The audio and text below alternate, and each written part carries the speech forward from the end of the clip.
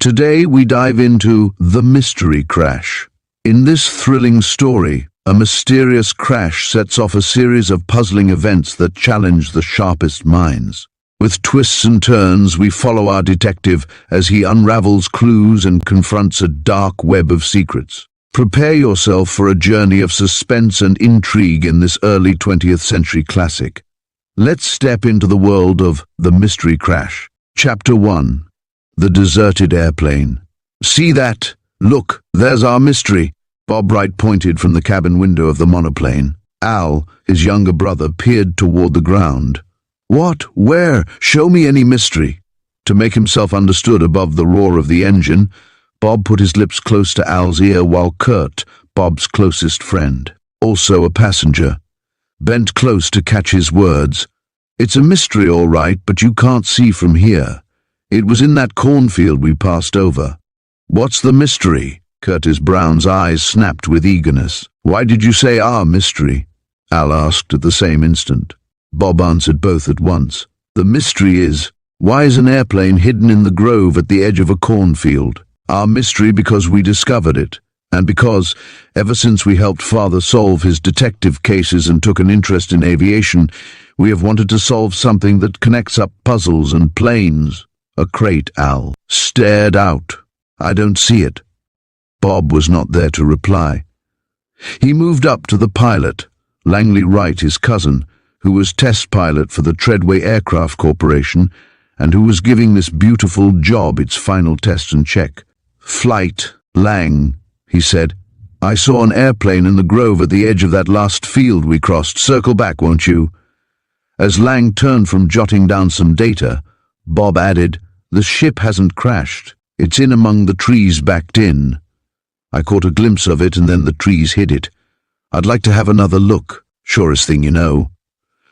Lang, 21 and an expert flyer, grinned at his 16-year-old cousin, dipped ailerons, kicked rudder and with a good bank as the craft swung its nose around. He deftly counteracted a tendency of the ship to go into a sideslip, jotted down some information on his data board, and then looked out of his window. There's the field, he said. I don't see a crate there.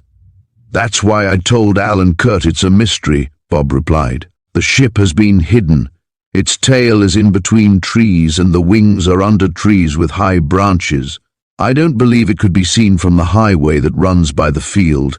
I know it wouldn't be noticed from the air, except by chance. Grunted Langley. I've heard of hidden treasure, but this is the first hidden plane there. Bob pointed past Lang's face. I see it. Lang continued to circle in order to get another sight of the mysteriously hidden ship. As they came around again, Al and Curt located it also. It's staked down. Al, although he was the youngest, not much past 13, had the quickest eyes of the group. I saw the stakes and rope over the wingtips. The engine was covered over, added Curt. Lang spiraled down to pass as close as the trees would allow. They saw nothing more, however, and after Lang had refused Al's impulsive request to set down in the small field, the party flew on to the landing field of the Aircraft Corporation, where Lang had some alterations to report in the adjustment of the ship's balance before it could be delivered to its purchaser. Let's get our bicycles and ride out to the field, urged Al, as the trio of comrades alighted beyond the aircraft plant. They pedaled the 3 miles in record time. I was right, commented Bob, as they left the wheels beside the highway and climbed over the high rail fence enclosing the stubble, where corn had recently been cut down. You can't see the airplane from any place along the highway. Unless it's gone, interrupted Al. No. Curt was a little ahead. He waved his arm. There she is. They crossed the rough field toward the mysterious silent object of interest. I can see from here it hasn't cracked up, Curt declared. Not a scratch on it, and the landing gear is perfect. Whoever flew it must be clever, declared Bob. Look at the narrow strip of open, smooth ground he had to set down on. If he hadn't been able to shoot the field so as to get in on that long, smooth side, with only a few feet clearance, he'd have come down in rough stubble. Yes, he must have been good, agreed Al. And it proves that he was forced down. Any sane pilot would have gone on to a better spot. They reached the airplane, a two-winged model with a radial motor and small wings. It was a speed ship, trim and mystifying, with its dark brown body and airfoils freshly done. Curtis, whose age was midway between Al's 13 and Bob's 16, clambered onto a landing wheel and observed the instruments on the dash. "Plenty of gas and oil," he remarked. Then his companion saw his face change. "Look!" As he called, he leaped from his perch so that Bob could occupy it. Al was up on the other side, and it took no explaining to show what had caused Curt's exclamation. Both youths saw the small square of paper pinned to the folded parachute on the seat. "Dare we look?" questioned Bob. "I can read it from here," Al said and reported. "It says, 'Everything okay, crickety Christmas.'" Curt resorted to his favorite expression, "Everything okay." "Then it wasn't a forced landing." "No," agreed Bob. "It didn't seem like one, somehow. The ship is too carefully tucked away." "And now this note. Who is it to? Who put it there? Does it mean the ship is all right or something else? I was right when I said there's our mystery." "You were," admitted Curt. "But what can we do about it?" objected Al. "Take turns watching? Wait to see who comes back and what he does?" "I think not," counseled Curt. "It may be a mystery why the crate is here and all that, but it isn't any of our business, is it?" "No," admitted Bob. "Let's go home and see what Father thinks of it. There is probably some easy explanation we haven't thought of." "All right, we can ride out here first thing early tomorrow." They could not consult the private detective whose success had been so pronounced that cases came to him from distant cities. He was out of town that night. When they rode out to the field the next day at sunrise, looking for the mysteriously deserted airplane, it was gone. "Where is your mystery now?" Curt was inclined to poke a little fun at Bob. As the sleight-of-hand performers say, "Now you see it, now you don't." Anyway, Al, who was poking about in the grass under the trees, bent and then exhibited a damp, crumpled paper. "Here is the note. Now, what do you say if we have a session of the old master sleuths and see what we can deduce from this paper?"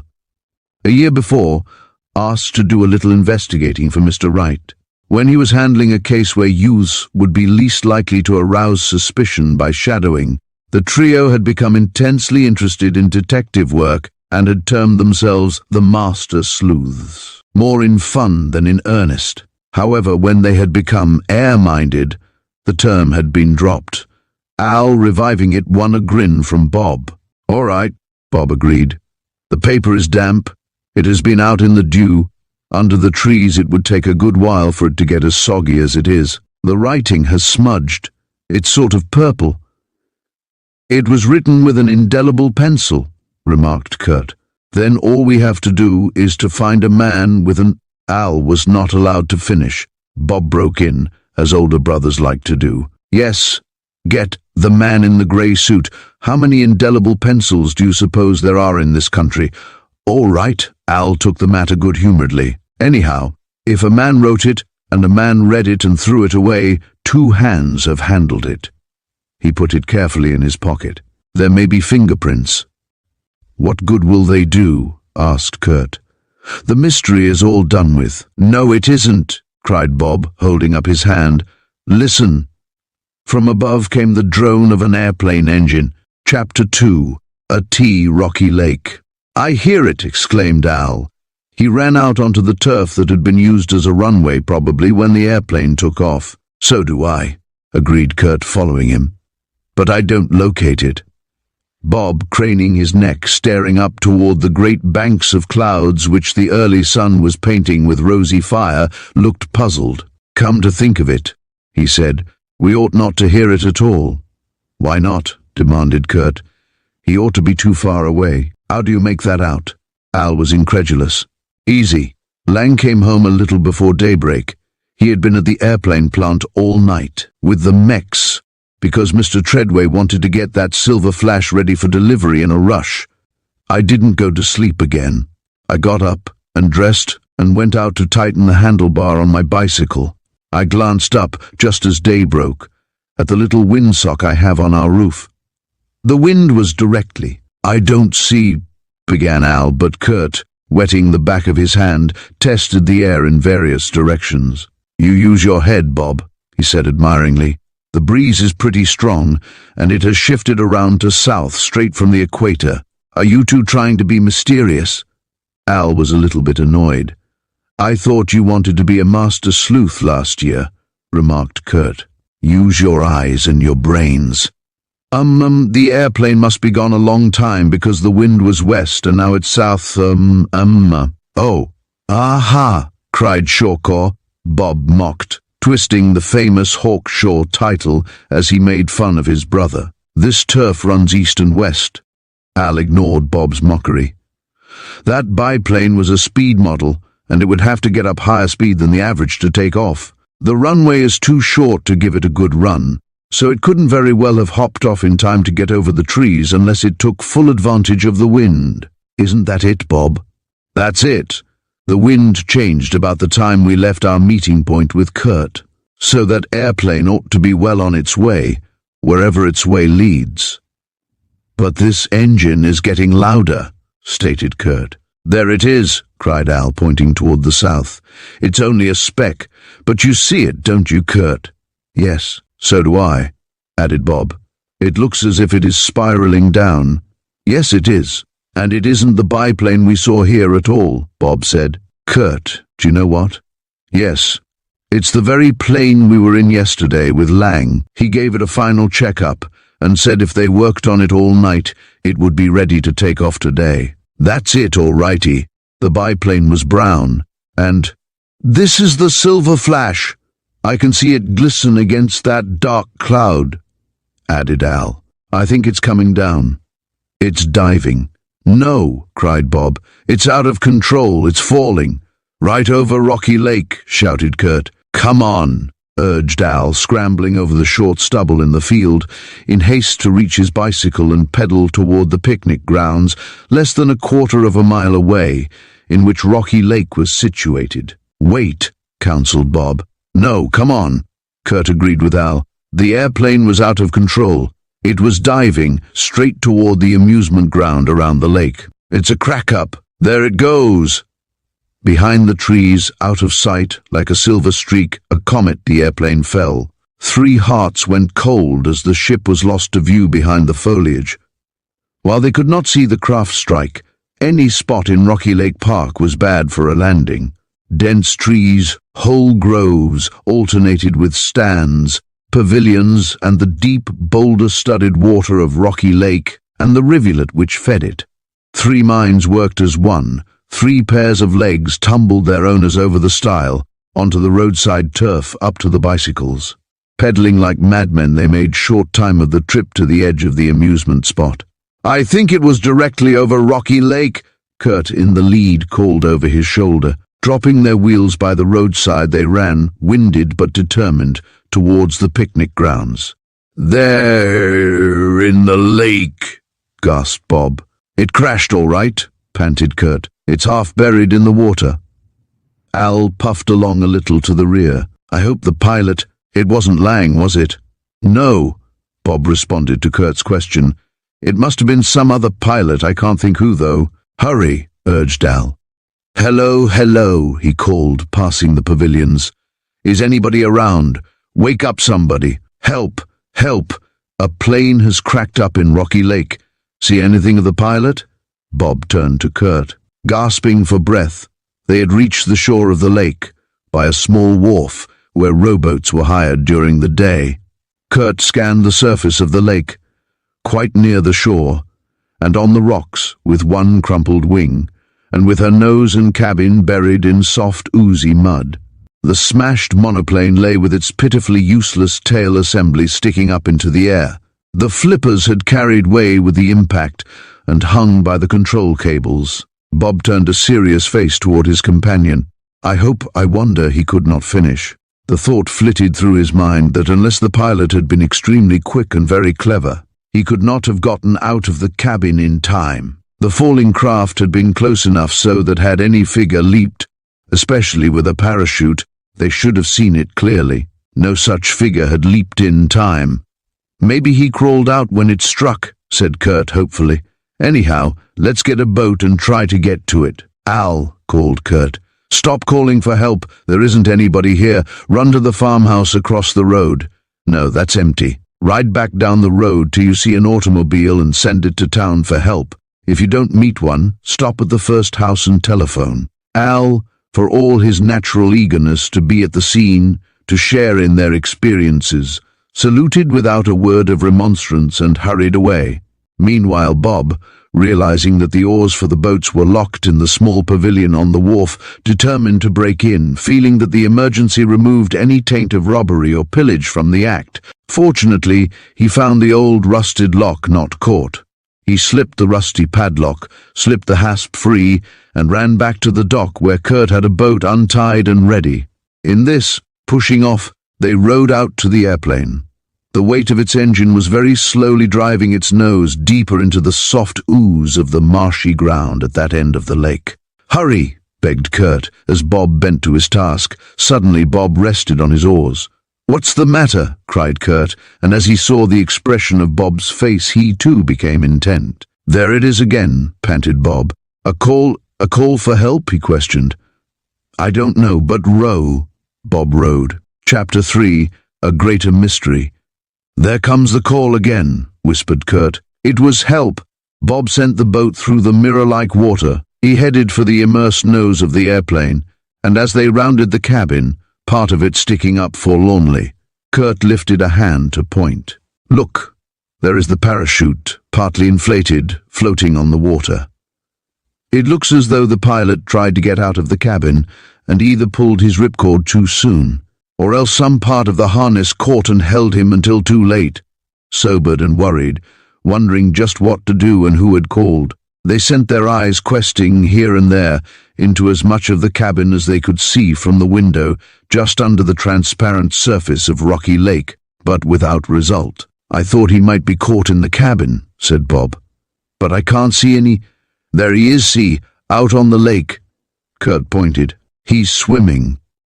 Bob pushed away from the fuselage of the sinking craft, and with a sweep brought the bow of their boat around. "Oh," he caught sight of a head bobbing in the water. "Oh, Curt, I'm so glad." Rowing hard, he sent the boat toward the swimmer. "So am I." Curt's voice was relieved. "The pilot escaped." "But it can't be the pilot, Curt." "Why not?" "He has been swimming toward the plane from out in the lake." "I know, Bob, but he may have seen us." "But he'd have part of the parachute harness on," Bob objected. "Probably he slashed it off. Maybe he saw it was too late to get out, that the chute was too low, and he slashed himself free and started to swim across the water." "No, he'd have come to this closer shore and landed on the wharf." They watched the man, treading water as he saw them coming. Across the water a call floated clearly to them. "Did you hear a call for help?"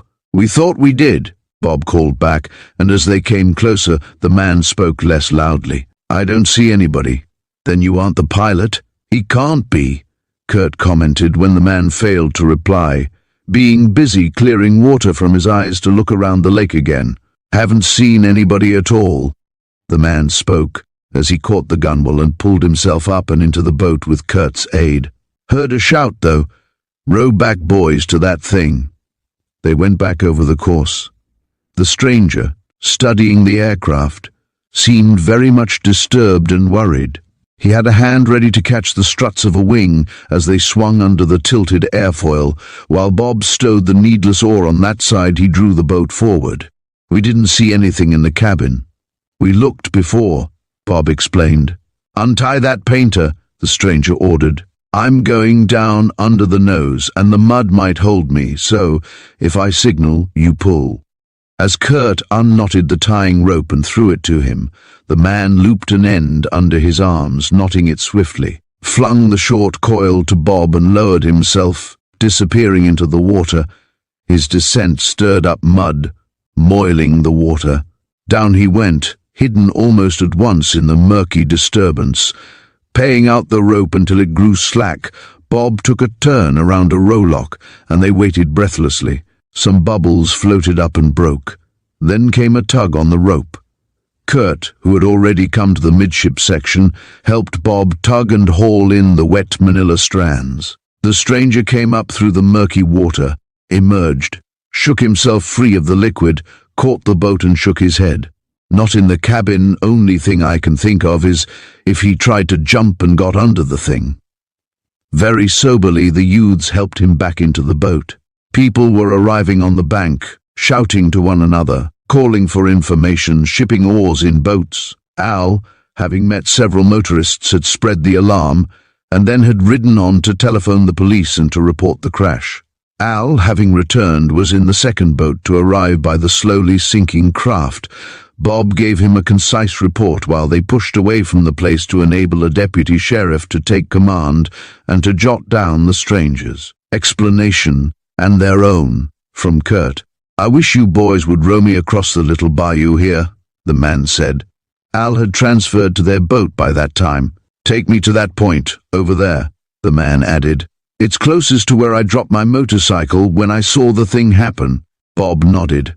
The presence of the motorcycle beyond the lake, where it was nearest to the road, explained why they had seen the man swimming toward them. He must have heard and seen the airplane, watched its descent, and then rushed to see what he could do. "But won't the police want you to testify, or whatever it is?" asked Al. The man shook his head. "No," he replied. "If they do, they can find me soon enough. I'm off to get into dry duds. I didn't waste time riding around the end of the lake. I dropped my motorcycle and ran in to see what I could see." He smiled sadly. "I guess I was too late even at that." Thanking them, as he climbed onto the rocky shore, he pushed the bow of their boat into the stream again and watched them turn in the still water. "You can tell the police I didn't think they'd need me right away," he called. "I'm passing through this section, and I don't want to be held up and kept here for any sort of investigation. You saw as much as I did. Well, goodbye." He turned, and as they heard the crash bus arriving from the airport in a nearby city of which they lived in the suburbs, Bob rode his two young companions back toward the airplane. The police came, and many others with them and after them. Preparations were made to drag under the craft and to lift it, if tackle could be gotten into suitable position, to see if any trace of the missing pilot could be discovered. Nothing further developed, however, and one of the mechs with the airport bus told Bob it would be afternoon before they got the monoplane out. The three comrades had given the police lieutenant all the information they could. There was a healthy appetite making itself felt among them. "Let's go home," Bob suggested. "Wait, all of you," urged the reporter for a small suburban daily. "I'll make heroes of you yet," protesting that they had done nothing heroic and that they did not want to be put in the paper for doing their duty. Curt and Bob refused to answer any questions. The police, Bob said, might not want information published. He did not know, but he would prefer not to talk. "Oh, I see there is a mystery then," the reporter declared. "Well, if you won't talk." He began to write swiftly.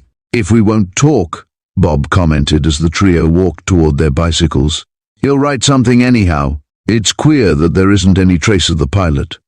Al's mind returned to the tragic part of the crash. Maybe he jumped clear, got away and went into the water, and then, coming up, got to land. He may be on shore somewhere, hurt or too weak to make himself known. Curt's explanation renewed their hope. "Let's hope it's that way," said Bob. "Well, we've got a long road to breakfast. Mother will be just about wild. I left a note, but she will worry about Al and me just the same. If we go to the ballpark and don't get home within half an hour after the game, she frets." "Excuse me, boys." A pleasant voice behind them caused the three to wheel around. They saw a pleasant-faced man beside an automobile parked close to the bicycles they were disentangling. "If you want to get home in a hurry, pile the bicycles in that little comfort station over there, and tell the attendant Barney said to look out for them. I'm from the aircraft plant, and as long as I can't do anything here, if you'll hop into my car, I'll ride you home while you give me the facts as well as you know them about this smash. It's a bad thing, and I want to get as straight as I can what happened." They were very grateful to Barney, who neglected to furnish any other name. He waited until they had stowed away the bicycles, and while he drove them toward the village, he questioned them rapidly. "I think you are all very brave and quick, "And fine," he commented, after they had in turn recited their adventures. "You acted splendidly, and I thank you very much." Al looked surprised. "We did our duty," he replied. "But why are you thanking us? I know it was one of the Treadway airplanes because we were in it with Lang yesterday on checkup. But who was in it, and what do you think happened, really?" "The owner of the manufacturing plant was in it," said Barney very soberly and sadly. "Mr. Treadway was flying it himself. He wanted to deliver it in person for a reason."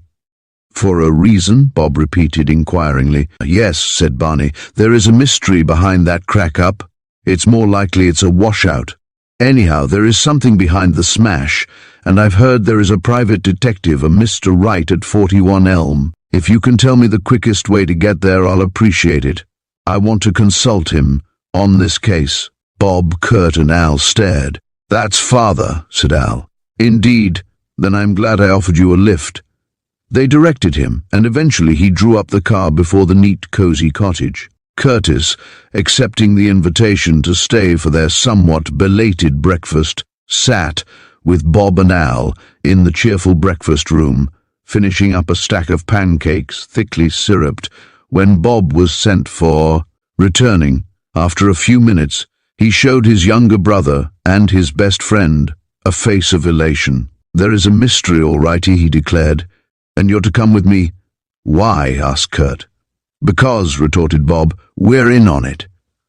As the others jumped up, he added, "Father's home, and he's taken a real air mystery case." Chapter 4. The Sky Squad IS formed. Entering Mr. Wright's library, which the detective used as a reception room for clients, Bob, Curtis, and Al could hardly repress their excitement.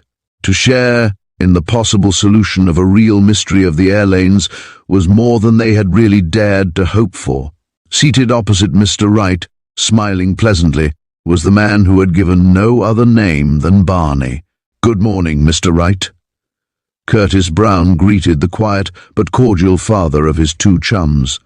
Al added a salute to his father. "Sit down," suggested the detective. Bob, Curt, and Al ranged themselves along the leather-upholstered davenport at the side, where the light was on their faces. Mr. Wright had his room so arranged that only his own place beside the desk enabled him to keep his face in the shadow. Clients and other visitors had to show every expression in the light from the two sunny windows. While Mr. Wright seemed to be deciding how to disclose his plans, Curt compared the two men. They were of very distinct types. Fred Wright would make anybody think of an ordinary, everyday businessman, fairly prosperous, quiet in his manner, affable and cordial in his speech. His calm, serious face was neither severe nor too soft, and while its steel-grey eyes were kindly, they could look through a person, it seemed, and find out, almost, what that one was thinking, or perhaps trying to conceal. Barney, on the other hand, made one think of a working man who had risen to a position of prosperity and influence without being able entirely to shake off his servile, unpolished manner. Although his clothes were expertly tailored, he seemed a little ill at ease in them.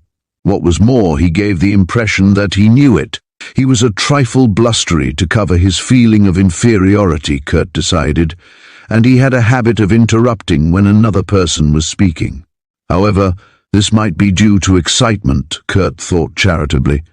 Glancing sidewise, he sensed that much the same comparisons were passing through Bob's mind. Al gave no thought to character. His whole attention was bent on the possibility of action. Curt, who liked to look for good points more than for the other sort, checked up Barney's dark eyes, almost black, and decided that they were only serious because of the gravity of the situation. They could twinkle with fun, he guessed. Also, the mouth was so shaped that Bob admitted to himself that Barney smiled oftener than he scowled. "I have told Mr. Horton about you three young aviation enthusiasts," Fred Wright began. "Also, I have explained that you used to be very fond of detecting, in a decidedly amateurish way, of course." He smiled across the desk toward Barney, whose face broke into a broad, pleased grin, immediately suppressed because of the seriousness of his errand. "I'll say we were amateurish," chuckled Bob.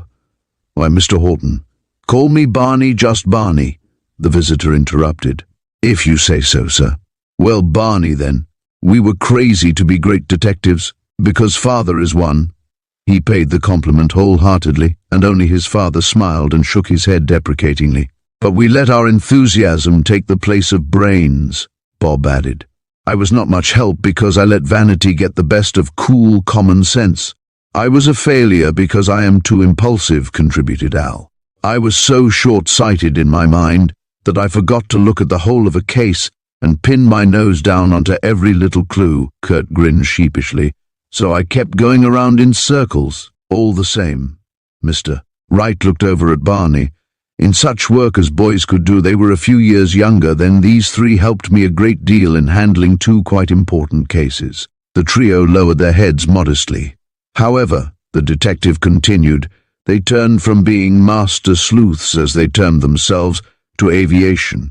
Air boys, chuckled Barney. Why, yes, that is an apt expression. But we didn't give up wanting to be detectives, really, exclaimed Al earnestly. We were looking for a way to mix the aviation with the detecting, only we haven't gotten into either one. Then here's your chance. Barney said it very seriously. How?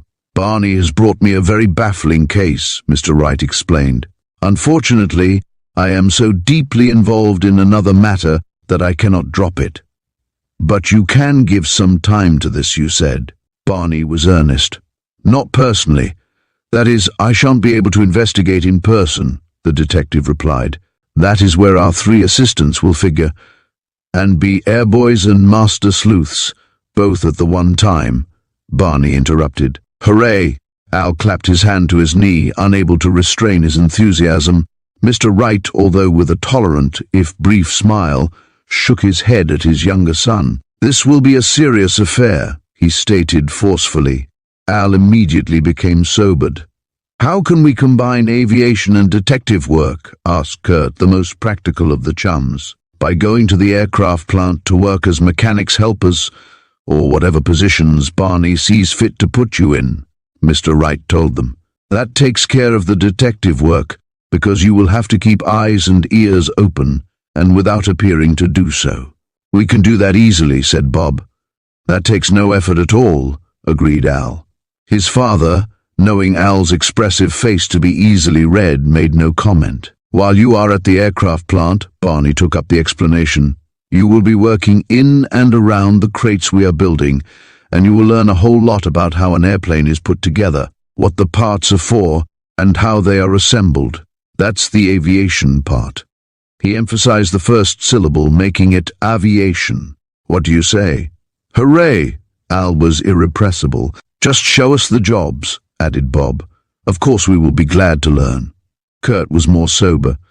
That ought to be one of the first things for anybody to do who means to be a pilot. Mr. Wright nodded and Curt proceeded. A good grounding in airplane construction will be fine, but for the detective part, I think we ought to be very serious and consider it carefully. Indeed you should, agreed Mr. Wright. There is a deeper mystery to be solved than appears on the surface. I see that, agreed Curt, and we must be sure that we will be a help and not a hindrance to you. Fine lad, broke in Barney. Oh, we won't be a hindrance. Al was almost bouncing on the divan springs in his eagerness. We'll watch and catch whoever you want caught, maybe learn to fly a crate, and hop off and fly after him and ride him down and force him to land, and there you are. All the party laughed. Al, realizing his childish lapse into silly chatter, laughed, finally himself, a little ruefully. I see what Curt meant now, he said more quietly, but his excitement was hard to hold. But anyhow, Barney, we will try to help. We can learn about airplane construction, and that will be fine. But we will give all our minds to watching and listening and doing whatever is wanted of us. We ought to form some kind of club or order, so we would have a head to get orders from father, especially if he is too busy to take part himself. That's sensible, even if it does seem boylike to want to have a secret association, said the older detective. Then let's call ourselves what Barney called us, the Airboys. I don't like that very much, objected Bob. Well then, you pick a name. "I think the game is more important than the name," observed the older detective. "Oh, but with a good name for our band and a chief we can know where we are," urged Al. "All right," said Curt. "Let's humor the youngster." Al grimaced at him but subsided as Curt went on. "We are detectives as well as airplane enthusiasts. Why not combine the two in the name of the order we are to form something about the sky and something about a police detective squad?" "You've hit it," Barney interrupted. "Hit it? How? Sky Squad. Crickety Christmas." Curt was as enthusiastic as Bob and Al became on hearing the words. "That's it." "Very well," Mr. Wright was patient but a little annoyed. "That being settled, we can take up the important matter of the case." Chapter 5.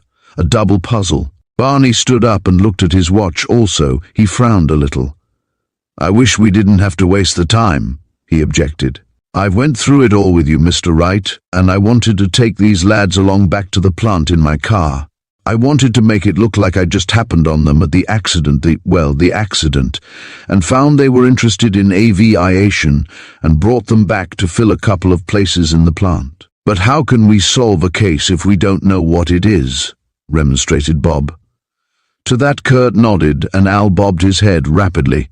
"As a matter of fact," Barney turned to Bob, "I think you would do a whole heap better if you went into it blind, sort of.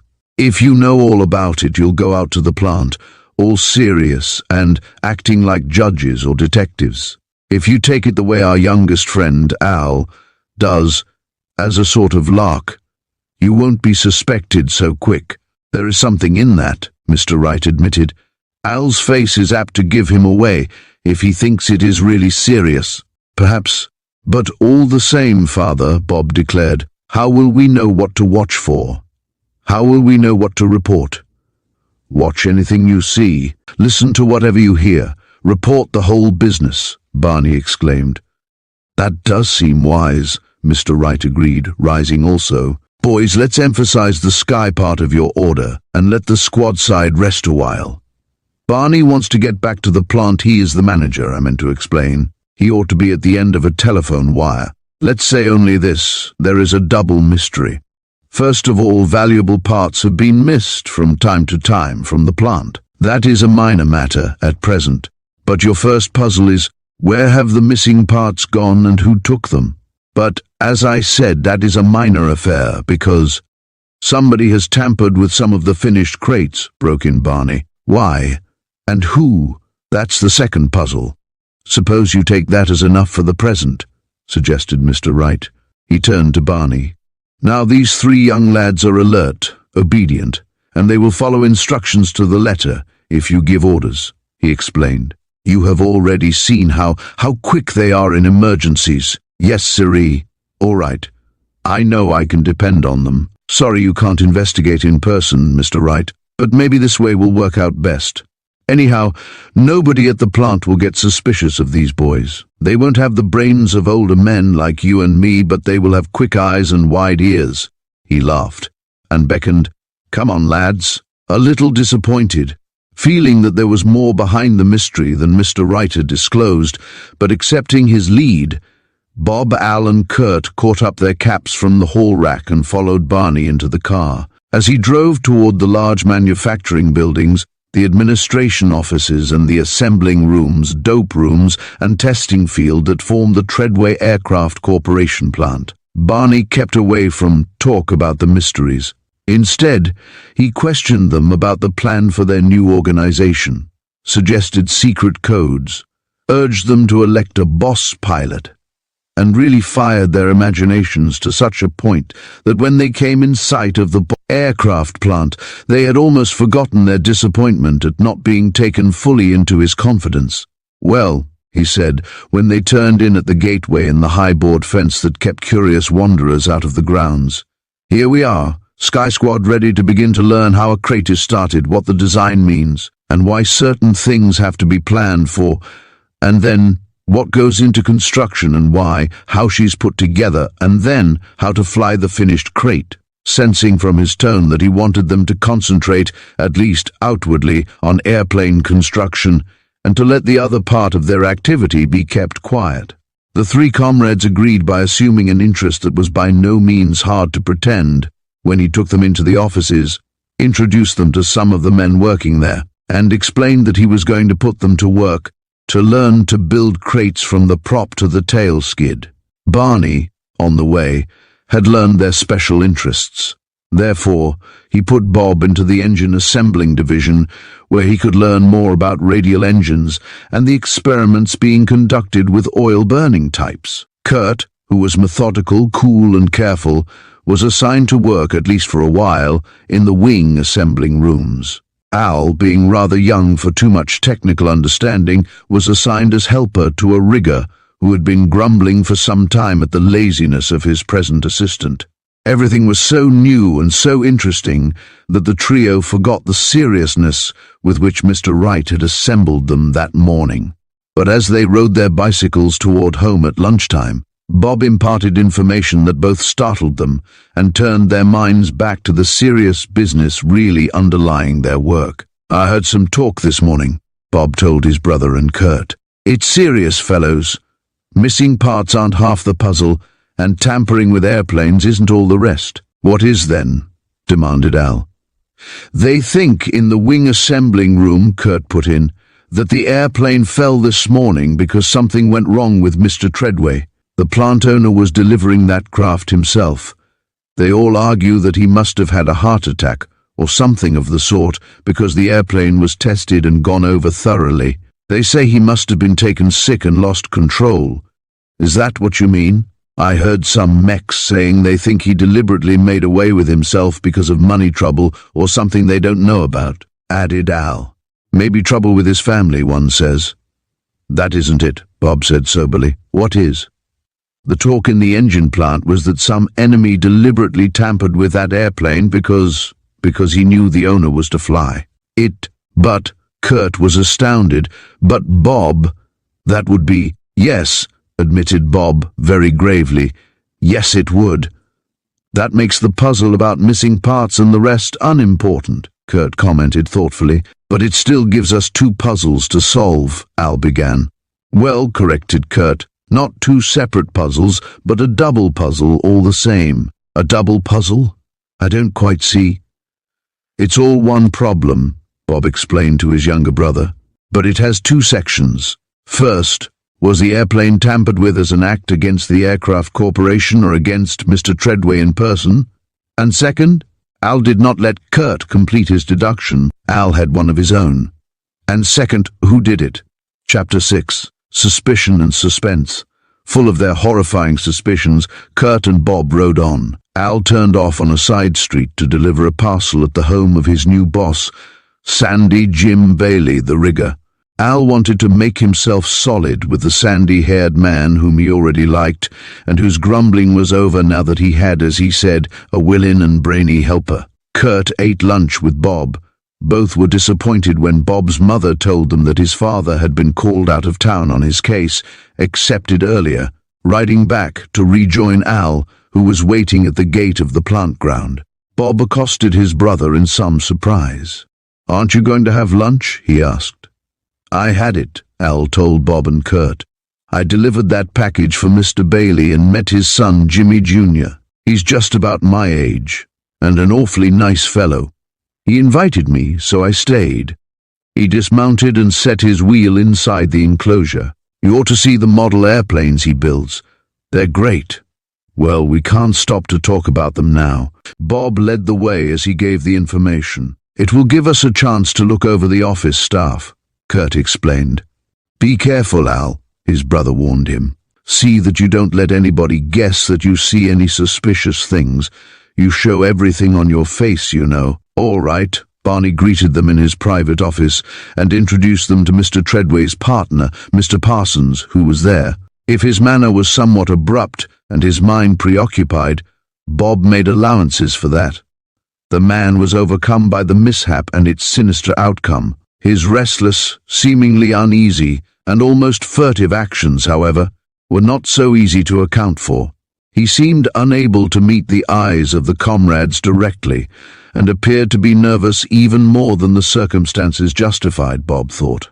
Almost on top of the introductions, he hurried out. "To get out there where the airplane cracked up and see what's what," he explained. "He takes it mighty hard, he does," Barney told the youths. "No wonder. He's Mr. Treadway's partner. But there isn't any real certainty that anything terrible happened to Mr. Treadway," asserted Curt. "He might have jumped clear." "Yes, and maybe he was hurt and managed to swim off to some part of the shore and wasn't able to go any further. They haven't searched every possible spot, have they?" Al was hopeful. "I'm afraid they have," Barney replied. "Furthermore, there are so many soft, muddy sinkholes in Rocky Lake." "Do you agree with what the people in the plant are saying?" Al asked. "I don't know, my lad. You see, it's a good idea having you here. When I'm around, the people shut their mouths, but you hear things. What are they saying?" "They think it's something worse than missing parts and damage done to the crates," Al answered and explained, calling on Curt and Bob for their versions of the talk. "Well, Al, I think if I were you, I wouldn't listen to the talk around the plant too hard.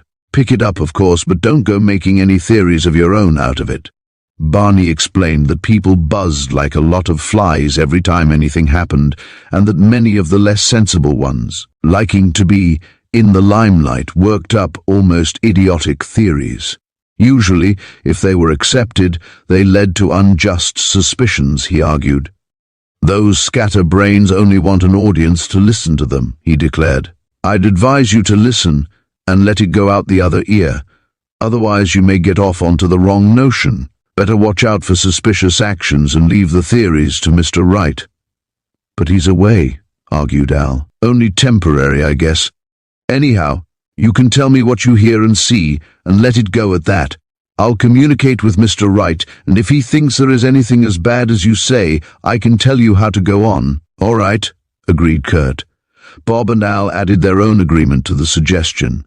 The designer and the engineering staff were introduced, and several hours were devoted to discussions between them for the benefit of the trio about airplane design and the things that had to be taken into consideration. "If my young friends are going to learn airplane building," Barney asserted, "it will be better if they know how important it is to figure stresses, safety margins, stability, and so on, before ever a design gets on paper. I thought all those things came out in the tests after the airplanes are built." Al contributed. "Oh no," the designer said. "The tests show us how well we figured and how good the designs are that we created. But we work everything out up here before ever an engine part is cast, a fuselage built or a wing assembled. Any other way would be hit or miss," Bob agreed. "While they learn the many sections into which an airplane design is divided, and how carefully every curve, streamlined distribution of weight, lift of wing and drag of body must be calculated, Bob decided that no one in the office, at least no one with whom he came in contact, was acting in any suspicious manner. Able to do nothing about the accident, the staff went on with its accustomed work, sadly, more seriously to be sure, but steadily. However, when Bob returned to his engine assembling work, he met a new character, and one of whom he at once formed an unsatisfactory opinion. By association of ideas, Griff Parsons fell under his suspicion because the youth, about 18 or 19, was the son of the man Bob had seen in Barney's office, Mr. Parsons. Griff, whose handclasp was flabby, whose eyes were even more shifty, whose manner was still more uneasy than his father's had been, did not impress Bob favorably at all. He had something on his mind, Bob decided. Assigned by the engine department foreman to help Griff fit piston rings onto the small pistons, to fit the piston assembly into the cylinders before the final assembly was made. Bob learned much, and somewhat more about Griff than about the nice adjustments of machinery. If he turned suddenly, Griff almost jumped, having hard work to control his muscles. When he spoke of the morning's accident, Griff, with a scowl, told him to keep your mind on what you're doing. That other ain't any of your business. Bob had hard work not to show his antagonism to the gruff, snappish young man. He was grateful when a summons took him out into the yard. "I think it is a good idea to have you fellows treated as though all you are here for is to learn about airplanes," Barney greeted him. Your cousin Langley is going to take up the sister ship to the cracked-up Silver Flash this afternoon, and I'm sending all three of you with him. It will give you a chance to understand what the designer told you about how carefully he had estimated the shape and weight of the new type longerons, and how some mistake that he hasn't been able to figure out yet makes the new crate tend to slip off sideways too easily. Langley will show you how he checks and reports, and then you will understand how every one of us works in harmony with every other one to build our ships airworthy, safe and steady. When they joined Lang, who was busy checking his dashboard instruments as the engine warmed up on the line, Bob, Curt and Al did not hook safety belts on. They had every confidence in Lang's ability to handle the ship, and they were more anxious to be near him so they could talk than to sit along the cabin sides unable to communicate their news to him over the roar of the engine. As soon as Lang sent the powerful engine into speed, racing down the runway into the wind, lifting the elevators to catch the propeller blast and tip up with the nose, then flying level, just above the ground for those essential few seconds in which flying speed was regained before the climb, Al opened the conversation. "Lang," he cried, pitching his voice to offset the noise about them, "did you know what they are saying about the accident?" Langley nodded. "This seems to be a test flight," he said, "but I'm really flying over to the airport. In the city suburbs, Barney wants you along to scatter and pick up talk there." "What's the airport got to do with the mystery?" "Barney thinks that mysterious crate we saw in the field might have something to do with it," Lang responded to Curt's question. "But Barney told us not to go building theories," Bob objected. "He's older and better able to see things clearly," Lang reminded him. "So we will climb pretty high, as if for test dives and slips and skids and barrel rolls. You'd better be sure to snap your safety belts. Not right now, though. This crate slips pretty sharp." "But I think we're wasting time," declared Bob, "flying to the airport." "Why?" asked Lang. "In the first place, the airplane was carefully hidden. No one at the airport would know anything about it. In the second place, I can't see how it could link in with the crash, unless its pilot was higher than Mr. Treadway and flew over him and forced him down." Al was excited at his deduction. He felt puffed up. "We would have seen him," objected Curt, crushing Al's inflated vanity. "By the way," Bob broke in, "let's talk about something else. If Barney sent you for information, that's that. Never mind what we think. What I want to do is to get a line on that fellow named Griff Parsons." "Why?"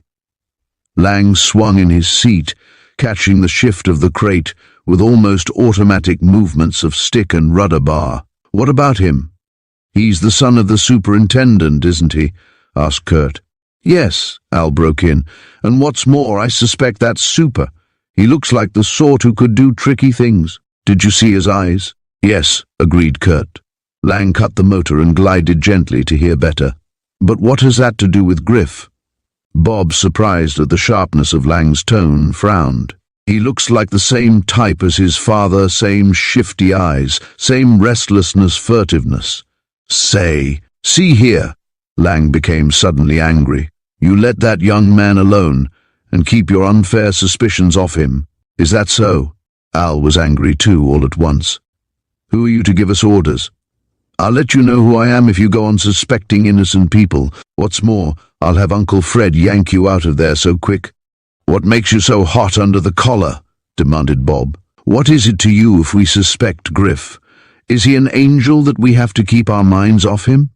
"He's a mighty good friend of mine," snapped Langley. All of them were angry. Curt, not related to the others, felt that he ought to intervene between the quarreling cousins, but something in the unreasoning fury of Lang's next words stopped him. "See here!"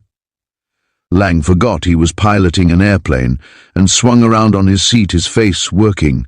"If you keep on, if you bother Griff or try to trail him or anything, I'll have Uncle Fred yank you out of there so quick.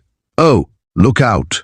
Forgotten, the airplane, with no guide, answered automatically to the thrust of Lang's foot on the rudder bar as he whirled on his cousins. The shift of the rudder swung the nose, and Lang's instinct made him operate it to make the ailerons bank the ship. But she had almost lost flying speed, the all-important velocity which gives the wings lifting qualities. Sickeningly, the airplane tilted. Al, Bob, and Curt, not strapped fast, tumbled sidewise, and the unstable craft tipped down. Abruptly, realizing the slip and the danger, although they were quite high, Lang kicked rudder sharply. To his dismay, there came a dull, snapping thump, and one end of the rudder bar worked free. The cable had either come loose or had snapped, and, with its unstrapped occupants in a huddle, on the side which was lowermost, the lower wingtip turned straight downward, the other pointed toward the sky. The windowed sides were in the position of floor and ceiling, and the airplane began to fall. 3,000 feet. Lang's eyes consulted the altimeter. 3. Momentarily he lost his nerve and faltered. Bob, on the instant, acted. Chapter 7. In the falling plane. In an emergency, thoughts leap through some minds quicker than lightning crosses the sky. Bob's mentality was of that type. Whether his mind worked through what is called instinct, or whether he put together many things he had learned about airplanes, or whether he worked through a chain of reasoning from beginning to end in a fraction of a second, does not matter. The important thing was his action. In an airplane which is falling with wingtips towards sky and earth, the ailerons which usually tilt it are practically useless, because it has no forward movement sufficient to bring the air against the leading edges of the wings for lift, or to press against the ailerons to cause them to function properly.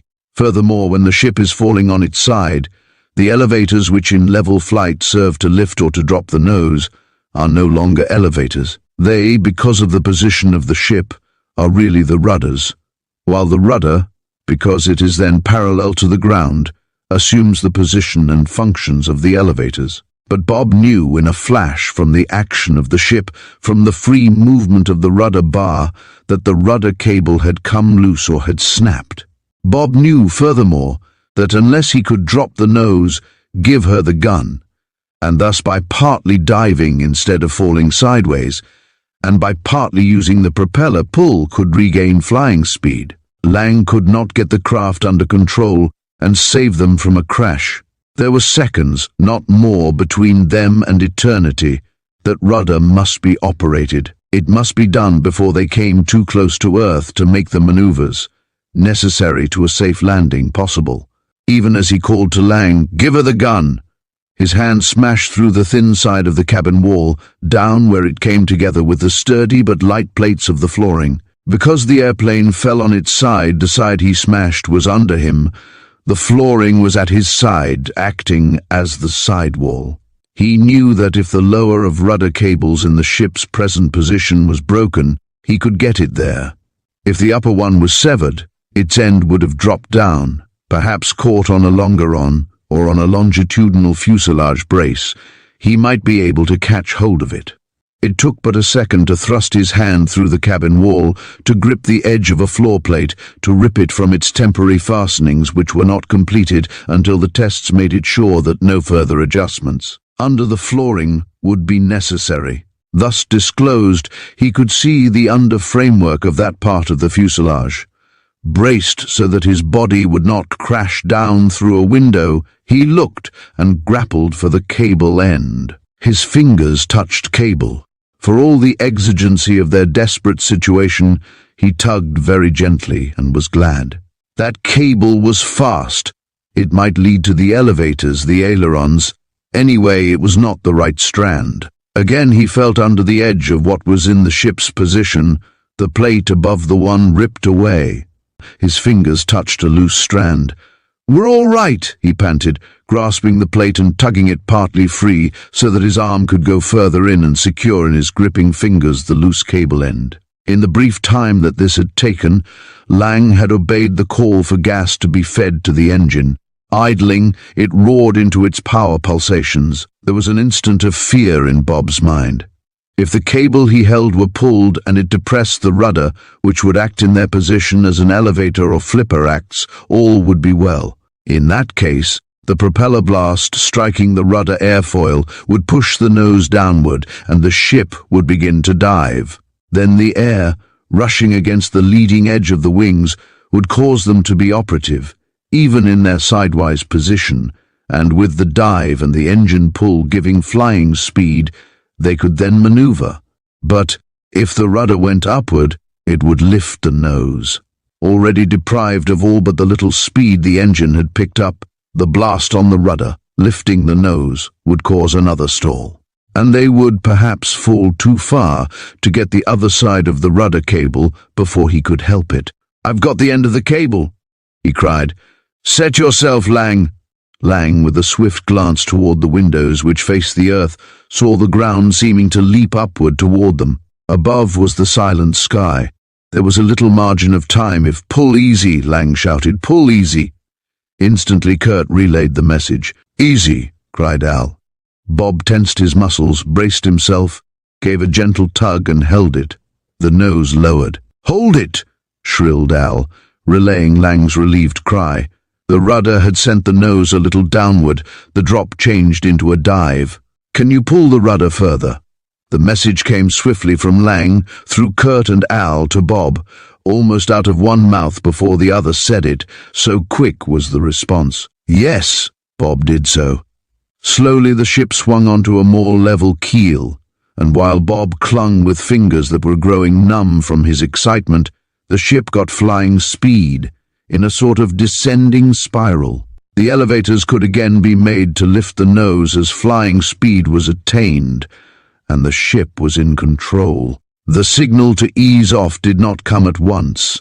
Lang preferred to hold his present bank and circle, while he looked over through the lower cabin windows to sight their position. In that brief time, Curt, also keyed up, had located the loose end of the cable that led from the rudder bar.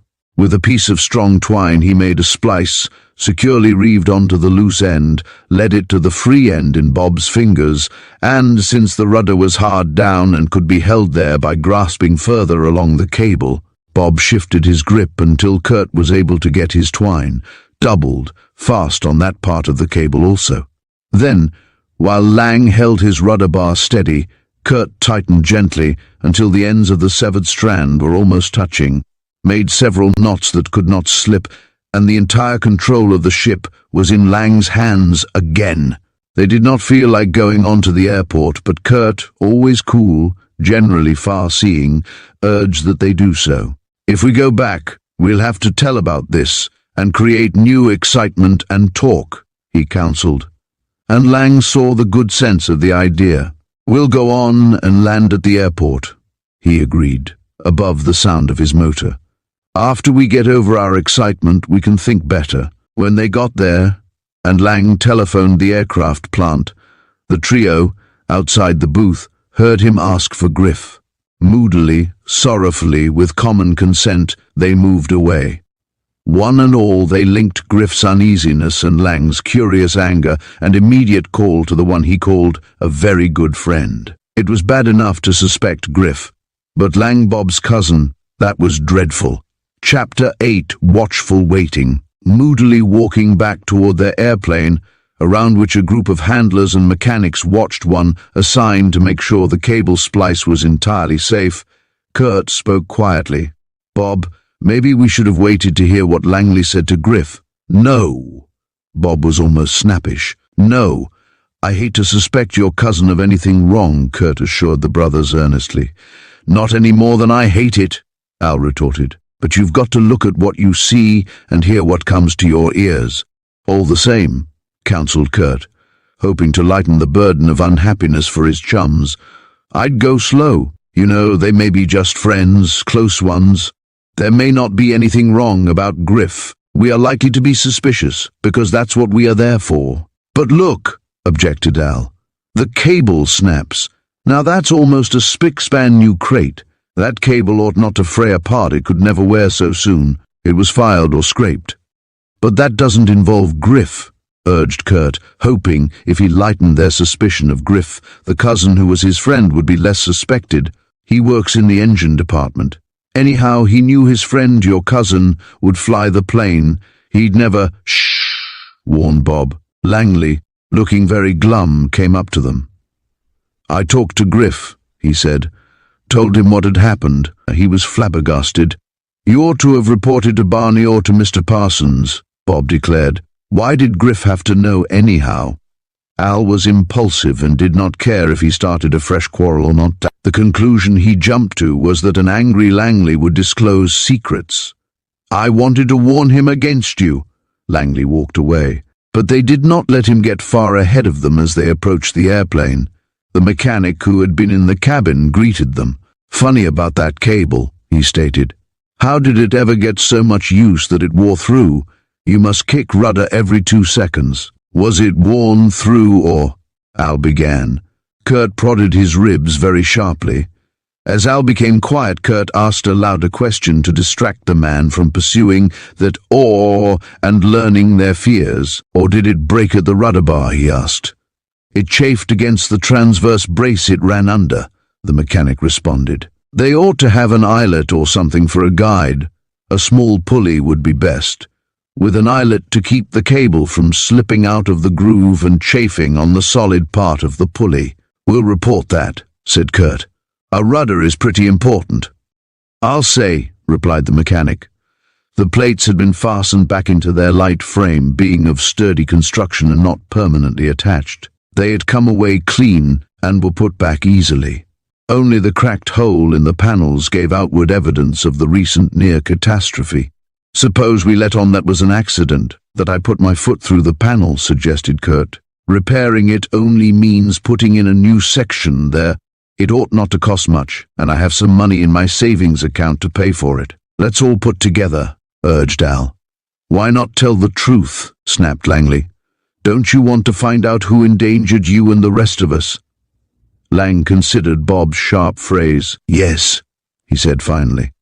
"The best way to do that," argued Curt, "was by watchful waiting, not by putting the possible malefactor on his guard." "They could," Al declared. "See who makes the repair, and I can watch, being out near the planes, and see if anybody takes a special interest in the floor and the cables." Langley agreed rather brusquely and went off to take up his inquiries about the brown airplane they had seen in the field. "Watchful waiting," repeated Bob thoughtfully. "That's a good slogan. Let's watchful wait to see what Griff does, and how Lang acts, and if either of them acts queerly when they are with Griff's father." "Just what makes you suspicious of him, the father?" Curt asked, more to check up his own theories than for information. "He's Mr. Treadway's partner, you know." "I suspect him," Al declared, "because he's the kind that looks suspicious, with his quick action and his sharp talk and his shifty eyes. And Griff is exactly the same in every way," supplemented Bob. "Then we have 2 suspects to keep tabs on," agreed Curt. "3, corrected Al. "Let's leave Lang out," urged Curt. "All right, we won't watch him, but it's bad because we can't talk over plans and tell him everything. There will be a strained relationship," suggested Bob. "Yes," agreed Al. "Well, pretend to be the same as ever, but keep your ideas to yourself," Curt begged. "And we'll be watchful waiters." During the next week, that was the only policy they would have been able to adopt. Nothing happened at all. Al still carried parcels on occasion for rigger Sandy Jim Bailey and improved his acquaintance with Jimmy Jr. Mr. Wright's absence from town during the entire week prevented them from consulting that detective. The comrades were thrown on their own resources. "I don't see that watchful waiting has gotten us very far," commented Al as they rode home for lunch, Curt with the brothers at noon on Saturday. The day's work was over. "We know a little more than we did," Curt reminded him. "I've had talks with some of the boys I know, and I've found out that the ones Griff associates with aren't thought well of, and Bob has trailed him several evenings in spite of Lang's warning to Griff. And Bob has told you that Griff always gets away on his motorcycle and goes somewhere that we can't locate yet. But we know his character isn't very high class, and his father still acts uneasy and preoccupied, so we have gained that much. What good is it?" Al was unconvinced. "It doesn't say what happened to Mr. Treadway. It hasn't told us who is taking airplane parts. It doesn't explain who tampered with the rudder cable in the Golden Dart or why. No, Bob admitted. That's true, it doesn't. But it's the best we can do for the present, and we never know when something may break. Let's keep on learning airplane technique, suggested Curt. We know we've gained there anyhow.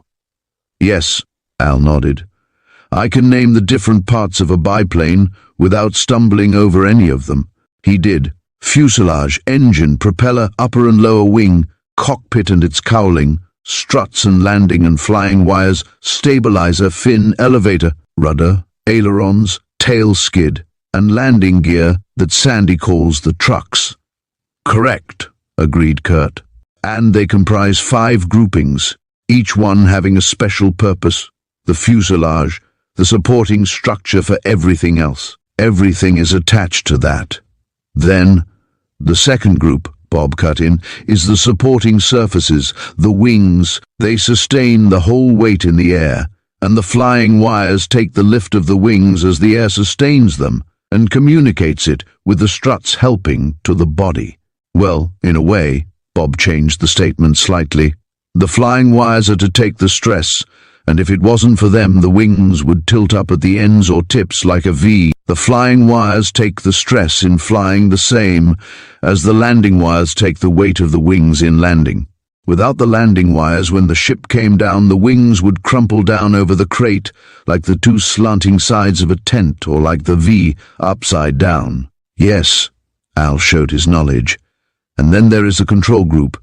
The ailerons at the backs or trailing edges of the wings to be moved upward or downward to tilt the ship, and the rudder to turn it sideways, and if it's flying on its side, the rudder is performing the office of the elevators, and they of the rudder. Because when it's flying level, the elevators are to tip its nose up for a climb or down for a glide.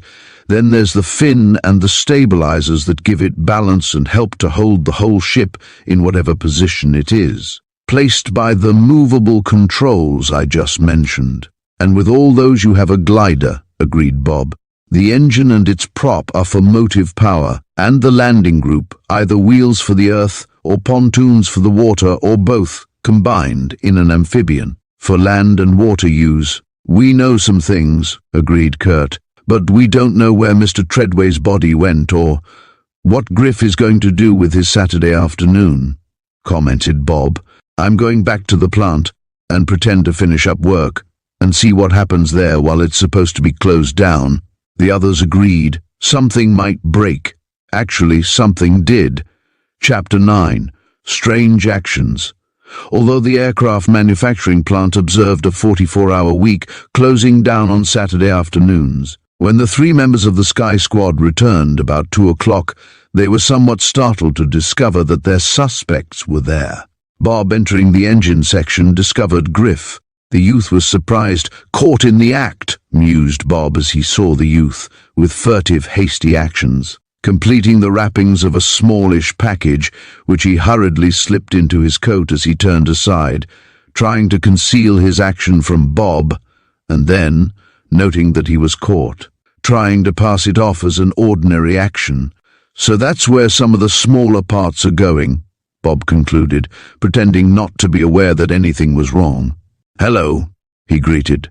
I thought I'd come back and take that model engine apart, while no one was here to bother me, so I can get it straight in my head just how the valves operate. Yeah? Griff was inclined to be gruff, and as he tinkered around trying to pretend to be busy, but, to Bob's notion, watching the member of the Sky Squad.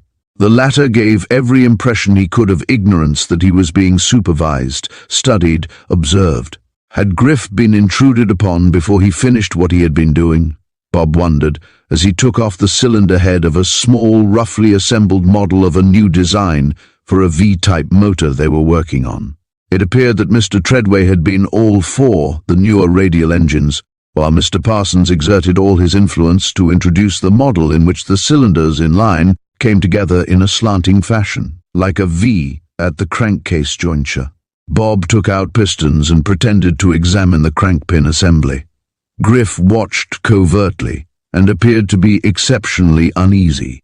Curt entered from the wing assembly rooms. Hello, Griff. He nodded, paid little attention to Griff, and went over to Bob. Interesting? He hinted. Bob nodded and began to explain the parts. I see. Curt, bent close, whispered his next words. Lang is out in the yard, working on the golden dart. He has the plates out, and he is... As he spoke, Lang came in. Say, Curt, he called, run up to the offices, and if Mr. Parsons or Barney is around, get me a newer length of cable, will you? Will they give it to me? Sure. Supposing there's nobody around. The office is closed. Go to the supply room, on the ground floor. The watchman will let you get what you want. All you have to do is to write out a requisition form and put it on the spindle on the desk. You'll see it. Can you get supplies as easily as that? Bob asked. Surely, why not? Curt and Bob made no comment. The former went to execute Lang's request. In the offices, as he neared the open door of the bookkeeper's little cubby of a room, Curt heard two low voices. He hesitated. He was close enough to be able to recognize in the bent figure leaning over the other, with his back turned, the peculiarly checked brown suit which identified Mr. Parsons. Evidently neither the partner nor his companion heard Curt, so absorbed were they in some discussion or comparison of figures. Curt, wondering why they were so engrossed in that work when the office was closed, and so absorbed that they had not heard him, he had not tried to snoop or to creep along the hall, decided that it must be legitimate business, and that he would not disturb them. He went on beyond to the rear stairway and down, looking for the watchman. Al found him there. How do you get into the supply room? Asked Al. That's what I'm trying to do. What's that you're carrying? It's an earth inductor compass, Al explained. You heard Sandy hail me as we came in. Curt nodded. He stayed on to check up my work, Al informed him. I'm pretty raw, you know, and Sandy is so good-natured that he didn't want to see me get into any trouble. I was helping one of the mechs this morning. He had already picked up some of the slang shortening mechanic, as did those in the plant, and Sandy was going over the instruments I had installed. That golden dart is going to be used for an overseas hop, he says, and he went close to Curt. Curt, I think Sandy has helped us to get a line on somebody else to suspect about the stolen parts anyhow. How? He called me over and told me in a joking way I had a lot to learn, and then he asked me if I knew anything about how this new type compass operated. I knew a little, but not much, and he showed me how little I knew. Curt, he was very serious. This is an old, broken thing. Look, he indicated the failure of the parts to operate correctly. If we'd let that get to the checker Monday, I'd have been suspected of getting away with a regular, real one. This must have been substituted by the mechanic who was on that job, the one I helped. Or else it was given out by the clerk who has charge of this room. Anyhow, Sandy says I ought to put in a requisition for another one, and then he is going to help me keep an eye out to see what happens on Monday. He wants to help us. I saw he was so afraid I'd get the blame, and he's so mad about the way things are being taken that I let him in on our secret. About being detectives? Well, only as far as saying we were crazy about aviation and had formed a sort of order we call the Sky Squad, and naturally being honest. We saw how things were going here and wanted to do what we could to discover who is taking parts. And what did he say about it? He said not to be too hasty to jump to conclusions. He told me that this substituting of the old inductor compass looked like the work of the mech, but it could be the supply clerk, or maybe somebody outside the plant entirely who had sent it in boxed in a new consignment. He said the safest way would be to put in a new requisition. Then we'd see who acted guilty when it was discovered. If the supply clerk is guilty, he would never mention it for fear of being caught. If the mech is the culprit, the clerk will raise a howl about the exchange. If they are both innocent, you'll hear from both of them, and we can trace it to somebody who sent the consignment. Good stuff, agreed Curt. But didn't the mechanic notice it was a broken model of the compass? He gave me the instructions how to assemble it and told me to be careful, and then went over to work on that small speed craft that Griff is testing out. Griff called him, so it looks all right. If the mech noticed this old compass, before he went home he'll tell me. First thing Monday. If he knew about it and had taken the other, the good one, he'll lay low, I see.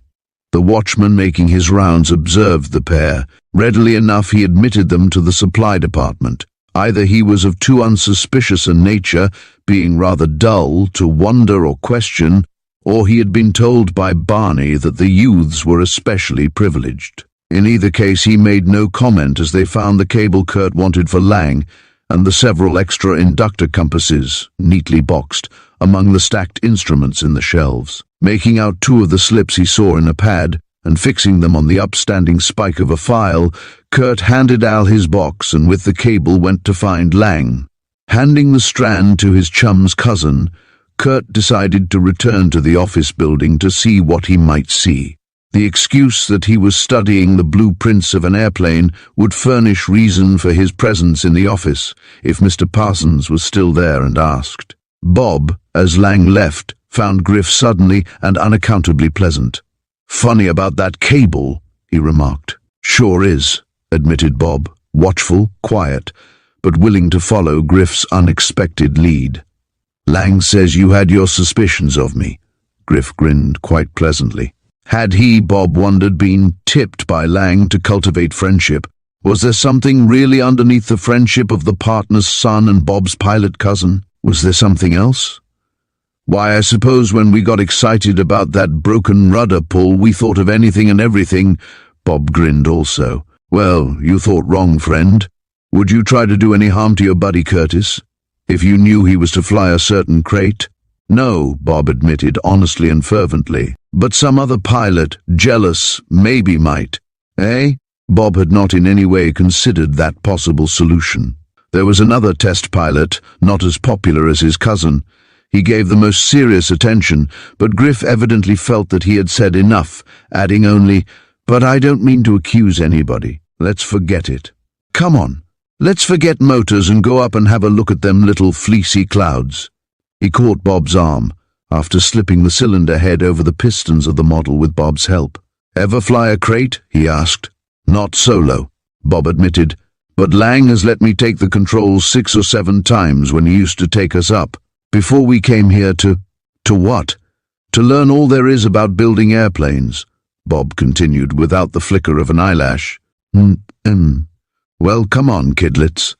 I'll take you up in the prettiest little crate you ever sat in. What's more, I'll give you some experience so you can fly them crates after you get wise to how they're assembled." It was evidently a genuinely friendly offer.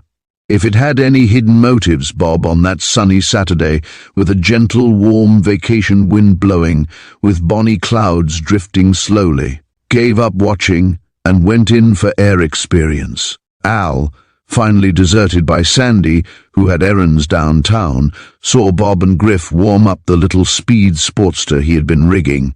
A little envious, he watched the checkup, the trial spurts of the fast little engine, the takeoff and the soaring of the handsomely designed craft. Then he went on to visit Jimmy Jr., whose father, Sandy, had given him a special invitation to spend the afternoon and to stay to dinner with Jimmy Jr. Lang, taking the cabin monoplane for a test of his rudder performance, called Curt to go along, so the trio lost interest in detective work and concentrated on enjoyment until evening. Chapter 10. A Summons.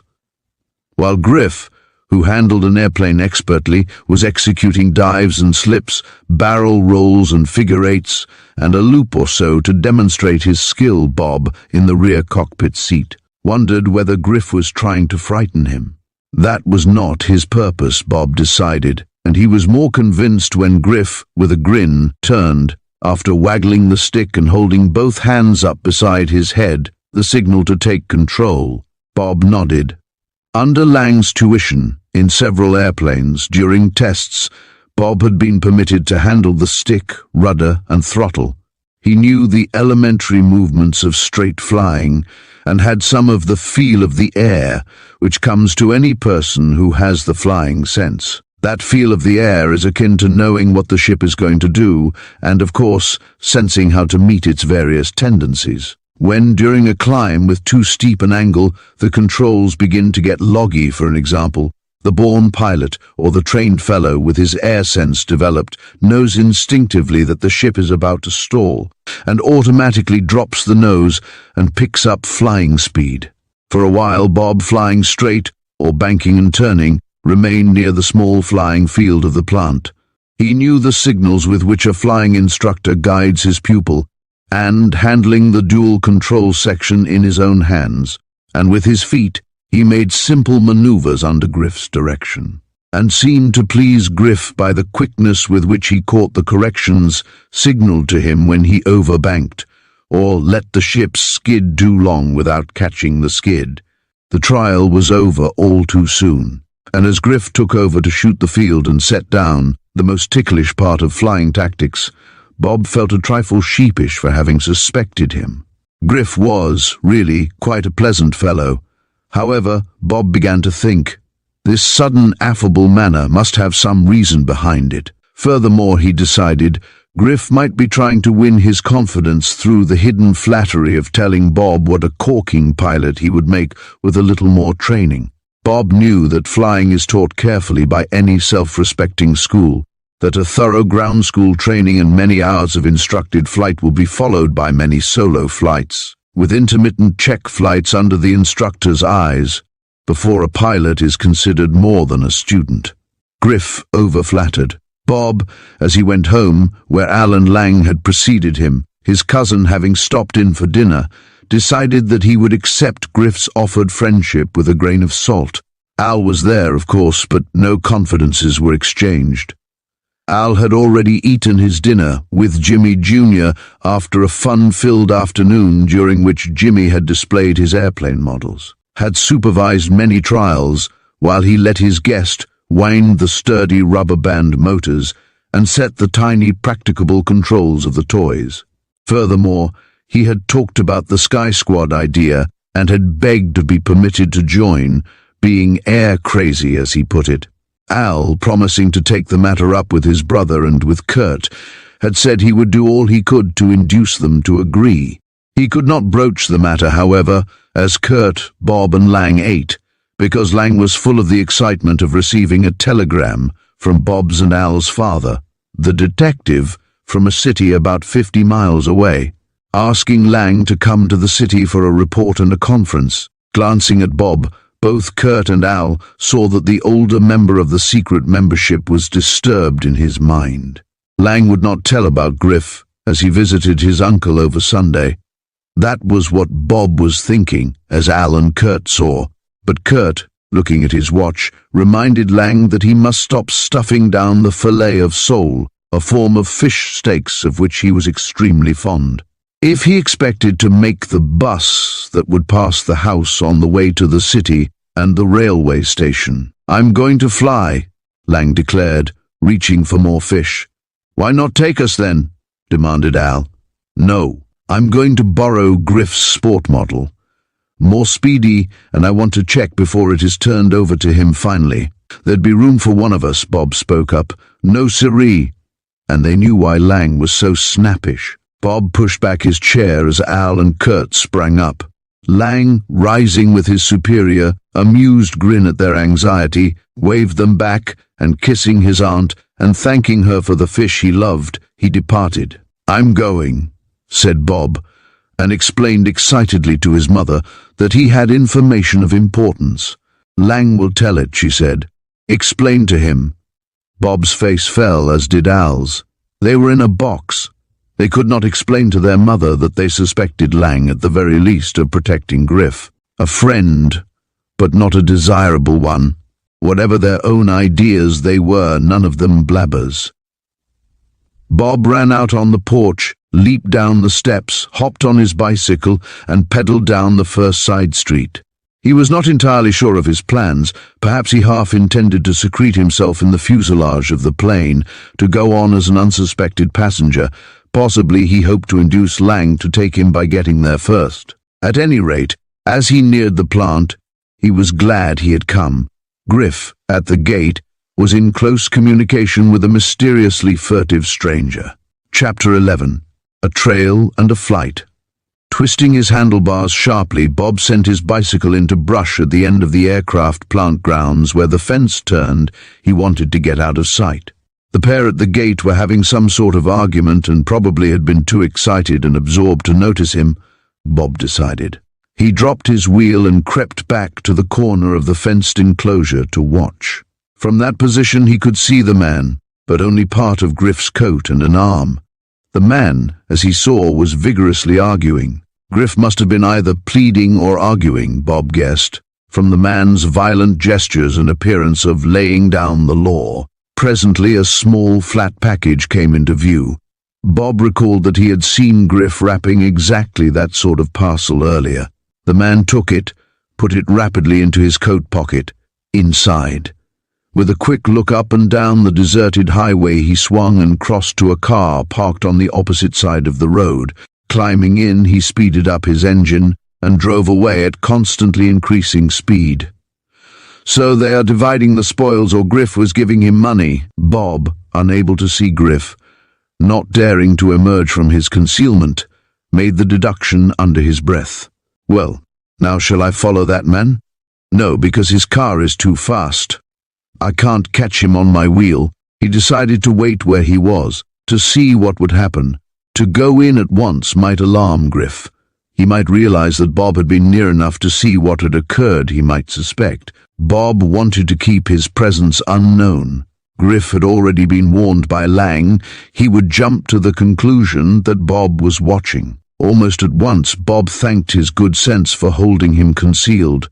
Griff, as he watched, ran wildly out into the road and began to wave and shout after the receding car.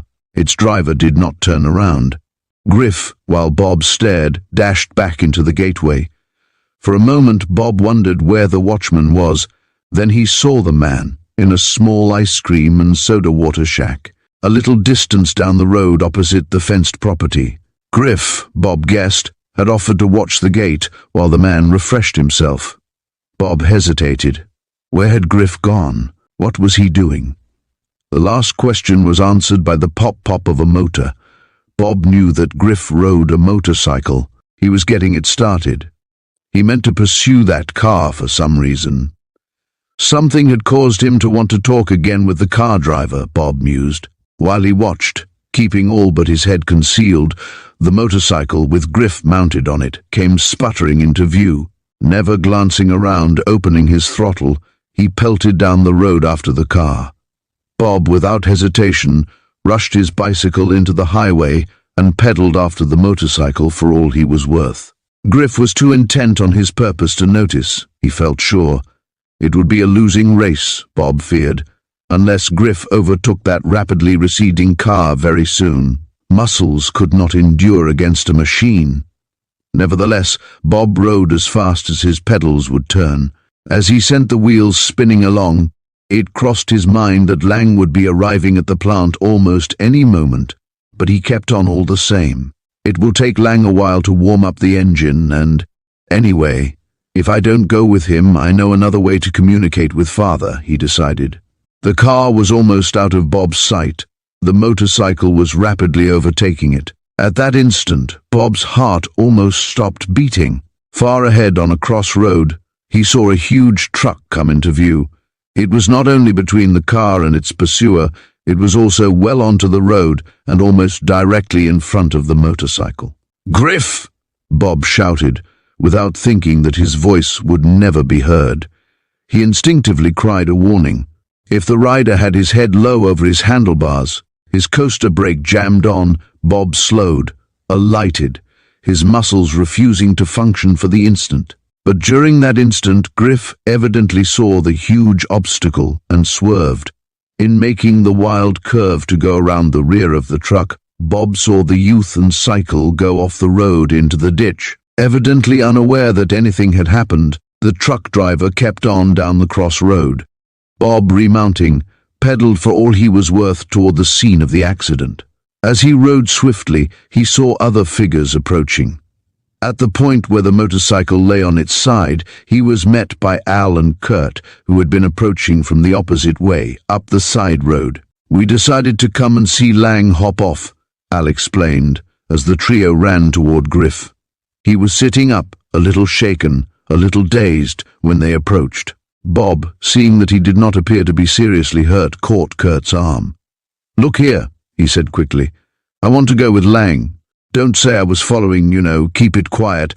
I must get to see father and tell him, all right, don't waste any time.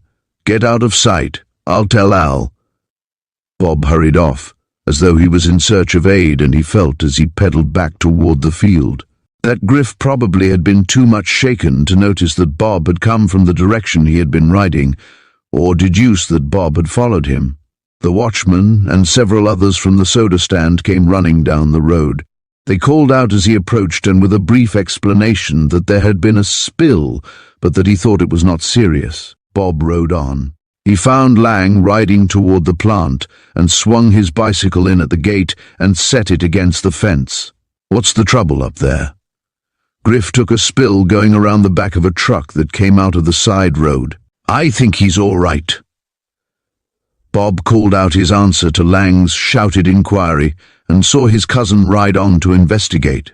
Bob, with some idea in his mind that he might crawl into the fuselage of the small-speed plane and thus stowed away be carried to the city from which his father had telegraphed, changed his mind. The close, smothery fuselage, subjected to the most violent rolling and heaving of the airplane's progress, would probably make him ill. He preferred to stay outside, to see what happened, and to compel Langley to take him as a passenger. Watching from the gateway, he saw that Griff had been lifted to his feet and had apparently found himself only rather badly shaken. This was Bob's decision, because he saw a passing car driver help the shaken youth into his car, tumble the motorcycle out of the grass and turn it over to the plant watchman to be trundled back, and drive off to take Griff home, it seemed. Bob met Lang beside the propeller of the little speedcraft. Get the ignition key from Griff? He asked. I did. Climb in. I'll give the proper twist for you. Langley got himself set. Gas on, called Bob. Gas on. Switch off. Switch off. Bob gave the propeller a couple of revolutions.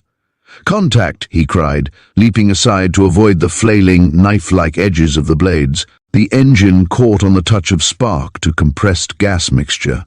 While Langley opened the throttle and warmed up his engine, Bob unconcernedly began to clamber into the after cockpit seat. You're not going. Oh, yes, I am. Get out of there. Listen, Lang. Bob leaned close to Lang's ear to carry his message above the noise of the radial engine. Which suits you best? To have me with you? To tell Dad what I know before your face? Or to have me telegraph him while you're on your way and let you explain to him what I have to tell? Lang, at first furious, presently saw the logic of Bob's position. Oh, all right. He grunted and gave her the gun in somewhat vicious spurts. Bob, fitting on the crash helmet kept in the plane by Griff for him that afternoon, and the leather jacket and gloves, smiled. He was progressing as a master sleuth, doing his share creditably for the Sky Squad. As soon as the engine was sufficiently warm and methodical, Lang had checked all his instrument readings. The trim little ship taxied down the smooth field to head into the wind which Bob saw.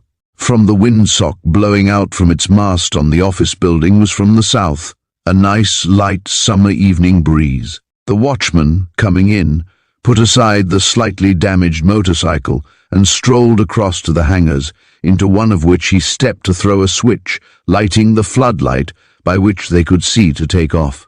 He did not question Lang's right to use the craft, because Lang must have gotten its ignition key from Griff, its owner.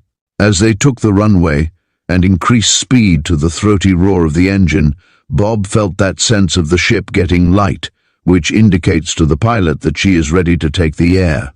He saw the elevator's tip, glancing around swiftly to check the safety of the way ahead, and then saw the lighted earth dropping, contracting into a spot of vivid light against a field otherwise dark. Then the watchman shut out the floods to avoid confusing them in the air, and the ship climbed into dark night. They had climbed several thousand feet and were headed into the north so that Lang could pick up the lights of the airway along which his night flying would be easiest, when Bob saw him double unexpectedly. For an instant the craft's nose went almost straight down, and Bob was glad he had strapped himself in. Then Lang evidently caught control, and the stick thrust forward as he doubled with some unexpected convulsion or stitch was pulled back and brought the ship out of the dive gradually. What happened? Bob screamed above the engine noise, the song of wind through wires caused by their dive. "Cramp!" called Lang, cutting the gun as he held a glide for a moment, turning a white face toward Bob. "Listen, Bob-o," he bent again. The fish, too much fish, Bob guessed, and had he known that Lang's delay in reaching the field had been due to further refreshments, he would have said, "Fish and ice cream." At least that was a far more reassuring thought than Bob's first idea, that someone had tampered with some control of this craft. Oh, evidently Lang was very ill. Suddenly, as he saw his companion in the forward seat double, Bob felt the stick waggle against his leg. In an interval between his spasms of violent pain, Lang held up his two hands alongside his helmet. It was a signal for Bob to take control. "All right," he called, and with a steady hand he clutched the stick of the controls in his cockpit, set his feet against the rudder bars, and eased his throttle open to regain speed. He was not in the least nervous or flurried. He pitied Lang's cramped stomach and evident suffering, but did not permit it to influence his steady nerve.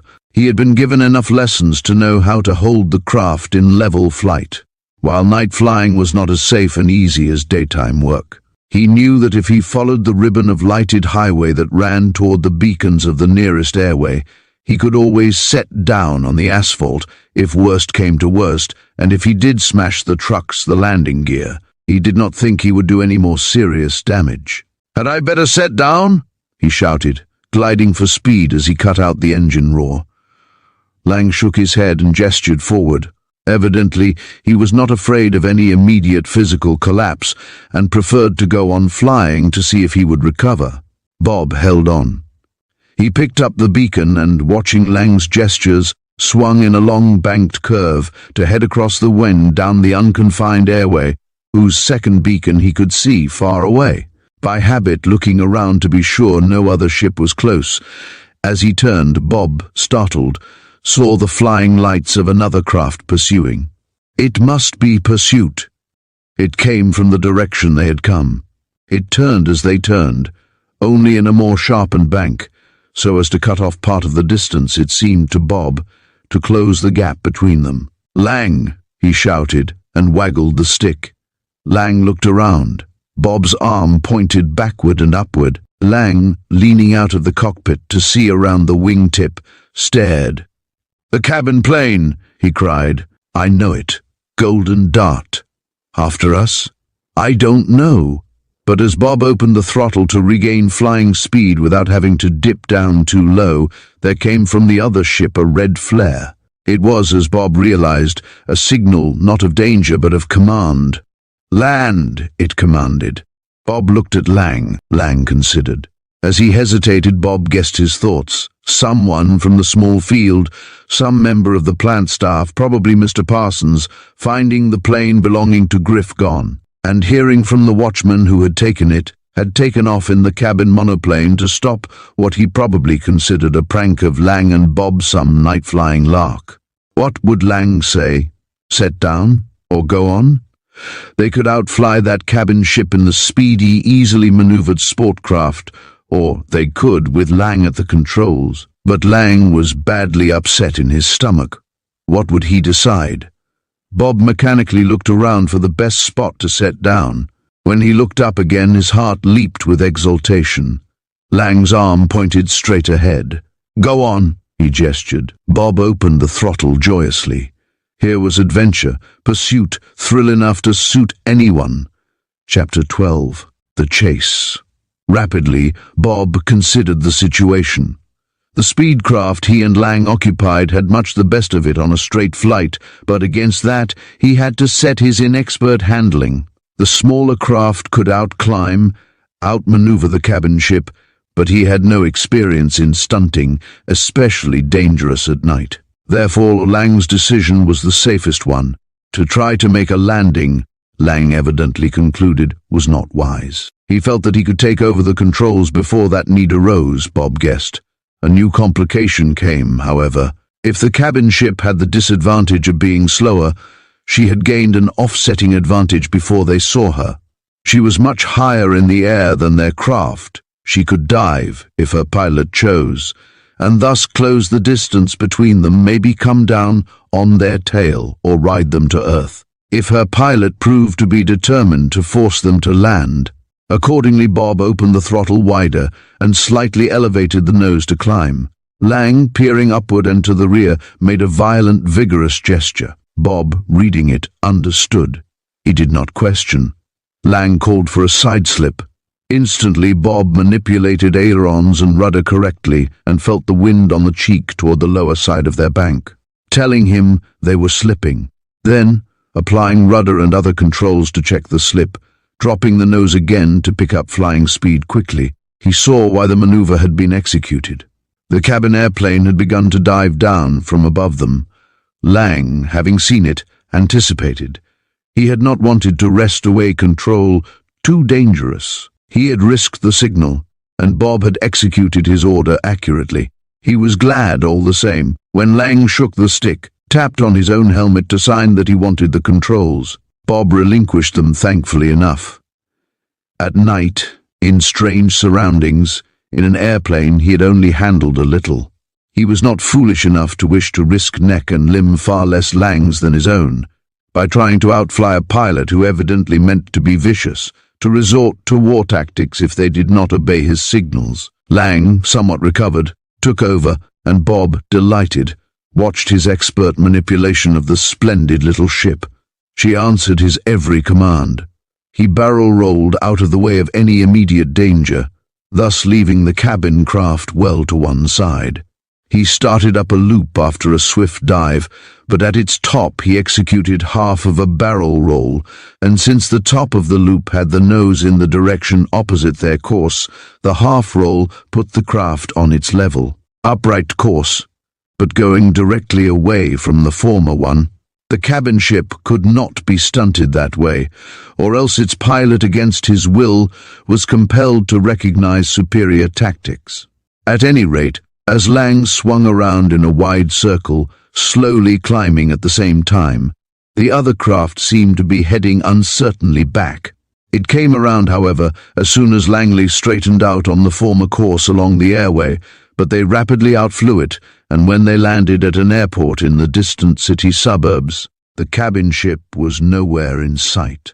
It was nearly 11 o'clock at night when Bob and Langley were ushered up the hotel elevator and along a corridor and into Mr. Wright's rooms.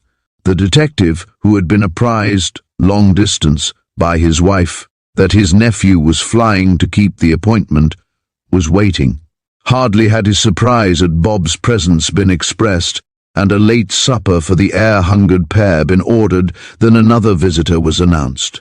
"So this is where you were bound for?" To Bob's amazement, Barney spoke. "Why didn't you leave word that you were coming here?" he said rather sharply. "We could all have come together." "We didn't know you were on your way here," said Langley. "We thought you were chasing us," Bob added. "So I was. The watchman said you hopped, but he didn't say where to.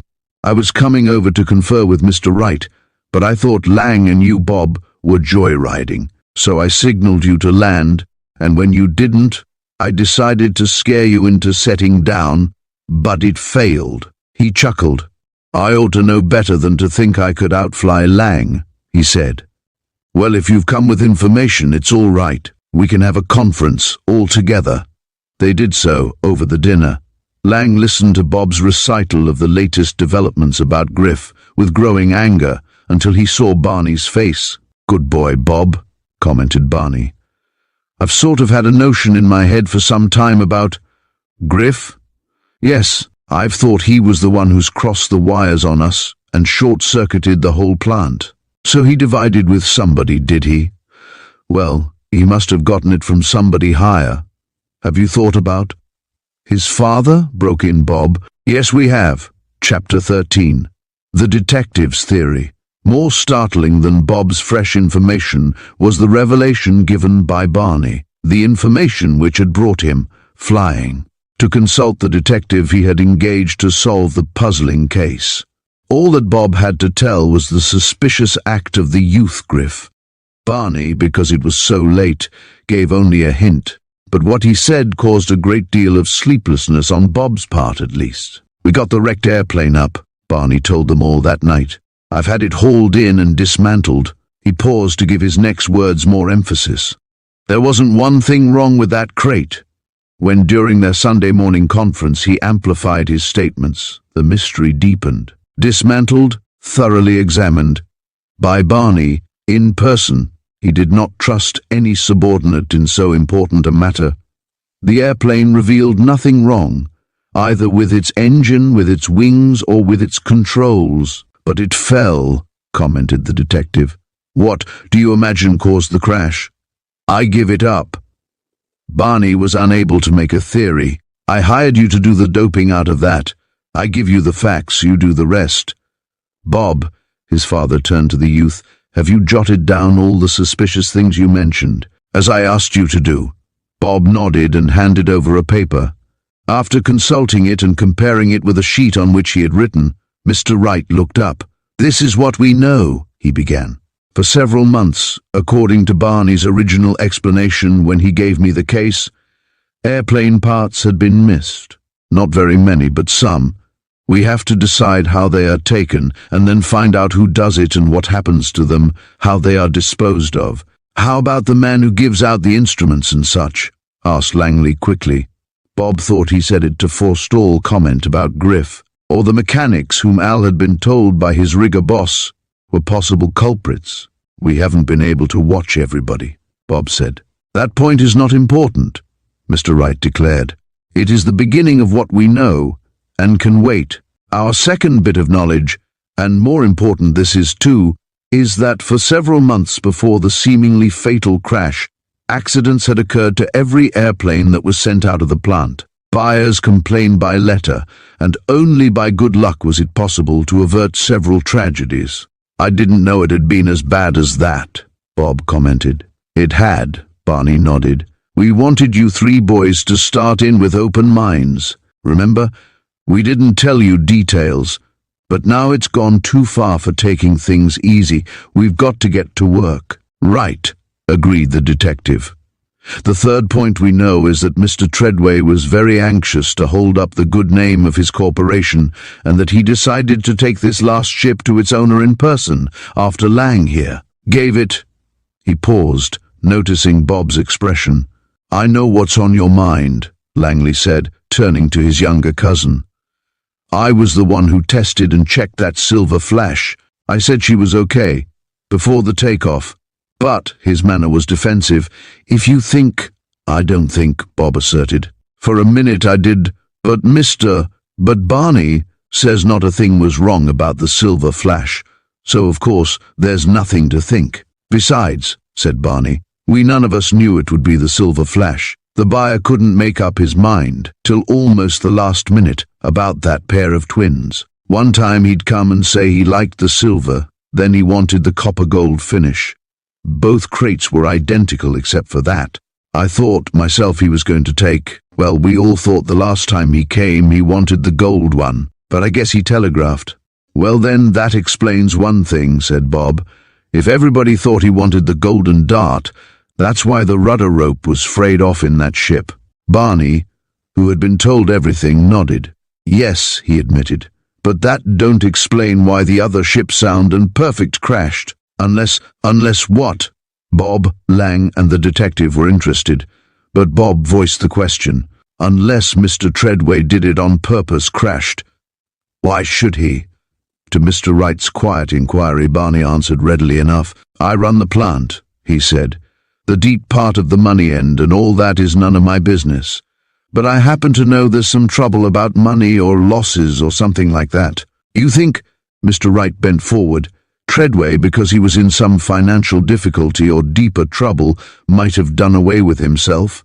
"Well," defensively Barney replied, "how else do you account for a diving ship, placed so careful, on the lakeside, close to shore, and only damaged as little as possible, and then not from anything being wrong in her?" Bob saw that his father was very thoughtful. "Do you think he ran off and hid afterward?" he demanded.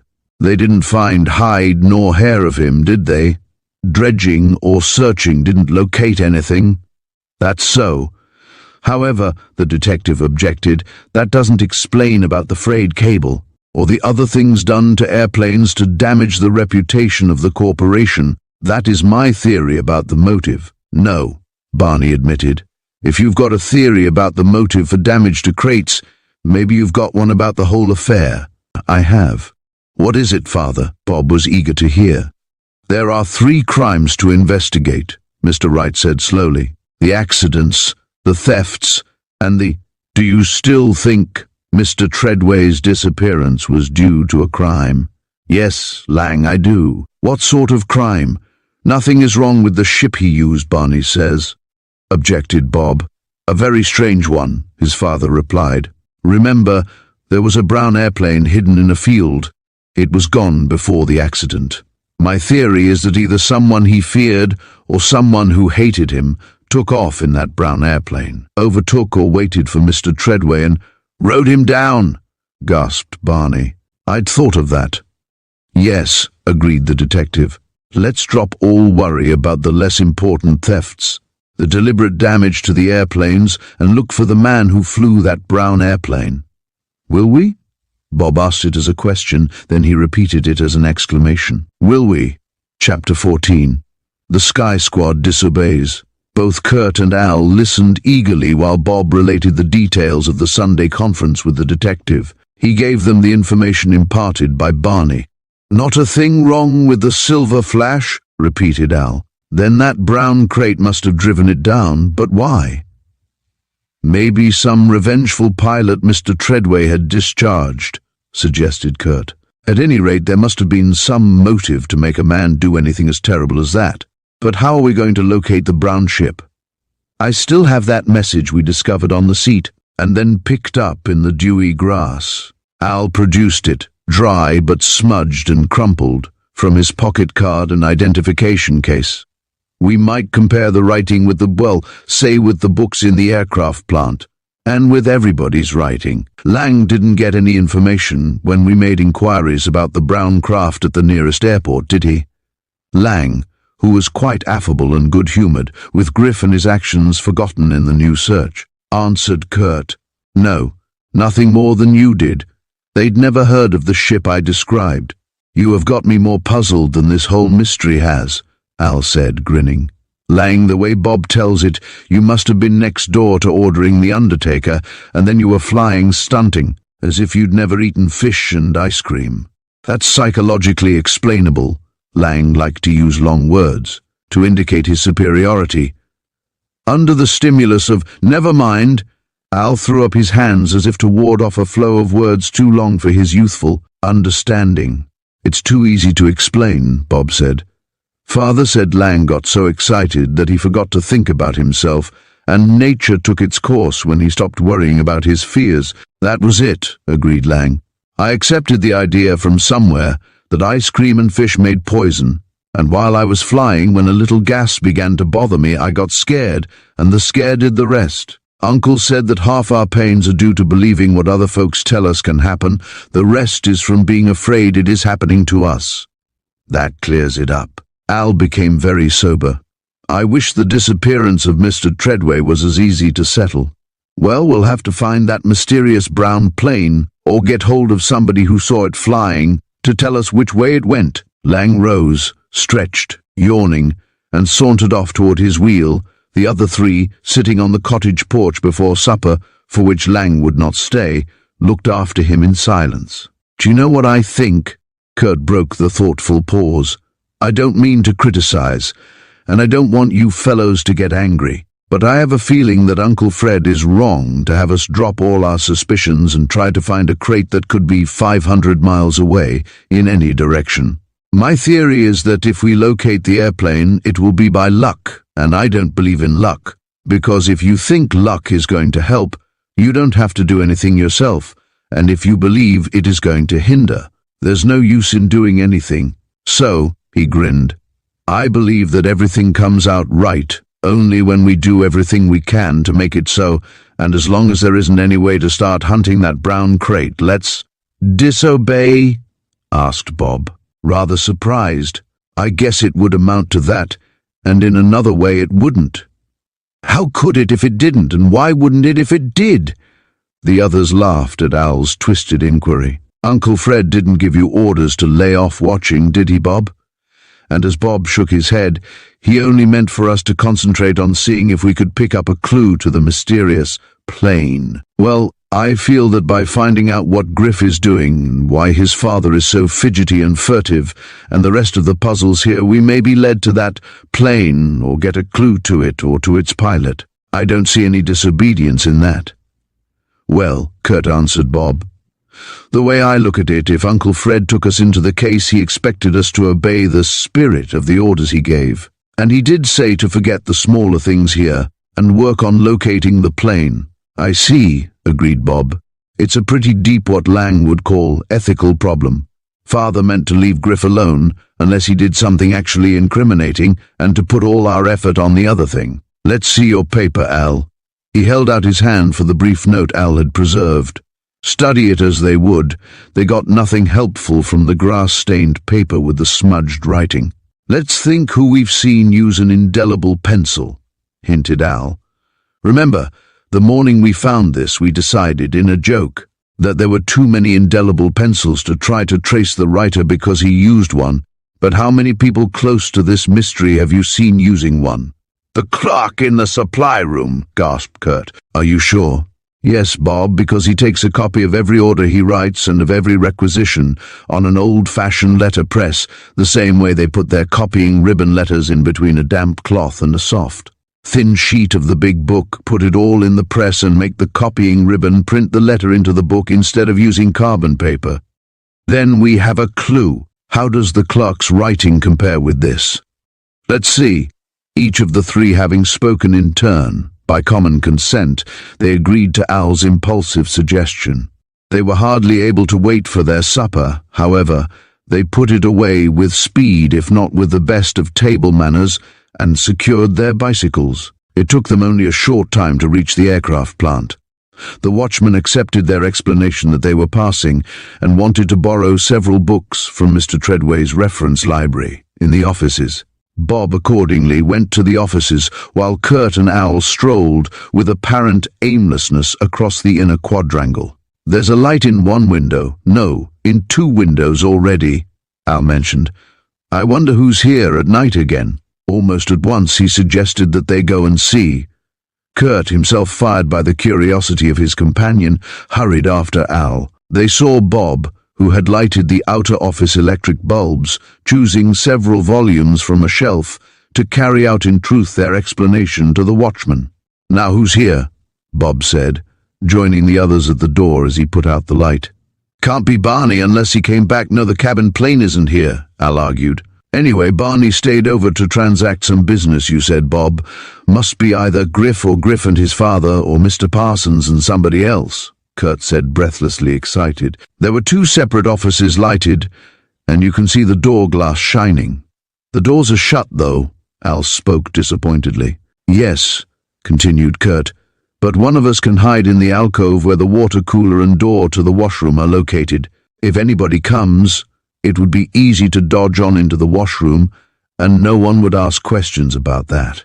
Then you're elected, Bob said.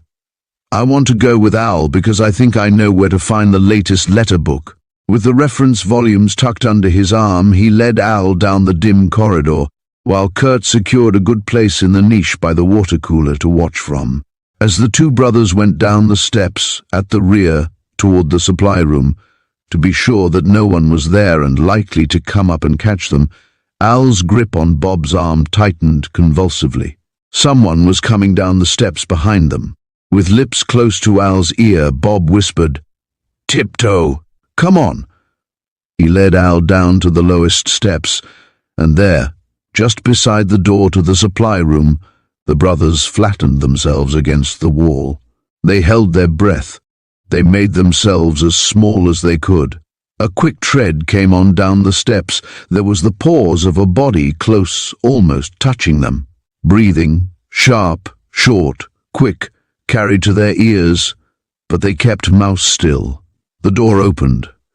A light flared up as Bob dragged Al back out of range. But as they turned and stared down, heart still pounding from the excitement of the narrow escape, both brothers gasped.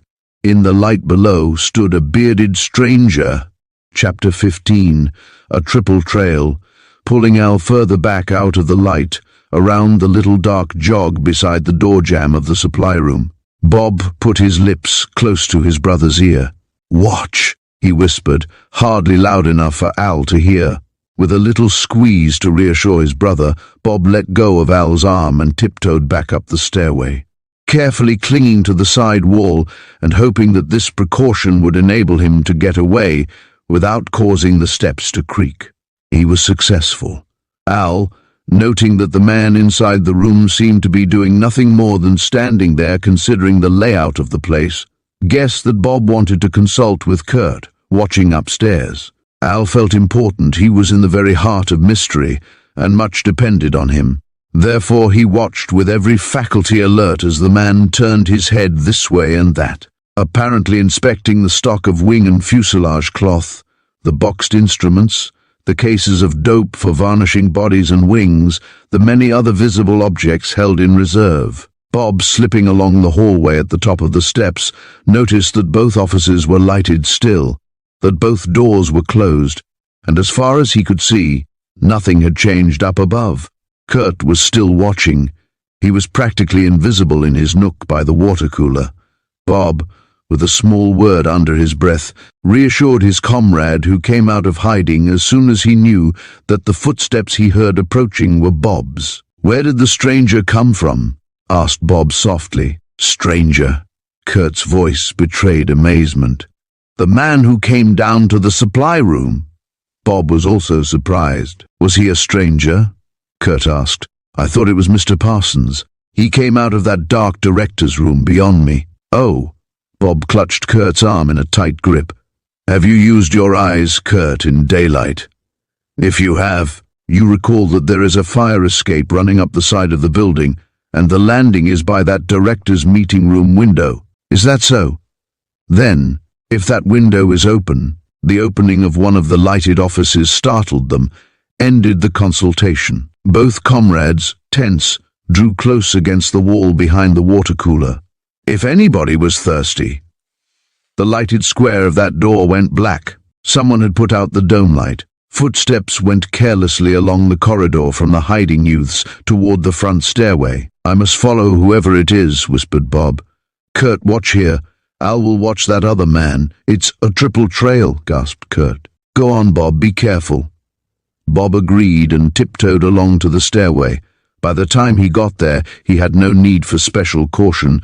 The lower door was closing. Bob ran lightly down the stairs, crossed the entry below, cautiously peered into the yard, lighter just there by the arc over the office building doorway, and nodded to himself.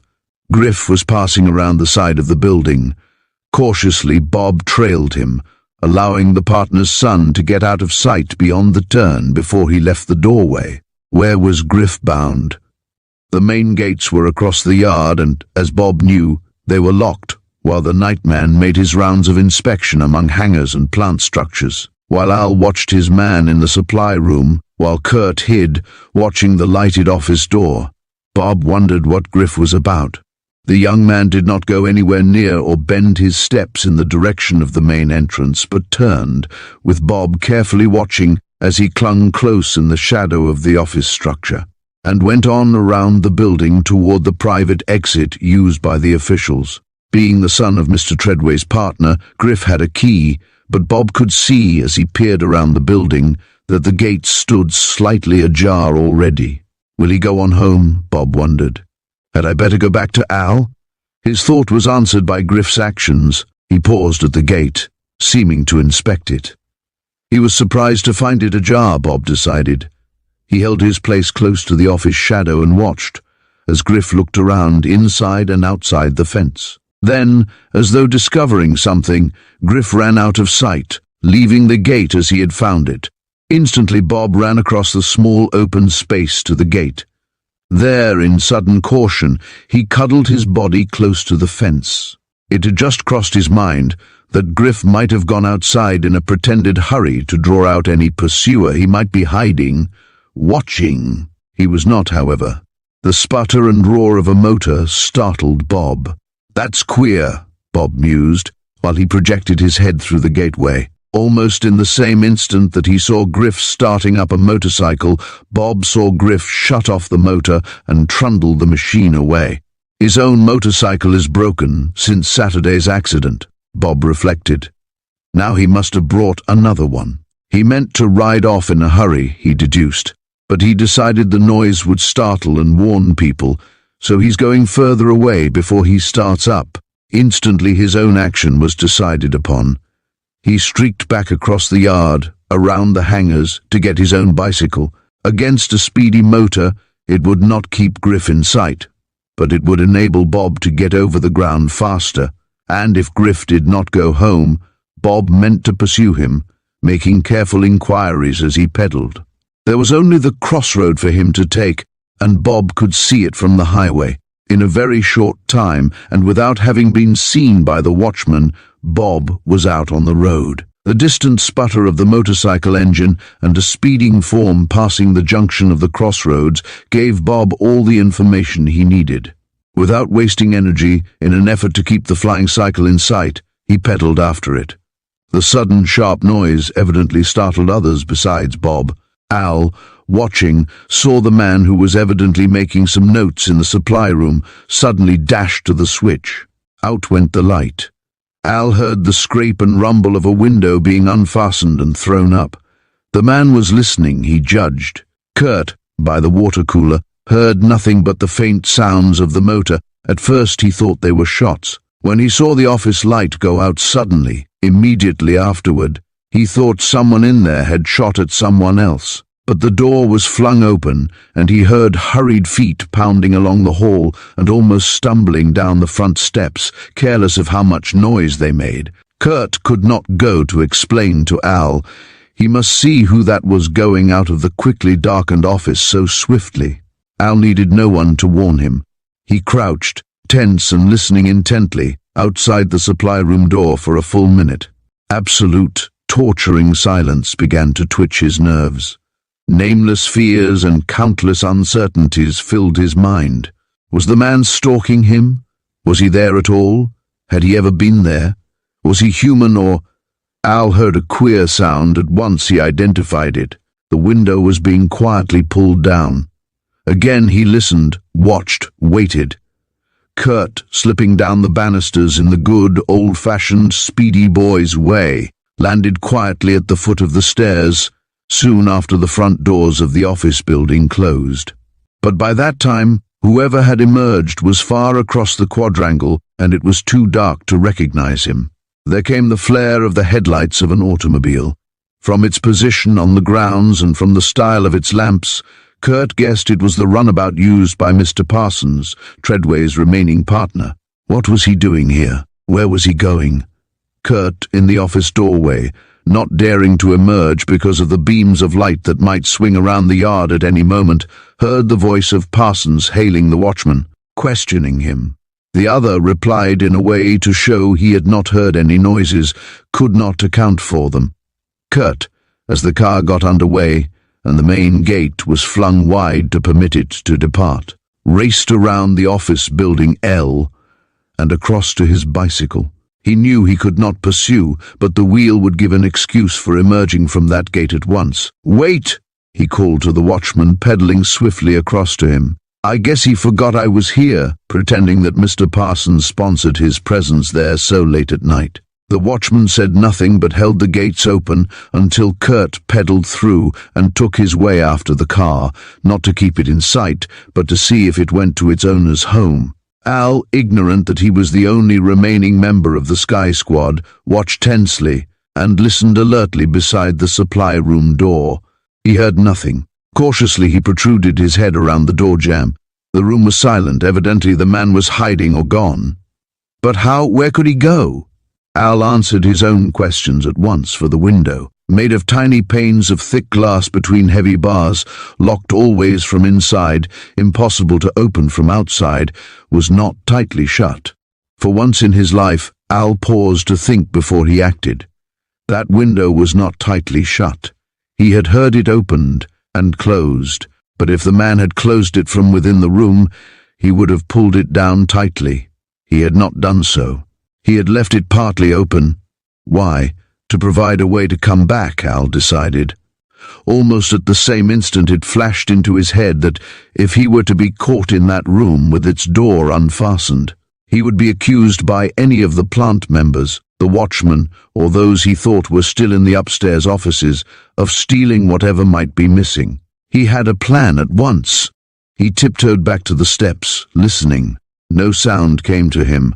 Softly he went into the open doorway, made sure the window was not tightly shut, by inspecting the lighter space beneath it, then very quietly let the door go shut, allowing its spring lock to snap.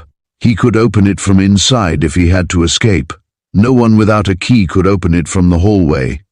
Then he ran close to the window, peered out, listened with an ear to the crack beneath the lower panes. Nothing was stirring. But from the window he could see the gate, and the light was sufficient to show him a man's form arriving there. Evidently the form stopped from surprise or caution. Then it went swiftly out. Al, forgetting fear, flung the window slightly upward, edged out, dropped to the ground, reached up and almost closed the window, then fully drew it down with a little slam, and raced to the gate. There he paused, peering out carefully. Down the narrow lane, he saw a man's form trudging rapidly. The third trail was opened. After the man, at a distance, trudged Al. Chapter 16. The Windsock. For Al, the trail ended abruptly after a walk of a mile. The stranger, whose face with its heavy beard, Al could not dare get close enough to identify even if he knew it, hailed a passing automobile, asked for a lift and was taken in. That concluded Al's chances of following because no other car came along. Dejectedly, he returned to the aircraft plant to discover that someone, perhaps the watchman, had closed the gate. There was nothing left for him to do but to go to the main gate, call the attendant, and get his bicycle. His friends were gone, the man assured him, and Al had no excuse to stay there. Dejectedly, feeling that he had been close to a clue and that it had slipped through his hands by his bad break, Al rode home. Curt's trail took him, eventually, to the parson's cottage. Seeing the car drawn up before the garage, Curt decided that he had no need to watch the car being put into the garage. Evidently, its driver had gone into his home for a moment first. Curt rode away. Had he waited, his trail would have led further, but he did not guess that. Bob had better fortune. He saved his strength as he pedaled along, well ahead of his two less fortunate trailmates. And when he came to a cross street of the suburbs where a policeman was directing traffic, Bob drew up beside the officer. "Hello, Bob," the policeman hailed. "Out sort of late, hey?" "Yes, Mr. O'Brien. I stayed at the plant. I'm learning how they put airplanes together at the Treadway plant. I wanted to ask if you noticed a motorcycle. Not long ago, maybe 15 minutes, a friend." "Yes," the officer, starting the cars down the street by a wave of his hand, did not wait for an explanation of Bob's reason for the question. "Griff Parsons rode by. That's who I mean. Did he turn off here to go home?" Bob knew that Griff's house was several blocks over, on an up-and-down street that was one way for traffic. If Griff had turned here, Bob's quest, he knew, was over. If he did not, Griff would be gone much further, because if he did not turn here, and thus enter his own home street in the right direction, he surely would not go on and approach it in the wrong way, against the traffic rules. "He rode on by, just waved to me," O'Brien said, and turned to signal a warning to a car that was trying to slip past the stoplights. Thanking him, Bob rode on. Griff must be going somewhere. The highway had no turns except the suburbs' cross streets. It was possible that Griff might have turned into one of them, perhaps to return a hired motorcycle to its garage. Nevertheless, so strange had been the action of the youth that Bob decided to ride on, at least to the last police officer along the main traffic road, to see if he could learn whether the trail continued or not. The traffic officer, used to seeing this rider, greeted Bob and told him that several motorcycles had passed him. Bob, riding to the curb to rest, was puzzled. Had one of those been the motorcycle he had followed? A thought caused him to ride on. Griff, Bob knew from his own inquiries, hung out with quite a rough crowd of youths. They had very little reputation in the suburb, and one of their haunts near Rocky Lake came to Bob's mind. Griff, riding his motorcycle, might have gone on to the inn or roadhouse or speakeasy or whatever it was, near the picnic grounds at Rocky Lake. Tired but determined, Bob went on. Some time later he approached the gaily lighted roadhouse. He smiled to himself as he observed the name of the place. The Windsock, it was called. On roadside signs, down the road in both directions, were admonitions to automobilists to set down at the windsock, don't fly past the windsock, and such tempting notices. A windsock, Bob knew, was the cornucopia of doped cloth, closed at one end and held open at the other by a metal ring, which was fastened in a prominent high position at every flying field and airport, to be filled by the draft of a breeze and thus by its position to indicate to flying craft which direction to head in or to take off. Since an airplane is much easier to get off the ground and back to earth headed into the windsock was a most important adjunct to every field, and Bob knew that the name and the symbol, a real windsock on top of the inn, had been chosen by its owner because he had been an ex-pilot who put his money into the hotel venture and tried to attract picnickers, automobile parties and other patrons of a less savory nature by the novel idea of having his dining alcoves built to resemble the cozy little cabins of airplanes, and had his meals served by girls clad in suits and helmets, resembling those worn by pilots. Also, he had let it be rumored around town that he chose the flying symbol and the aviation idea because in his inn, the sky is the limit. Bob, approaching, was surprised to see the very motorcycle. He was sure of that. He had followed, leaned against a post in the parking yard, and he felt certain that his long ride had not been wasted. Where was Griff? Bob wondered. He hoped there would be some way for him to discover the whereabouts of the youth. Not wishing to walk into the place for fear he might disclose his presence to Griff, Bob skirted the building unobserved. From an open window at the side came voices in angry altercation. Bob did not need to get within sight of the occupants. He recognized Griff's loud, sharp, furious tones. What was he saying? All I could scrape together. I did put it in that package, I keep telling you. Baloney. Rats. It was wads of paper. It was money. I want my receipt. If you don't, you better say. If you don't come through by this time tomorrow night, I'll ask your old man for it. There was silence. Bob did not dare creep any closer. They might look out of the window. Some payment had been made by Griff's claim. By the denial of the other man, it had not been made. By his threat, it must be made. Bob hesitated, and while he stood undecided, the roar of a car coming at full speed came to his ears. He glanced down the road. Hardly had he located the direction when he recognized the car. It contained Mr. Parsons. A man's head leaned out of the open window. To Bob, as he crouched back into some ornamental shrubbery, the face was unfamiliar, but he saw it was brutish, fierce, angry, and he impressed it on his memory. "Here's your pop now," the man called, and then he gave an exclamation that Bob could not comprehend. Presently the light went out, and almost at the same time, while Parsons alighted in the parking place, Bob, near the rear corner of the building, saw a form emerge from the kitchens and race away down the yard toward the grove beyond. "Griff," muttered Bob to himself. "Griff running tight as he can go, running away from his father to hide." Watching, more interested in the new arrival than in the son, Bob remained in concealment. But his mind was puzzled. Why, he wondered. Why, and what next? Chapter 17.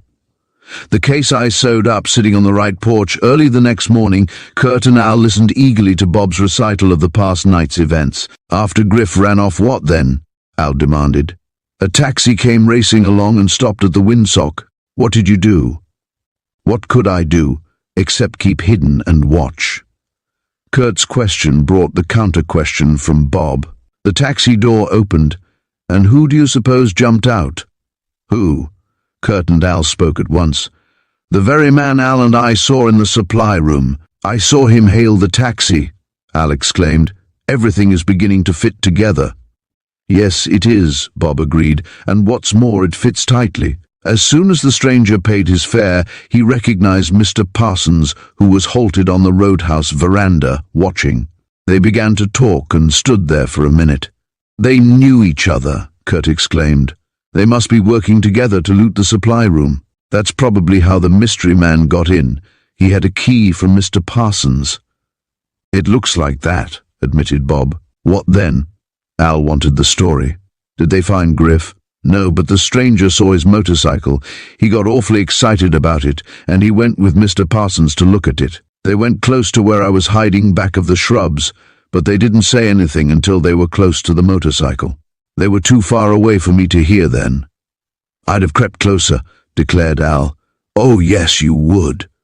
Bob was scornful. Right out across an open yard, Al subsided, crestfallen. "What then?" Curt asked quickly to avoid any quarrel. They talked for about 10 minutes. Then the man made some notes of things Mr. Parsons said, "I wish I could have heard." Then he hopped onto his motorcycle and rode off, and Mr. Parsons stood thinking for a while, and then, "Yes? Don't keep us waiting, what?"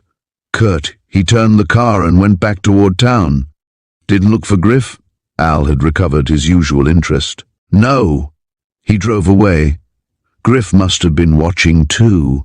He came out and shook his fist toward the roadhouse and then walked off, and that's all." They discussed the incidents of the past night, coupling them with the strange actions and uneasiness of Mr. Parsons and of Griff on former occasions, riding, as they talked, toward the plant. Barney's cabin airplane was again on the field, and as soon as they arrived and he saw them from an office window, Barney summoned them. "Well," he greeted them, closing the door, "how goes the study of airplane building?"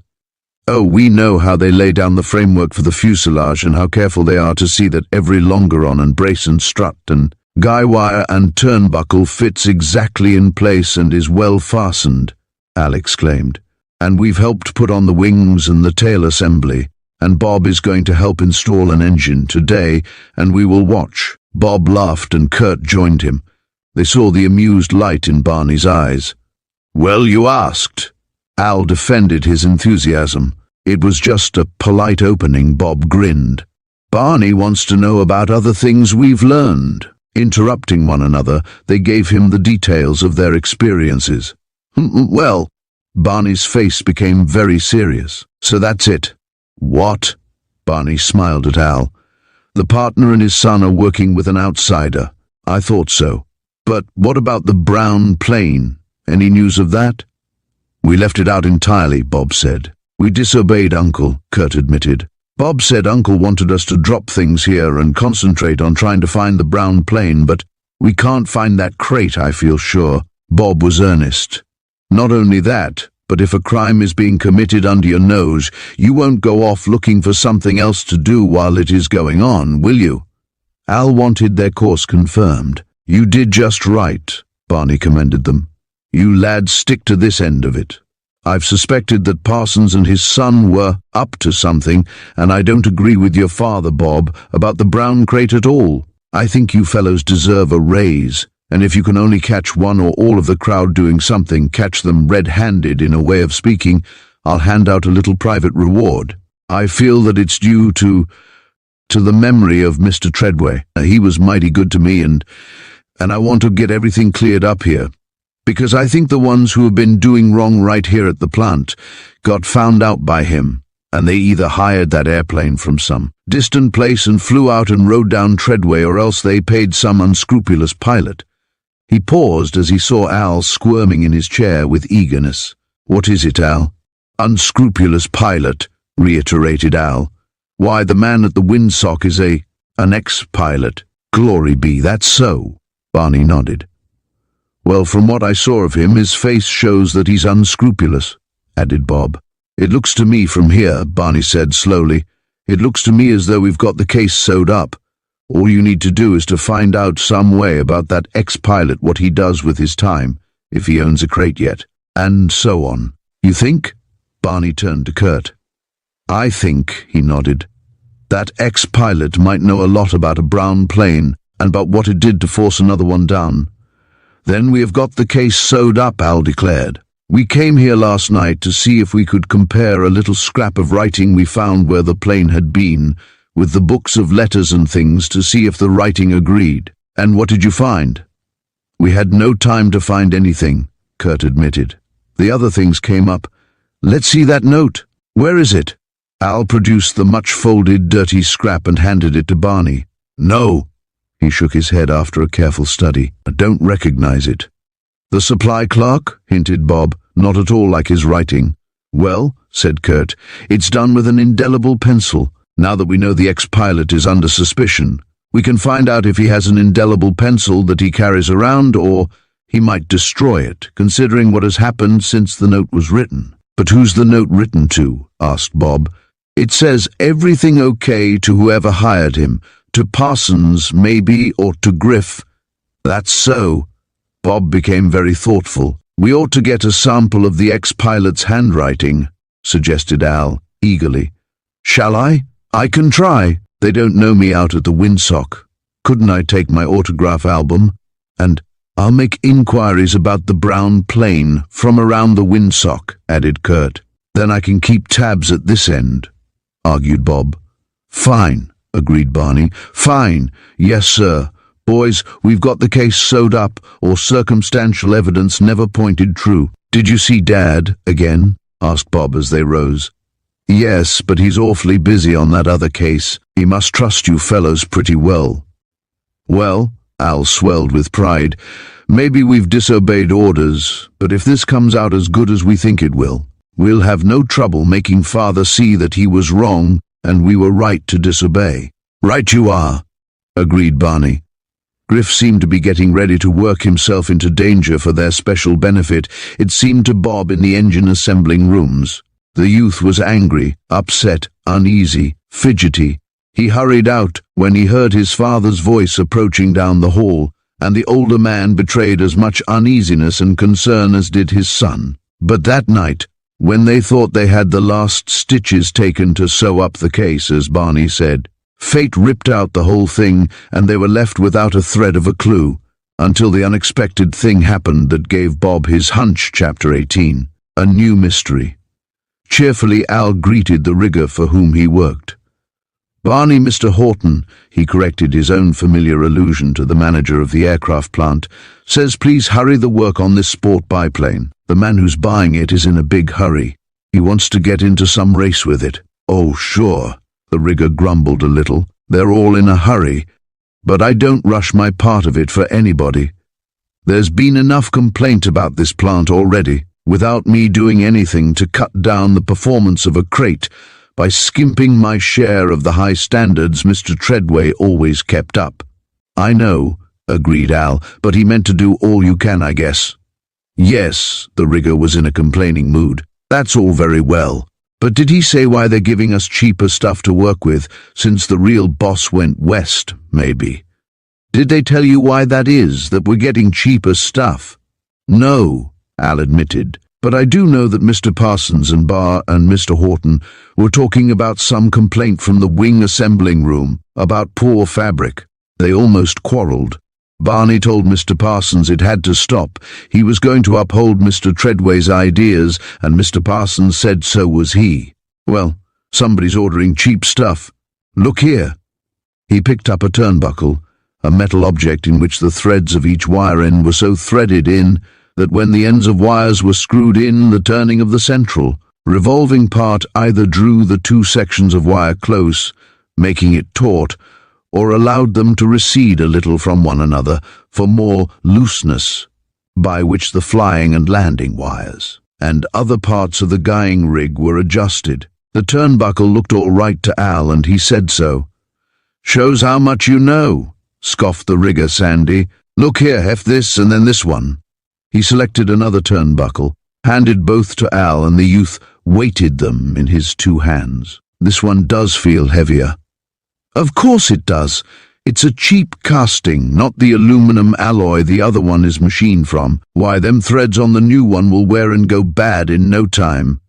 Al, watching, observed that as the rigger manipulated a pocket knife in the threaded end of the part. Bright metal and a worn look were almost immediately evident.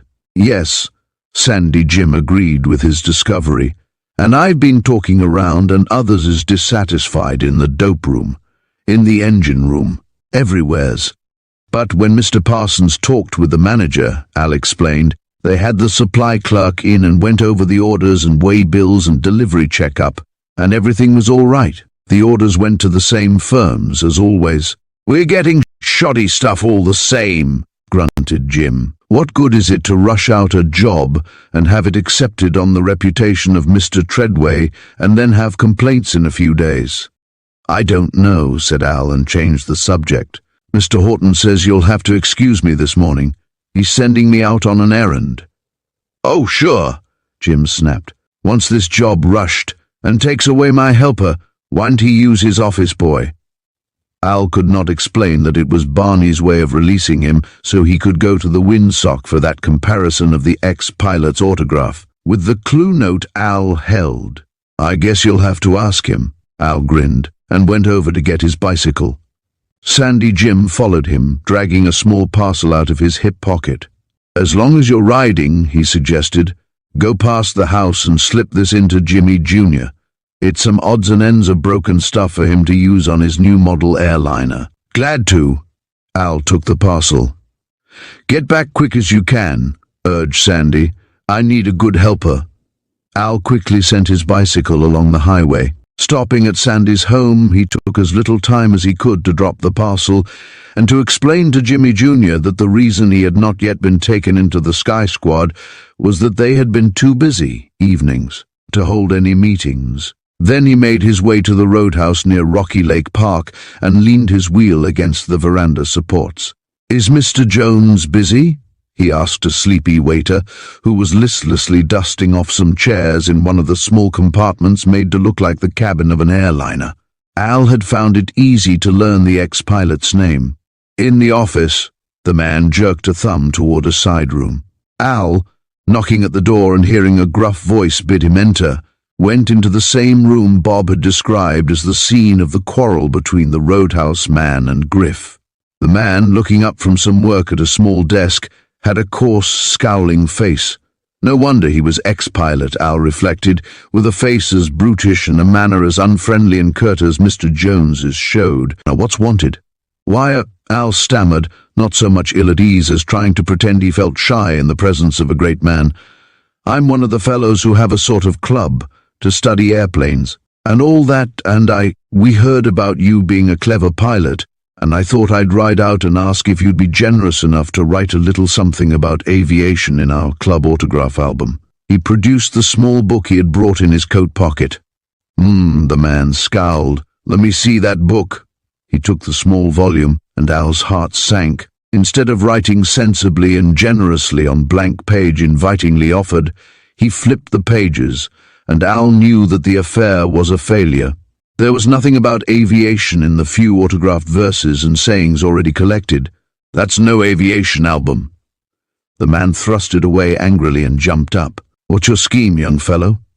"Scheme?" Al tried to look innocent. "I told you, we want to get you to start the real autographs from aviators." The subterfuge did not satisfy the man. He frowned, stared at Al as though trying to get through his guard, to discover any hidden motive. Al, inexperienced, fidgeted, unable to conceal his uneasiness. However, he received a surprise. "Sure." The man snatched up the book. "Come to think of it, why not? Fact is, kid, I'll start you off with 2 autographs. Wait." He hurried out of the office. Al did not dare peek to see where he went or what he did. For all Al knew, the man might be just beyond the side door, watching. He sat very still, trying to be as self-possessed as he could. Presently the man returned with the book held open. "Here you are," he said affably. Al, glancing at the book, saw that 2 opposite pages bore fresh scrawls. The man waved a hand. "Welcome. Run along now. We're busy. Here getting set to open up a new airport out on the side, where folks can dance to a fine orchestra in a hangar. Tell any of your friends you like, especially your parents.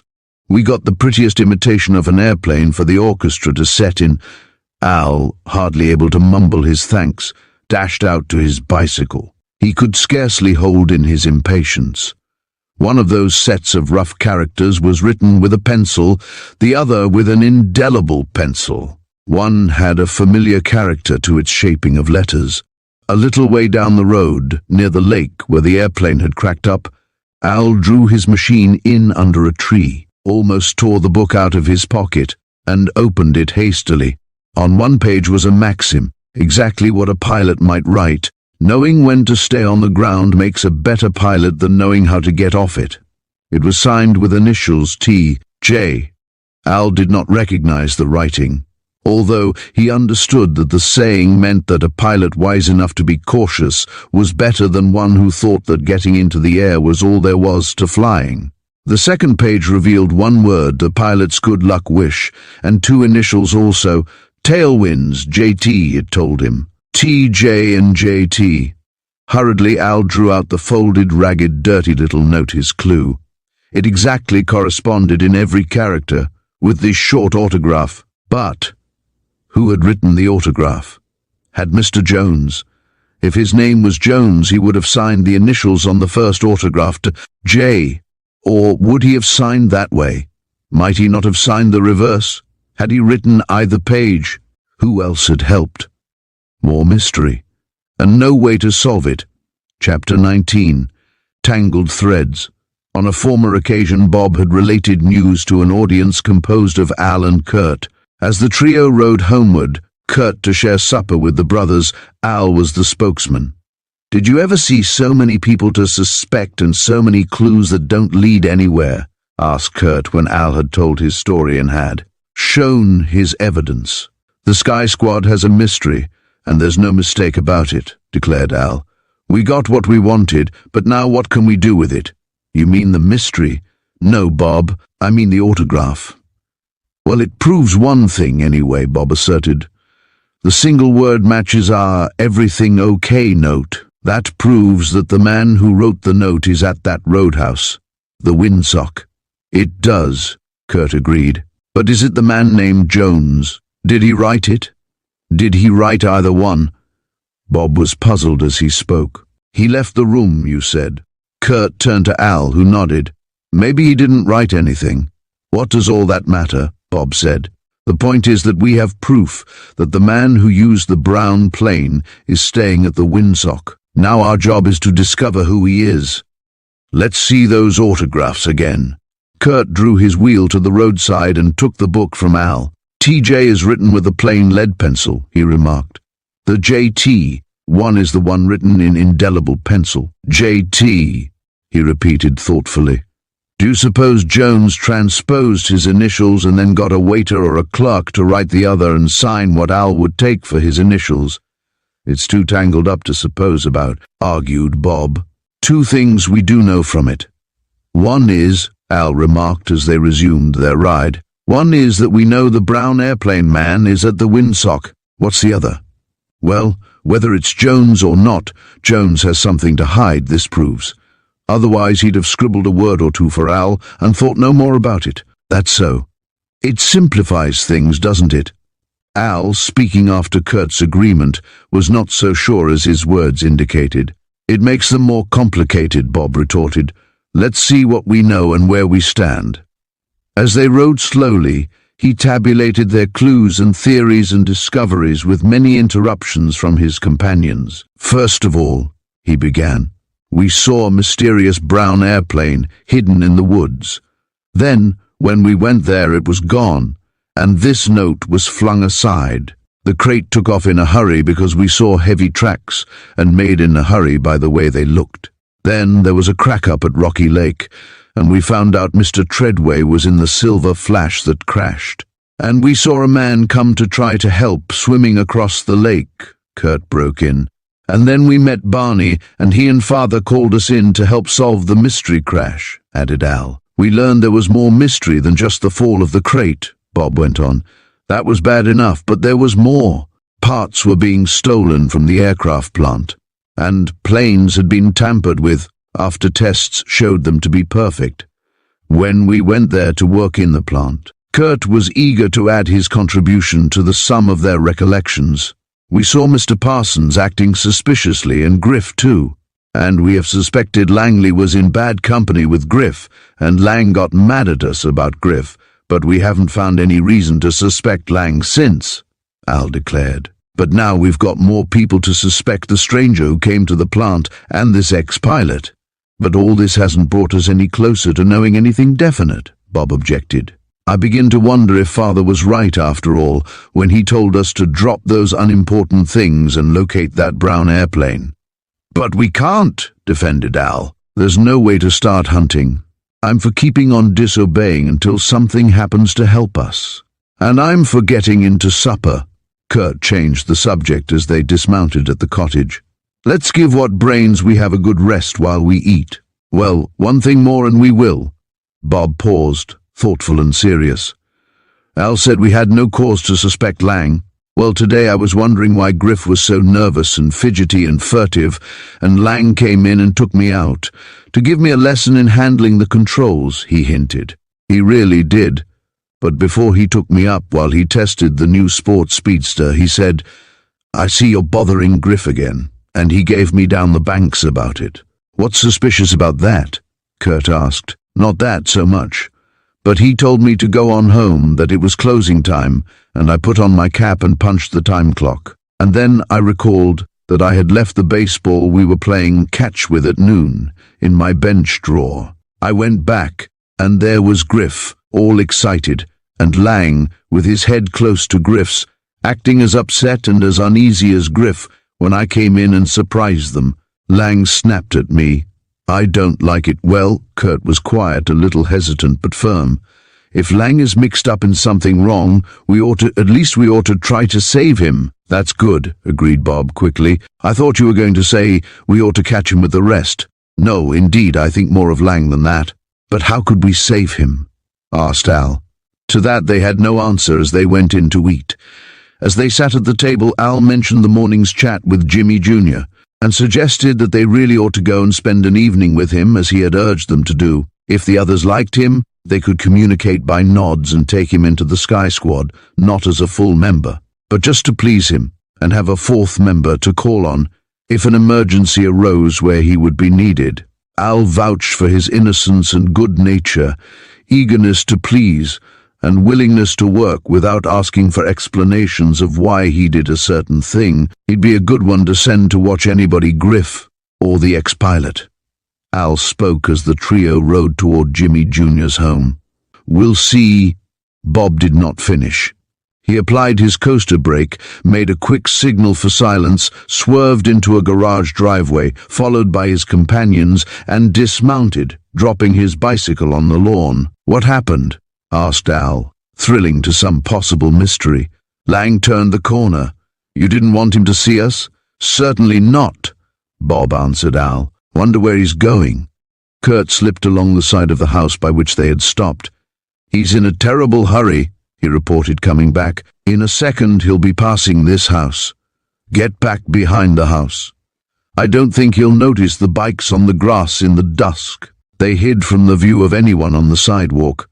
Peering cautiously out in turn, they saw Langley hurrying by. Now, where's he going? And what shall we do about it? See where he goes, Curt answered the other two. Lang turned the next corner. I'll bet he's going to Griff's house. Al was correct in his guess. As they trundled their bicycles, keeping as far behind Lang as they thought necessary, they saw him turn in at Griff's gate. 5 minutes later, from carefully chosen points of concealment, they saw Lang come out, take Griff's repaired motorcycle, and ride off in haste. Consulting one another with dismayed eyes, the chums, by common consent, mounted and pedaled for dear life along the street, around the corner, back to the main highway. They seemed to sense where Langley was going. They did not, however, divine what he planned to do. Chapter 20. A Package of Money. Before they reached the aircraft plant toward which they pedaled with all their power, Bob, Curt, and Al saw a light flare up. That's the flying field ready for a hop, panted Al. Hurry! Do you think it could be Lang? Curt asked. Who else? Bob retorted, pedaling faster. "There's nobody at the gate," Curt called. They were near enough to see the open gateway. The watchman's helping with chocks and spinning the prop. Bob, increasing his pedal revolutions, forging ahead, spoke over his shoulder. "Wait," called Curt. "What are you going to do?" "Find out." "No, wait." Bob slowed up his pedals, permitting the bicycle to coast along as the modern, free-wheeling automobile runs when the foot is removed from the accelerator pedal. Curt caught up to him. In a moment, as they approached the gate, Al came up also. "Don't let him see you at all," warned Curt. "Better wait and ask the watchman after he's gone. You'll find out more that way." It was good advice, and Bob agreed to act on it. They hid the bicycles in case it turned out that Lang had not left the ground. Careful not to disclose themselves, they watched at the gate as the engine of the sport model owned by Griff was warmed up. In the flood of light on the runway, they recognized Lang as the pilot, and watched him adjust flying helmet and leather jacket, get into the craft, test the instruments, checking carefully, and then get his wind direction from the windsock, which told that the light summer breeze was from the south. The watchman swung the tail around, set the chocks again for a final test. Lang gave her the gun to see if everything was hitting perfectly, signaled for the chocks to be removed. And since his craft was correctly headed into the wind, the airplane taxied, gaining speed, and rose swiftly into the dark. Hardly waiting for the flood to be extinguished, the trio of amateur detectives hailed the watchman. "Too late to see Lang take off," greeted Bob. "He didn't say why he hopped at night, did he?" "Yeah, he did. He's going off to see his uncle about something." "That's funny," Al argued under his breath to Curt. "Certainly is," Curt agreed. "Thanks," Bob spoke to the watchman. "As long as we're here," he turned to his chums, "let's bring in our bikes and get some more of those books on metal alloys Barney told us about." "The boss is here himself," the watchman explained. "Go ahead." Barney was working late. "His office is lighted," Al commented. "Let's stop in and tell him about the note and the autograph, and about Lang." "He must know Lang hopped off," Curt told Bob. "Yes, the crate made enough noise unless he's awfully busy." Barney was busy enough, but he had heard the takeoff, he admitted. "I'm trying to check up on the firm's books." Barney waved a hand toward the pile of heavy volumes, ledgers, daybooks, indexes and others, scattered on his desk. "I can't find out what way they're doing it, but something's being worked about the materials." "So Sandy told me this morning," Al stated. "Well, I can't find it." He pushed 3 of the smaller books into a large lower desk drawer and turned, mysteriously smiling. "How do you like this idea?" he asked. "I'll put a few books aside, and then, when the staff comes in, tomorrow, I'll see how the bookkeeper and Parsons take it. If there's anything flim-flammy about them, they will show it when they miss the books." "That's dandy," agreed Al. "What do you figure on doing now?" Barney asked. "Why, nothing special," said Bob. "We thought if Lang was flying over to see Father, that would take him about 3 hours or 4, and he wouldn't get back here before morning. So there's no use waiting for him to come back here. But we haven't anything special to do, except go to call on Sandy's son, Jimmy Jr. "Why not stick around here?" suggested Barney. "For a while, at least. I don't want to be mixed up in anything, but if anybody should come slinking around, I'd like to know it, as long as you have nothing much on hand." "Let's," urged Al. "Suits me," Curt agreed. Bob was willing. "Why not put out all the lights and just hang around in the dark for an hour?" suggested Barney. They agreed readily enough, and felt quite like conspirators or real sleuths on a big case, as they occupied easy chairs in the big director's room and talked in low tones. Their vigil was soon rewarded. Footsteps, sounding without effort at concealment, in the corridor caused all 3 comrades to become tense and alert. Bob felt a hand clutch his arm, and almost called out in his nervous reaction until he realized that Curt was whispering, "Hide!" Al, already at his other side, was anxious. "How? Where?" he said quickly but softly. "Behind the chairs." However, hardly had they gotten into concealment when they realized that there was no need to hide. The steps went briskly past the door and on down the hallway. "Now what?" asked Al as a door opened and slammed. At the door to the hall, Curt turned, waiting until the other two joined him. He spoke quietly. "You wait here," he urged. "I'm lightest and quickest, I think. Let me go on down and snoop a little." He slammed the door so hard it jumped open a little. "It's Barney's office." "Barney? Do you suppose?" Al was puzzled. "He told us to wait, though." "It's never Barney. I'll soon see." Curt was gone, tiptoeing, clinging close to the inner wall where he felt sure the boards were so sturdy and well secured that they would be unlikely to creak. In suspense, his companions waited. Soon in the dim hall they saw Curt returning. It's Mr. Parsons." "What's he doing?" Al was eager. "Hunting for something. Those books, I'll give you odds on it." Bob spoke softly. They waited, uncertain what to do. In fact, there was nothing they could do but wait. They had only a moment to decide. Down the hall, from the stairway, came other steps. The chums drew back inside the doorway. They let Curt peer out. "It's Griff this time," he informed the others. "He's coming to meet his—" "No, he isn't. Get back! Hide!" Hesitating steps paused, but before there was any further movement, Curt, Al, and Bob were well screened from any but a careful search in full light. They were glad this time they had gotten under cover. Griff did not go to meet his father. Instead, he came into the director's room, at least as far as inside its door, where, a faint blotch against a very dull oblong of weak light, Bob saw him standing, watchful. "Shucks," thought Al.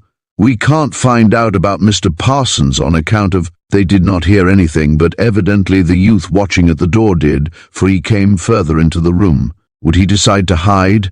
Might he choose the spot already occupied by one of the youths? Their suspense was relieved. He waited inside the doorway, and it was a wait of a long, dragging 3 or 4 minutes that seemed like an age to the crouching trio. But finally he walked out, his step confident and loud, showing that need for concealment was over. Quickly the three reached the door. Already, as they peered out, a light was glowing, but not electric ceiling domes. It was a pocket flash held close to something in Mr. Parsons's own office. Like shadows, the three, arms touching, went down the hall. They could not contain their suspense. At an open door, partly drawn shut but not locked, they stopped, looking through the crack, hardly daring to breathe or move. They saw Griff fit a key to his father's desk, open it, take something from a small drawer, and walk confidently, if slowly, to the safe in the corner. Before it his light was held low, close. He was manipulating the knobs of the combination. As the partner's son, he had access to it, the chums realized. They forgot some of their caution, but not all. They peered closely in through the crack of the door and saw— "Phew," breathed Al. "He's got a package of money." Chapter 21. Caught and cleared. Spellbound, the three watching youths saw Griff count the bills in that packet he had taken from the aircraft plant safe. They heard the ruffle of paper as he ran through the ends of the crisp new bills. Then he stepped out of their line of vision. With unexpected promptness, startling his companions, Al flung the door inward so that it banged against the wall. Instantly he leaped into the room. His chums followed. Startled, dropping his packet, Griff swung around to stare in amazement and terror. "Drop those bills," Al cried needlessly. "We've caught you red-handed." All three of the Sky Squad were in the room. Al dashed across to the window to block any possibility of Griff trying to drop the 10 or 15 feet to the ground. Bob snatched up the money. Curt blocked the door. After his first look of stunned horror, Griff sank into the swivel chair and buried his face in his hands. His shoulders shook with a sudden revulsion of feeling that unmanned him, made him sob like a creature in pain. For a moment no one moved. The comrades were rather dismayed and nonplussed by Griff's pathetic attitude. They had caught him, yes, red-handed, as Al had said. They had caught him, in the act of something very dreadful. Nevertheless, his surprising way of giving in, sitting there in a bent posture with his body racked by his sobs, made him a rather pitiful figure. "Stop that," Bob said finally, and rather gruffly. "You've done wrong. You've been caught. Take it like a man." "Yes," Griff replied in a shaking voice. "Yes, I'm caught. I know I'm a baby, but... He fought back his weakness and gulped. "But what?" demanded Curt. "I suppose you'll say you were forced to do this by somebody else. They always do in books." "No," Griff answered. "No, it's all my doing, but..." "Why do you keep saying but?" asked Al. "Oh!" Griff had hard work not to break down again. In spite of the way they had found him, in spite of what he had been planning to do, there was something that touched the youthful hearts of the trio, in Griff's sorrowful eyes and drawn face. "Oh," he repeated, "if only somebody could help me instead of hounding me and..." "We're not hounding you," Bob defended their action. "You'd have done the same." "But you've been watching me and following me and suspecting me," Griff declared sadly. "I know I deserve it, but..." "Oh, stop saying but." Curt was annoyed by what he took to be an attempt to win sympathy. "We'd have helped you, instead of hounding you if you'd been honest, instead of trying to be cunning and in with the wrong sort of people." "Oh, yes you would," retorted Griff bitterly. "That's easy to say." "Well, it's true," declared Bob stoutly. "Nobody helps me," responded Griff. "Everybody is after me for one reason or another." "That's because you're so furtive and fidgety that you ask for it and doing things like this." Bob shook the bills. Griff sat in silence for a moment. Bob walked over to the open safe, saw where the package belonged, and pushed it into place, then slammed the safe door, turned the knob of the combination to lock it, and swung back to Griff. "There," he exclaimed. "That shows we're helping you." What do you mean?" Griff stared. "I mean this." Bob came and stood in front of him. "I mean that the money is back in the safe. If you can show any reason besides temptation or somebody forcing you to do this, we'll all promise to say nothing more about the things we saw you do." Griff shook his head.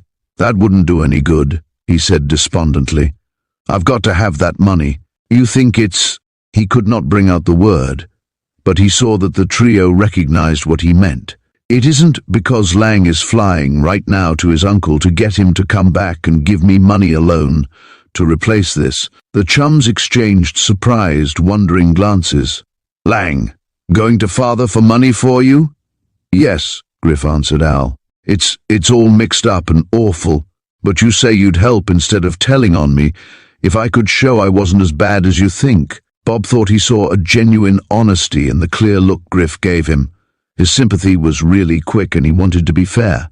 "You could count on that," he stated earnestly. "You bet you could," Al declared, and Curt added a similar assertion. "If I thought you meant that, if I thought you'd believe me, really we would." Al was also touched. Griff, caught and breaking down and seeming to be declaring innocence in some way, was not the furtive, uneasy, shifty-eyed Griff they had known. "Honestly, try us and see." He and Curt moved closer. The three stood in a group in front of the huddling youth in the swivel chair. Griff looked up dolefully. "It will make me out bad enough," he stated, "but not as bad as you've been thinking." "Oh, I know." He took on a touch of his old defiance. "I know you've tried to connect me with all the wrong things that have been going on here. I know I've acted as though I am guilty. I'm not, though not in the way you think." "All right," Curt admitted. "We'll listen. We'd rather have you innocent than guilty of anything. Even if our case..." Al stopped suddenly, but Griff nodded. "I guess you all think you're clever," he said, forgetting his own trouble for a second or two. "You come here to learn all about this mystery of where the missing parts go and who did things to the crates and why. Don't you think we have eyes? It's all over the plant what you are trying to do. Don't you suppose we all know one of you is a close friend of the other two, and Bob and Al are sons of a detective? What's the answer? The answer seems to be that you thought we weren't smart, and so you went right ahead." Curt was a little nettled by Griff's statement, although common sense told him, now that Griff mentioned the point, that their scheme must be fairly evident to any sensible person. "I didn't think whether you were smart or dumb," Griff replied. "I had too much on my mind. Bad as it is, it might as well be confessed. I gamble and owe money for it, and I came here to borrow this from the safe. It's as much my father's as anybody's, because he's Mr. Treadway's partner. But I didn't intend to try to get away with the money. I only wanted it overnight. Before the office opens, Lang will be back with the money to replace it. What makes it so important to get money at this time of night? Demanded Curt, suspiciously. I guess I'd better tell the whole thing. We're listening. Go ahead, tell us. Griff nodded. Dejectedly, shamefaced and humble, he related his story. I've been running around with a pretty rough crowd, he admitted, and they got me in the habit of going to places like the Windsock out on the... We know, Al interrupted impatiently. All right. There's ways to gamble out there, if you know the people who run the place. Jones. Well, he owns it, yes. Mostly it's Jenks, his manager, and the waiters that let the crowd do things outside the actual license rights of the roadhouse. Well, anyhow, I got to spending money pretty fast and I gambled. After a while I lost so much, I found out I was owing the house, as they say, more than $200. Although several maxims and biblical quotations sprang into Bob's mind, he kept silent. This was no time for preaching, for pretending the holier-than-thou pose. Under the same temptations, argued Bob to himself, it would be hard to say whether he'd go Griff's way or not. It isn't how good a fellow thinks he is, but how good he proves himself to be under temptation. That counts, Bob decided. That's what you're taking the money for, or trying to, Curt determined. But why did you have to take it this way, and at this time? The manager at the roadhouse said last week he'd have to get all the debts owed the house and clean up, because they're spending a lot on a new dance place, like a hangar. We know. Never mind why they wanted it. Tell me, Bob changed the subject for a moment. What does the owner look like? Is he short, thick-set? That's the manager, but that man let on to be Jones. Al broke in. Maybe he did. What were you doing there, snooping? Never mind, said Curt pacifically, wishing to get Griff's side of the matter first. We wanted a specimen of his handwriting. I wish I could get one, declared Griff ruefully. That's the whole trouble, fellows. His manner was more eager, more confidential. I paid the money once, and he didn't give me a receipt. Oh, Bob was connecting some things in his mind. He came here one evening and demanded the money, and you gave him a parcel, and then realized he didn't give you a receipt. You tried to chase him on your motorcycle and got into an accident. I thought you were watching, but I was too excited and upset to care, agreed Griff. Yes, I had borrowed from all the fellows I knew and had scraped every cent out of my savings account, and I had the money. But he didn't give any receipt, and when I finally got over the smash of the motorcycle and went to ask for it, he declared I'd paid him with a package of wadded folded paper and not money. But it was money, declared Bob, unless you changed it, because I caught you wrapping up something green the day I came into the engine assembling room. It was money, all right enough, Griff asserted, but he wanted it twice. Well, I had promised my father that I wouldn't go with that crowd anymore, and I'd been weak and went against my promise, so I couldn't go to him about it. If you had, and made a clean breast of it, he would have gotten you out of this scrape. Bob had to say that much. I don't think so. Griff was morose. He's got so much worry on his mind about the plant and all that's happened that he's jumpy and nervous and suspicious, and he'd throw me out of here and maybe send me away from home. And I'm trying to go straight. I make a vow on that. If once I can get out of this scrape, I've learned a lesson. But that fellow at the roadhouse knows you're afraid of your dad, I guess, asserted Curt. Yes, and when I said I had paid the money, I overheard that, Al stated, and related what he had heard through the open office window at the Windsock. You fellows have been on the job. There was a note of admiration in Griff's voice. Then he sobered and went on. Yes, that fellow out there knows about me being afraid of father, and he said if I didn't have the money tonight, before midnight, he'd tell my old man, as he calls Dad. They're opening a dance place, and he said the cash was essential tonight. So you told Lang and he went to get it, ended Curt for him. Yes, and he's going to call me long distance as soon as he gets there, and I was getting the money out so I could start for the windsock the minute he calls up. "What's your father doing out there so much?" demanded Al suspiciously. "Trying to get a line on me, I guess."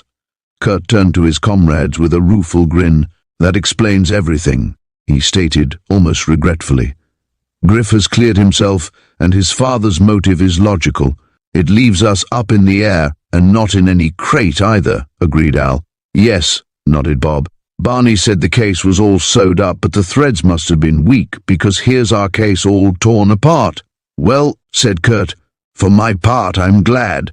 Since Griff and Mr. Parsons were cleared of suspicion, the other two agreed promptly. "I may be cleared," said Griff sadly, "but I'm not out of trouble. If I don't get this money to that man Jenks, is what we all call him, Toby Jenks, why, he'll call up Dad and then—" "We said we'd help if you could clear yourself," stated Bob. "And we will," agreed Curt. "With all our heart," added Al. "But how?" "Let me take the money out there," urged Griff. "Just keep quiet about catching me here. Even if the money belonged to your father, which the stockholders of the corporation might argue out with you," said Bob seriously, "taking it just overnight would be wrong, to say the least." "Why don't you go to Mr. Parsons, to your father?" suggested Curt. "He's got all this worry on his mind, trying to see what's wrong." "Yes," admitted Al, "I guess it would be better not to worry him about this. If we could see how to get around it, and still not let you take this money." "We suspected him," Curt said, rather ashamed but anxious to be as frank as Griff, whose manner and actions convinced them that he had been absolutely honest with them. "We suspected him of being mixed up in something." "Everybody suspects everybody else," admitted Griff. "Dad suspects Barney, Barney suspects me. I suspect the supply clerk and the bookkeeper of working together to get cheaper supplies here, and they suspect each other and everybody else, even you three." "Well," Bob waved the statement aside, "that isn't getting down to brass tacks. Think for 5 minutes, everybody. We've got to help Griff." Seeing their case destroyed, their chief suspect cleared, they turned loyally to help to retrieve themselves by aiding him. For 5 minutes no one spoke. Chapter 22. The Mystery Crate. "Father ordered us to drop this part of things," said Al finally, "but I'm glad we disobeyed if it helps Griff to get out of trouble." "So am I," admitted Bob. "But that isn't what we were quiet for, to talk about what we've done." "We want to know what to do," Curt commented. "That's what I was coming to," defended Al. "Let Griff stay here with you, Bob, while Curt and I ride out to the windsock. We can call up as soon as we arrive and then wait outside, hiding. Then Griff can take this money and come out and pay it. And then we will jump in from outside the door and grab it and jump through the window and—" "Is that the best you can do?" scoffed Curt. Al grinned. "It looked good till I said it," he admitted. "Then, that's you all the way," his brother challenged. "Quick on the trigger, and sorry when the bullet hits the wrong target." "I have a plan, though," suggested Curt. "Al and I can go out to the windsock, as Al said, to get a good place under that office window. Then, when Griff pays the money, we will be witnesses, and if the man tries not to give a receipt, we'll be on Griff's side. Better, but not perfect," said Bob. "I suppose the head sleuth of the Sky Squad has the one perfect plan." Al was sarcastic. "No," Bob was honest. "I haven't. I thought of having Griff call the man and say he'd be there bright and early with the money. I did tell him that when Lang left. He said it would be tonight, whether he got it from me or from my father." Curt was thoughtful. "Bad, well, if we could keep that Jenks man so busy, keep his mind so much occupied, he'd be too excited to think about Griff." Al was not very sure of himself. "We could," Curt astonished Al by accepting the idea. "Look here. If he isn't the ex-pilot, maybe the ex-pilot wrote that other autograph. Whether he did not or did, anyhow, the Jenks man had something to conceal, or he wouldn't have gone to the trouble of giving Al 2 specimens of writing to get mixed up with. Now, if we were out there, and Griff tried once more to stave off payment till morning, if he agreed, all right, we could come home and this money in the safe would be all right." "Logical so far," agreed Bob. "All right," If the man refused to wait, we could telephone in to Griff to find out. And if Jenks refused to wait, we'd walk in on that Jenks fellow and say we knew he was mixed up in something wrong about the airplane crash. And throw out hints, and so on. I think myself he is in it somehow. He'd bluster, maybe, but if he has anything to conceal, we could scare him, and then tell him to let Griff alone for the present, or tell his story to a policeman, and we might hint that he could explain a lot about the crash. I like it as well as anything you've suggested, said Griff, if you could get way with it. Trust us to scare him good and proper, declared Al. I'd ask him how about the brown plane, no good, argued Bob. We looked that craft up in the official registry and she's from out west, and while we know her markings, we haven't found her, and I don't believe he— I do, Al defended his deduction. I think he had it brought here for him to use, and then taken away again, and that accounts for his note everything okay, when the pilot left it there and he put the note on the seat to show he had been there. Then maybe this Jenks hopped off in the morning, met the plane Mr. Treadway was flying, forced it into trouble, wrote it down. But we saw the big cabin ship, objected Bob to Curt's theory. There was no other ship around. You can't be sure, argued Al. That brown crate might have been up above against the dark clouds in the sky. You couldn't tell if we heard one or two engines. He could have surprised Mr. Treadway, could have driven him into a dive. Something may have gone wrong. But Barney examined the craft when it was hauled in, urged Bob. Nothing was wrong with it at all. Well, Al was obstinate. I think what I think. Who owns the brown plane? Asked Griff. Did you look that up? Yes, we did. No name we know. No one mixed up in the case. It was probably hired by wire or telephone from somebody we don't know. It isn't important anyhow, Curt declared. Not right now. What do you think of my idea, Griff? I'm for anything that will tide me over till Lang gets back. Then let's do it. Al jumped away from the group and was already at the door. Bob hesitated a moment, then seeing how eager Curt was to echo Al's enthusiasm, he agreed. After the two started for the windsock, Bob sat with Griff, giving him the facts they knew, the theories they had formed for a while. It's tangled up and no mistake. Griff recovered somewhat, but no longer fidgety. Feeling that aid was being given him in his trouble rose. Look here, Bob, I was so excited I didn't eat any dinner. What say you stay here in case a call comes in while I run out and get some coffee and sinkers? Lock the desk first. I don't want to be caught here with it open. Right. I shan't need the slip that has the combination on it anymore.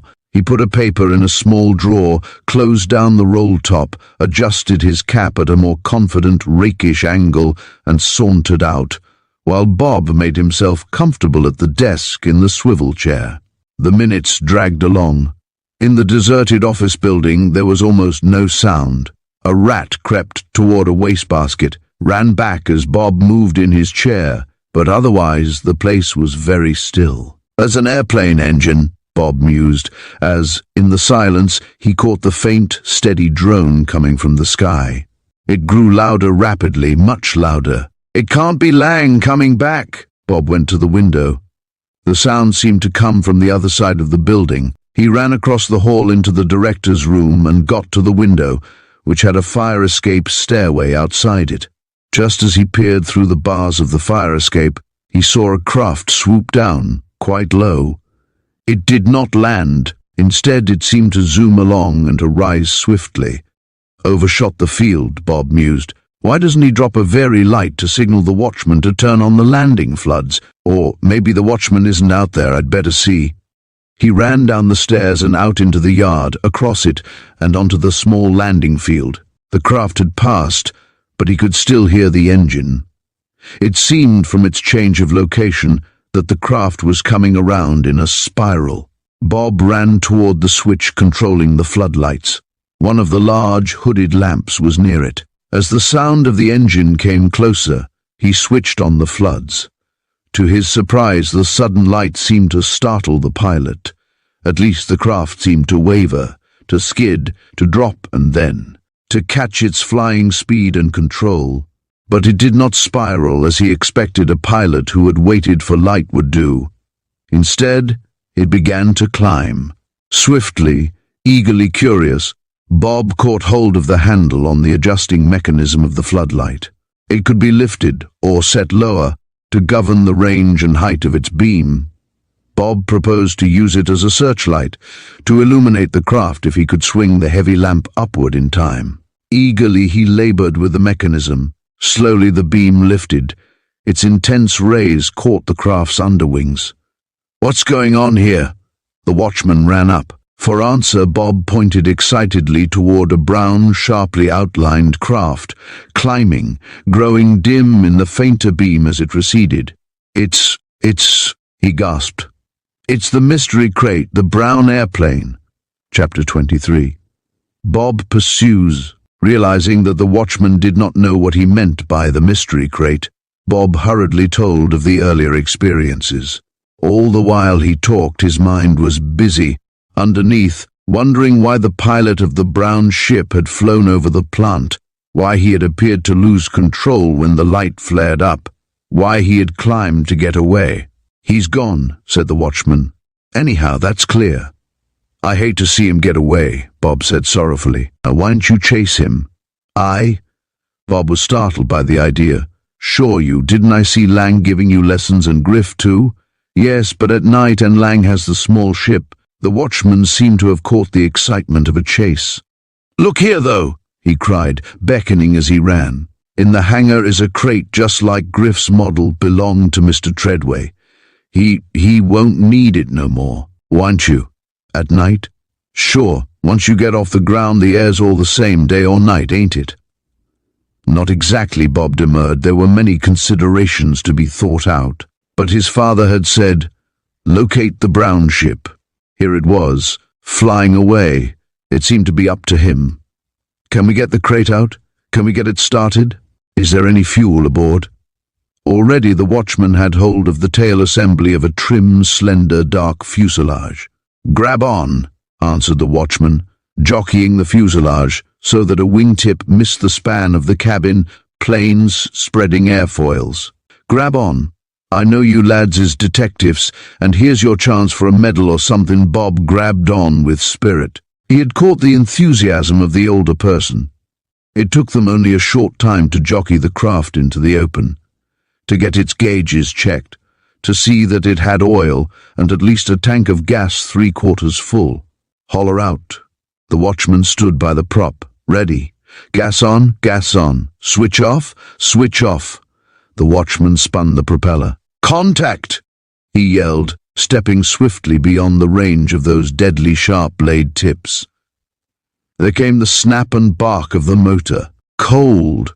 But Bob, feeling that for all the precious seconds it must waste, he ought to be safe before he might be sorry, allowed it to warm up, checked his instruments as he had observed Lang and Griff do, and then, as the watchman, obeying his signal, kicked away the chocks so the wheels could move forward, the amateur pilot, steady and cool all at once, glanced at the windsock, saw that he could take off straight down the short field, pulled open the throttle, tipped the flippers so the tail ceased to drag as the propeller blast caught the elevators, and began to race down the field. As he went, he tipped the elevators sharply, felt the ship sway a trifle, realized he was off the ground and moving steadily, climbing to the roar of the engine. He smiled a little. He had not forgotten to hold the ship level for the brief seconds that it needed to assume flying speed after the first hop from Earth.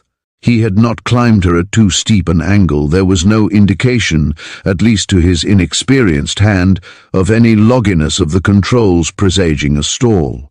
He was away. Now, he thought, with a sharp glance around the sky spaces, I am in for it. If nothing goes wrong with the machinery or the prop, I guess I can keep this crate level and get somewhere. But where? In those precious moments, the brown ship could have gone 10 miles. He was mightily interested in the aircraft plant, Bob reflected, letting the ship fly herself, as most well-balanced aircraft will do in steady air as long as flying speed is held. Now all that we have found out so far has centered about the aircraft plant and the windsock. Could he be around there? Or, as a new thought struck him, he gripped the stick a tiny bit tighter. Or, Maybe he's brought the brown ship back for some new stunt.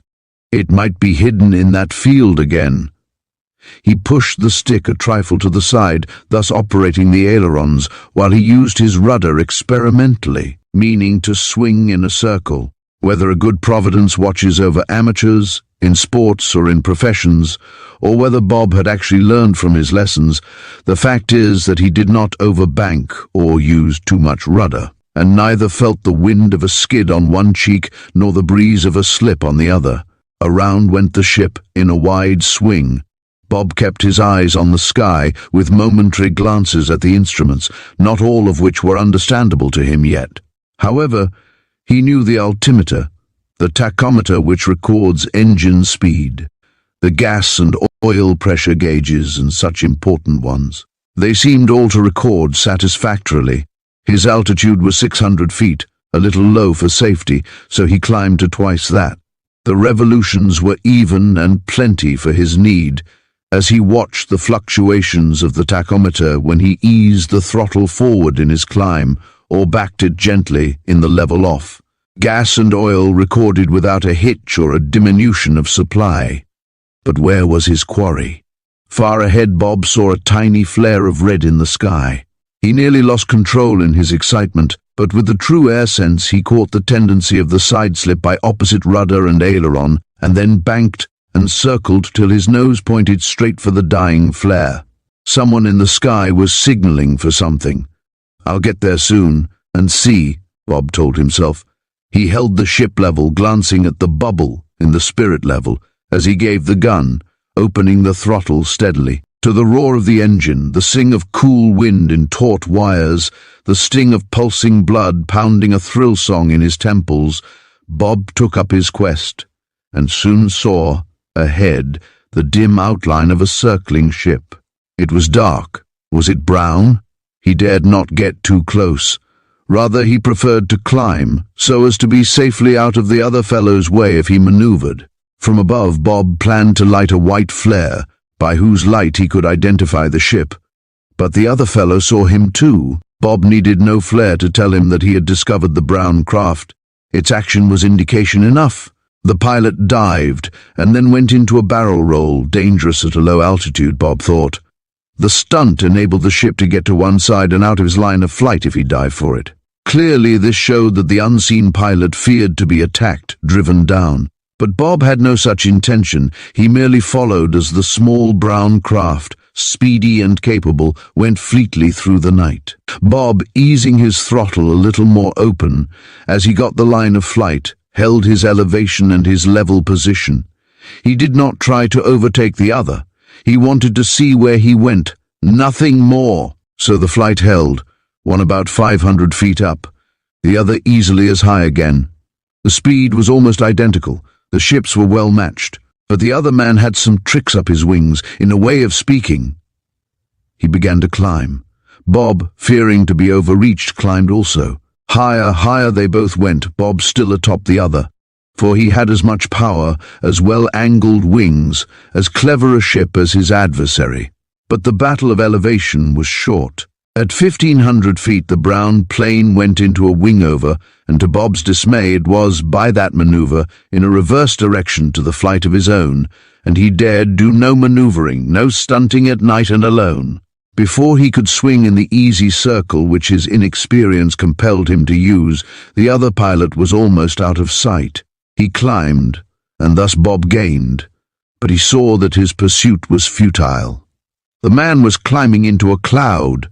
In its misty vastness, surrounding a ship like a fog, an inexpert pilot could not know, without continually watching his spirit level and other instruments, if he flew level or on his back, if he was going sidewise or straight toward Earth. To watch the instruments to fly by the dashboard was useless. He could not see to follow if he risked the feat. Disgusted, disappointed, he cut the gun and slowed his ship, and flew around toward the windsock. Somebody on the ground was burning several land flares, he saw. It told him one thing. The other fellow had been expected. His signal had been seen. For an instant Bob was tempted to try a landing to see if they would be startled, those people down there in the glare. Did they perhaps think he flew the craft they expected? It would be worth something to discover that. Or would it? The danger, the risk was considerable. It was strange territory to him.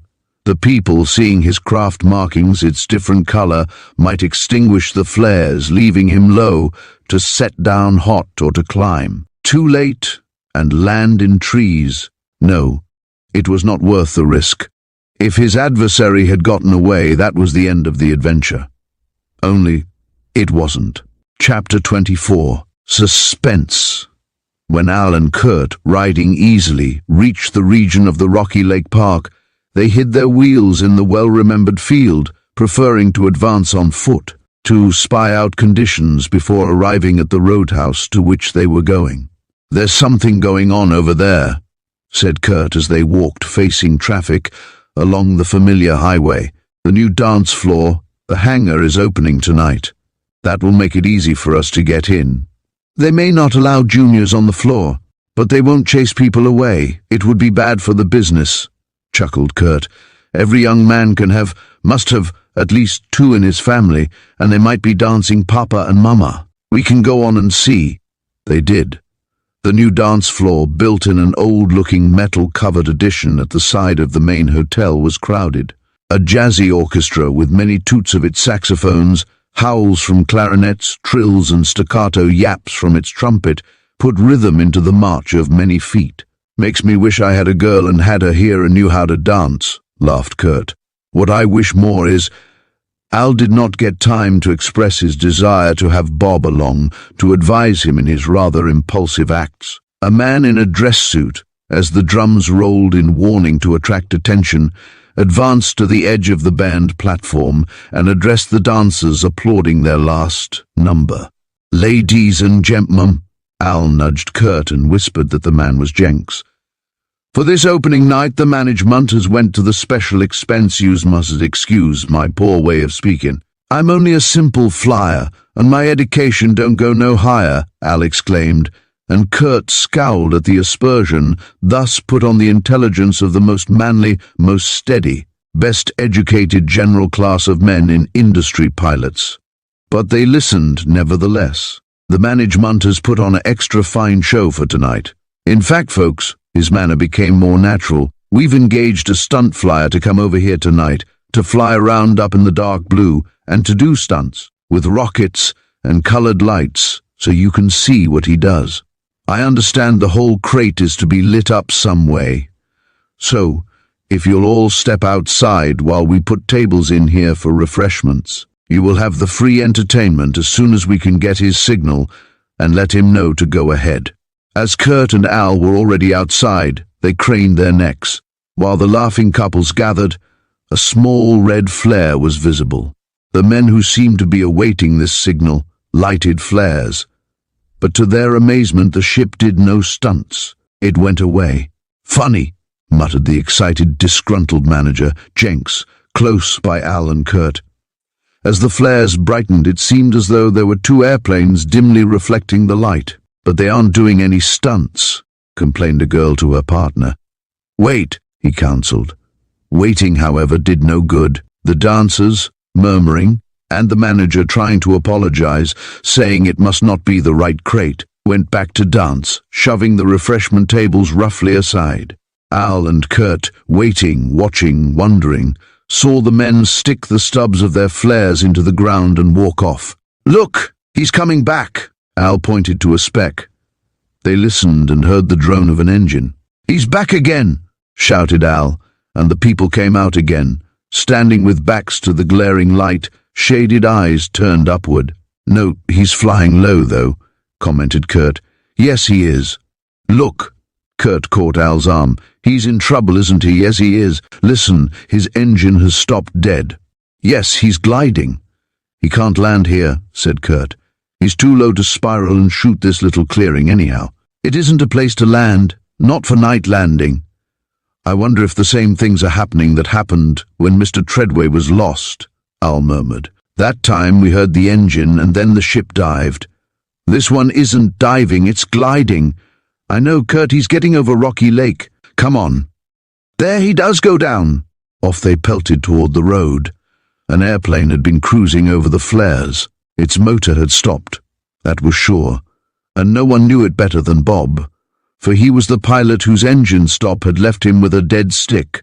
He must glide.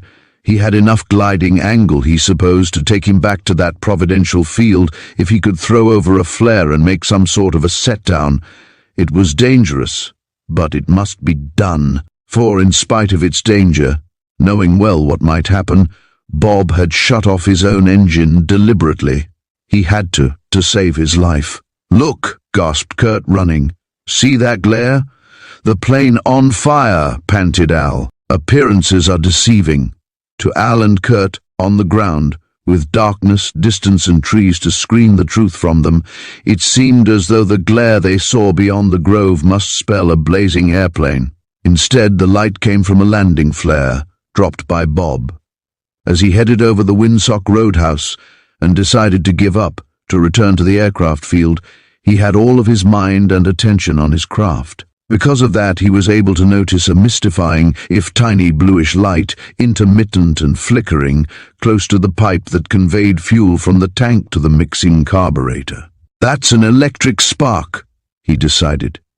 He was right. Somehow, either through one of those malicious acts which had already been done to other ships, or from a rubbing wire. Some electrical conducting wire had worn off its insulation and was bare, and each time it rubbed or touched metal, it made a spark.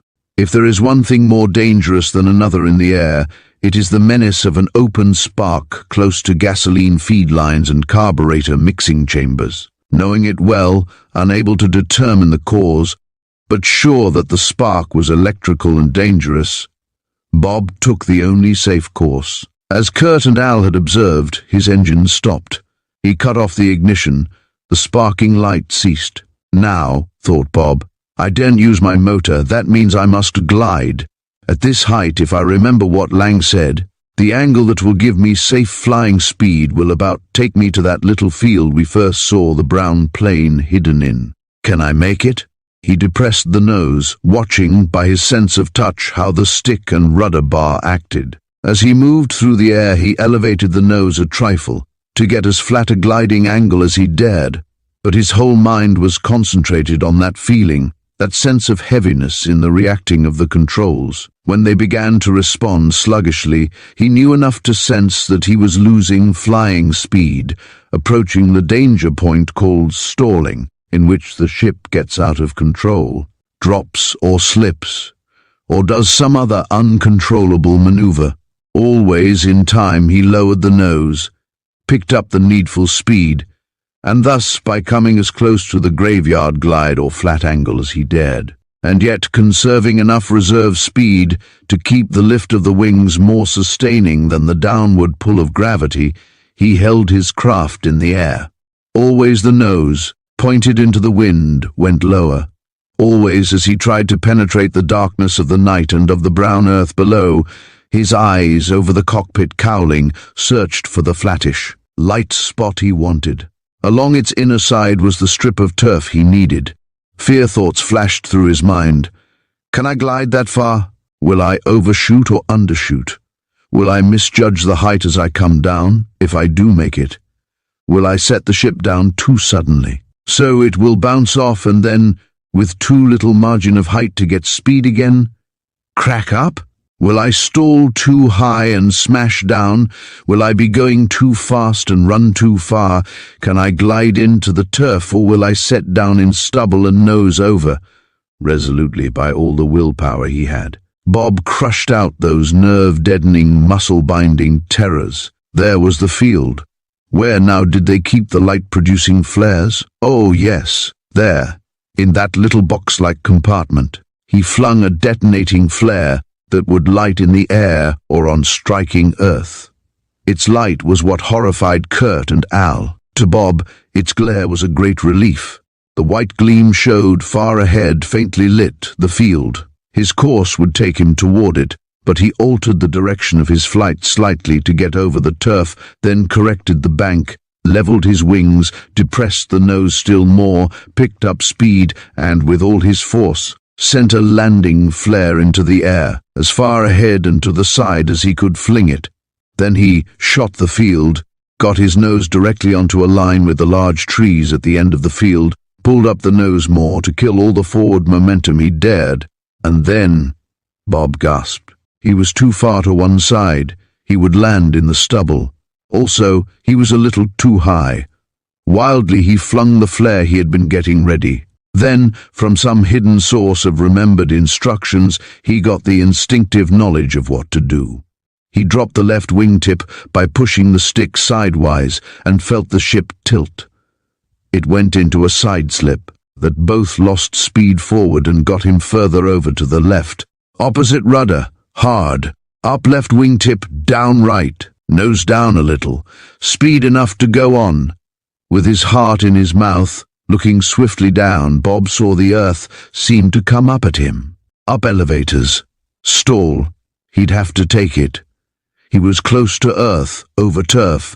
He must not keep that nose down and glide into the trees or taxi beyond the end of the turf. The ship stalled, landed with quite a jar, but the trucks held up, and Bob from his heart breathed a little prayer of thanksgiving. He had done his best, had held his head, and he was safe. Chapter 25. Crossed Wires. By the time Curt and Al got their bicycles and pedaled to the vicinity of Rocky Lake, Bob's flare was out, and they had no means of ending their suspense until they had looked around in the picnic grove and assured themselves that there was no burning airplane in sight. They rode along the highway. "Isn't that a flashlight in the old field?" "It looks like one, Al." "It is." They pedaled faster. Presently the pair reached the field. Soon Bob, using a small pocket flashlamp, was telling his brother and his best friend how the electric spark had worried him. "I knew the brown airplane was gone," he continued his explanation. "The only thing left for me to do was to head back to the plant. But I saw that quick little flicker close to the gas line and cut off the ignition switch." "What are you doing now?" "Tracing the wiring," Bob told his brother. "And here is a wire. It ought not to be run so close to the gas line. And here is another, away back under the dash instrument board. They crossed wires," gasped Curt. "That isn't right." "Certainly not," agreed Bob. "We've learned enough about airplane construction at the Treadway plant to know they don't do such careless things as that." "Then somebody deliberately did it," concluded Al. "It's part of the scheme to damage the crates." "It's worse than that." Bob climbed to the ground and faced his companions. His face, hard to see in the dark because he was saving his electric battery, was very serious. "It's worse than just tampering. Fellows, this is Mr. Treadway's own airplane." "I see," commented Curt soberly. "Someone wanted harm to come to the owner of the plant, and the someone made sure it would. In daylight," Bob stated, "that spark wouldn't be noticed. It was only by being out in the dark of night that I could see it. But crossed wires ought not to rub enough to wear out the insulation in a short time," objected Al. "Neither they did. Curt, the insulation was scraped away." They were silent for a long moment. The full wickedness of that deliberate act made each of the youths feel rather cold. They were dealing with something more sinister than an attempt to make away with small airplane supplies, to damage airplanes for the purpose of injuring the reputation of the manufacturers. As they had decided, the conditions seemed to indicate. "Well," Curt became practical, "you can't fly that ship home, not in that condition." "If we had some adhesive tape," Bob said, "I could tape the wires and get back to the aircraft field. I've got bicycle friction tape in my little tool case." Al ran to get it. "The place is hard to reach," Bob told Curt. "Maybe I could do it," Curt responded. "My hands are thinner and my fingers are longer than yours." As soon as Al brought the roll of pitched fabric, Curt, with the flashlamp set for steady burning, located the damaged insulation and began to work with strips of the tape, having some difficulty in winding it without pulling the wires too much. "This is going to be a slow job," he called out. "Bob, somebody ought to go and call up Griff to see if he has any news." "I think so too," Al agreed. "Why don't you both go?" Curt urged. "One could stay at the windsock and watch, and the other could come back with news, or Bob, you could ride back on my wheel to the windsock with Al, and then come on back here, and we two could fly back to the hangars together." Would you trust yourself with me, in the dark, flying this ship? Asked Bob. Something else may be wrong with it. That's so. I'll look it over. I know how they inspect them, Curt suggested. Al and Bob agreed and went to the two bicycles. Off they rode. There's that plane again. Al pointed to a tiny red flare high up over the roadhouse ground. He has come back. I suppose I frightened him away, Bob said. He probably thinks whoever chased him has given up, and he has come back. One thing bothers me, Al observed, forgetting his weary legs in the fresh excitement. Why would a crate that has a pilot who flies away from pursuit come back to do stunts? I can't answer that, Bob replied. Let's get there. See, he is looping, and he has lighted some sort of rocket or bomb that makes a trail of fire to show his stunt off in the dark. It's pretty, isn't it? Bob agreed with his brother's exclamation as the airplane, high above them, with fireworks leaving a comet's tail behind it, made a series of loops, dived, zoomed, made a sort of fire by side-slipping first one way and then the other. When they got back to the roadhouse, the display was over. Ground flares were going, and it was clear that the pilot meant to land. We're going to see who it is after all, declared Bob, thrilled by the possible revelation that was to come. Curt saw the gyrating ship and its glowing trail of sparks. He watched for a moment, and then went doggedly back to his work. If Bob needed this sport craft, Curt proposed to have it ready if careful, methodical work could get it so. Surprised, he heard himself addressed by a youth who came over from the farmhouse, whose builder owned the field. "What's going on?" asked the farmer's son. "Some display for the opening of the roadhouse dance floor," Curt replied, tightening down the tape and clipping off the end with his pocket knife. "I don't mean yonder, I mean here." "Oh, a little trouble. Cross wires." The youth did not understand, but he accepted the explanation. "Ain't you awful young to be an aviation flyer?" he asked. I'm not the pilot," Curt stated. He explained. Then, his task finished, he clambered down to see the glow of the distant, concealed ground flares and to guess that the Skyrider was going to land. "This is getting to be a regular aviator's place," said the youth to Curt. "Guess Pa ought to put up signs, places to land for rent. Do many crates land here?" Curt was surprised. "Well, look at them tracks." Thus having the spot indicated, even in the dim light Curt was able to see that deep ruts had been made, not only in the soft ploughed edge of the field, but also on the turf. He had no explanation to comment. It was unimportant. Something of greater concern was on his mind. "See here, buddy," Curt said, "will you help me warm up this ship?" He was searching for 2 stones or blocks big enough to hold the airplane still while the propeller revolved. "The pilot might want to take off now that I've fixed the damage." The boy agreed. Curt, locating several rocks near where the brown plane had once been hidden, set them under the wheels and then, realizing that the ship must take off facing into the wind, he got the youth to help him drag the tail around, to pull the whole ship as far up at the end of the turf as possible. "First time I ever worked around a great crate," Curt corrected, smiling in the darkness. That's a slang way of speaking of an airplane, and it means either a term of fondness or of disgust, according to how the user feels about his ship. "I see. Gee, wished I could be one of them aviator flyers." "You can, if you are willing to study enough," Curt said. "It means hard work. There's a lot to learn. But a fellow who has ambition can get to be anything he likes, not without being educated more than me." "You can pick up some education while you're studying in ground school," Curt explained. "After you learn the parts of the airplane, the way each one works, what it is for and so on, and how they are put together, you have to study about airplane engines, the principle of the internal combustion engine, and what all the parts are for and how they work. There has to be study of, aerodynamics, how a ship flies and why, and what different air currents do, and how to know their effects. There's navigation too, the beginnings of it anyway." "All that? I thought you got in and pushed something, and if there weren't so many people who thought that," Curt said soberly. we wouldn't have so many accidents. Flying is a science, and there's more to it than getting into the air and going somewhere.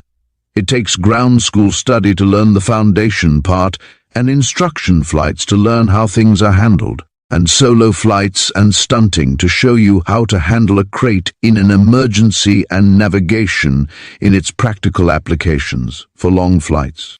But if you are in earnest, you can get all that and pick up practical arithmetic and grammar and so on in night school at the same time, not without money. No, unless you might come over to the Treadway aircraft plant and I'd introduce you to Barney, Mr. Horton, the manager. He might give you a chance to work as a grease monkey in the field, for he is awfully nice.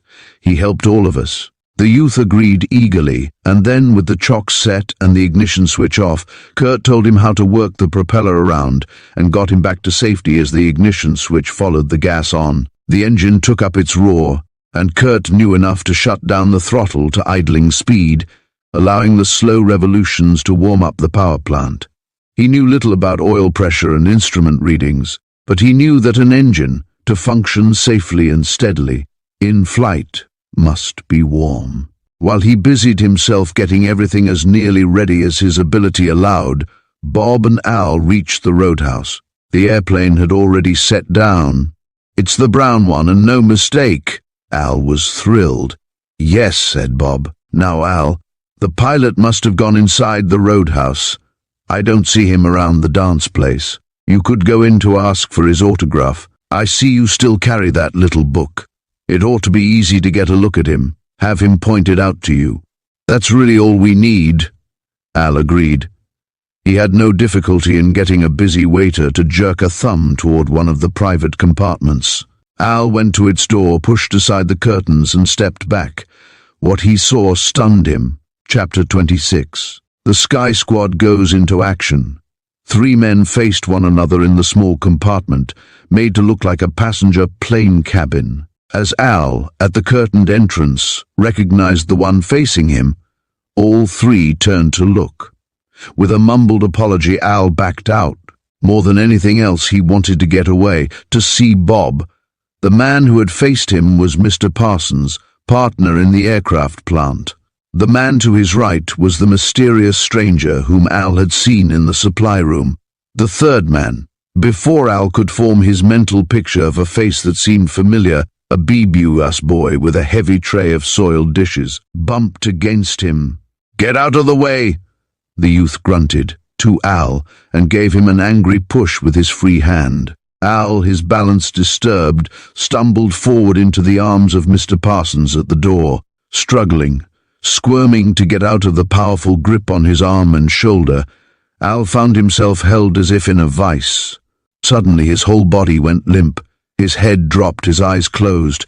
He sagged down and, surprised and disconcerted, imagining that the youth he held might have fainted in his fright, the man released him, lowered him to the floor while he looked up, intending to call for aid. Behind him another face looked out, the bearded face of the man Al had seen previously in the supply room. "What's up?" asked the latter. "I am!" cried Al shrilly as he tensed his muscles, swung free of Mr. Parsons as the latter bent over him. Like the leashed spring of a panther, Al's squirming, swift move took him out of danger. To cries, to shouts of surprise and of inquiry, Al eluded the grasping hands of a waiter, dodged a diner's gripping fingers, evaded the move of a man to block him at the door, and was free. Quick thinking and a ruse had prevailed where strength was not enough to accomplish his wish. Speeding along outside after vaulting the veranda railing, Al quickly located Bob. With a wave of his hand, Al signaled. His progress was swift as he scampered across the parking space, between standing automobiles, toward an old barn-like structure backed into the grove. Bob, seeing the wave and Al's progress, dodged, on his own part, among the cars until he rejoined Al in the open door of the old dilapidated barn. What happened? Al, pulling his brother back out of sight, recovered his breath. "I bumped into Mr. Parsons." "No." "Yes, and the man we saw in the supply room." "Well, what happened then?" "There was somebody else with them, and I didn't recognize him because I was so surprised and excited, but his face rang a bell, and I'll think who he was when I get quieted down. What made you run? Al explained. Yes, and there comes Mr. Parsons. He's looking for me, he ended. He has something in his hand, a package. Listen! Al drew Bob further into the dark interior. Bob, when I blundered in on them, those men had, what do you suppose? The company books. Al clutched Bob's arm tighter. You remember we hid when Mr. Parsons was in the offices. He took those books. Yes, Bob's whisper agreed. Now he's been showing them to that man we saw, and to somebody else. Mr. Parsons isn't as honest as Griff wanted us to believe. Bob shook Al's arm reassuringly. No, he admitted. I thought Griff's story was part of, what did they say in the war? Oh yes, it was camouflage, fancy paint to conceal something. If we could only get the books away from them and tell Barney, they may be coming to look for you. Mr. Parsons must have recognized you, Al. I wonder if there's a haymow over this old floor. You go along one wall and I'll take the other. We'll see. They hurried away from one another. Presently Bob called out softly and, following the wall, with one hand touching to hold his place, the other extended ahead to avoid bumping into any obstruction, the youngest of the Sky Squad found his way to Bob. There was a ladder against the wall. Bob whispered instructions and started up the dark, uncertain ladder. Bob had hardly reached the top and called down a low reassurance when Al almost scrambled in his eagerness to get up quickly. Voices were growing louder. Someone was coming. It must be Mr. Parsons. At the top of the ladder, Al fell softly onto the upper floorboards, and he, with his brother, bent attentive, strained ears to catch the low murmur from below. He's from the plant, a voice called, and Bob recognized the quick, sharp tones of Mr. Parsons. He was a boy from the plant. You got those books wrapped in record time. Someone else chuckled. Then, as the youths drew their heads back, turtle fashion, to avoid the glare, a match was struck. Nobody here, but yonder's a ladder. Better go up and have a look, said a third, deeper voice. We can't afford to have those kids snooping. I think Barney brought them into the thing. They're only kids, but they have eyes. Bob, with a twist of his neck, looked around in the dim upper room. Its end window, dirty and cobwebby, allowed the moonlight to stream in. The shaft of dull light streamed across slantwise. Bob, following its path with his eyes, touched Al's arm. Gently he directed his brother's gaze toward a corner. Sacks, used for packing corn or other cereals, were piled up there. By common consent, the two began a slow, cautious movement toward the sacks. But Bob, quick in an emergency, drew the whole pile, very cautiously, partly lifting the lower ones, to a darker place. Al, close beside him, divined his idea. They could hide under the large cluster of heavy burlap bags. By the time that a match was struck in the upper floor, they were lying, crouched, under a number of the burlap bags. Not here. Guess the kid was scared and ran away. Wait, though. Bob's breath almost stopped. Had the other man who came up discovered the sacking? Wait, though, the man repeated. We meant to compare the books tonight. That's why I took all the trouble with those stunts, to have a logical excuse for landing here. We can't now. Those kids may have telephoned somebody, whoever they're working for. Suppose we hide the books and get together tomorrow night. I'll take the crate back and come over by train. Good way. In their stuffy concealment, the brothers heard steps, low, muttered suggestions. Evidently a place to sequester the company records was selected. The youths quivered, and Al nearly screamed aloud as a sack was dragged from the top of the pile. But the sack did not pull off the ones they clung to over their perspiring heads. That's the stuff, on that shelf, and cover 'em up. Nobody would think of that place. Won't Barney miss them? Let him worry a little. It will do him good. The voices receded. The heavy tread ceased. Scuffling sounds told the brothers that the men had descended the ladder. Well, whispered Al, we're safe, and we can take the books back. Can we find them? They said on the shelf.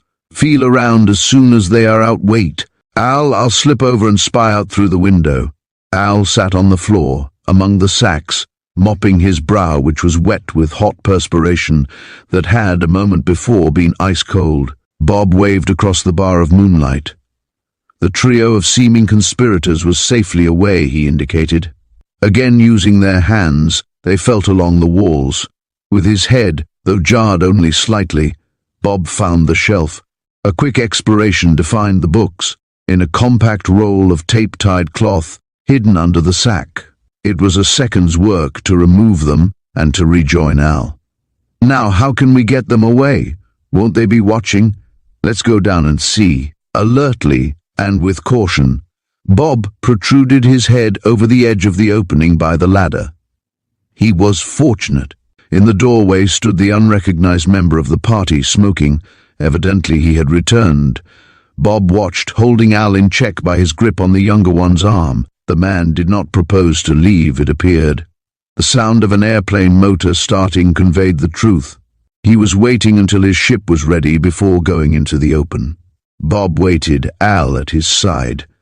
Neither moved more than was absolutely essential, but Al, try as he would, could not suppress the horrible inclination to sneeze, induced by the dust in his nostrils from the dirty burlap.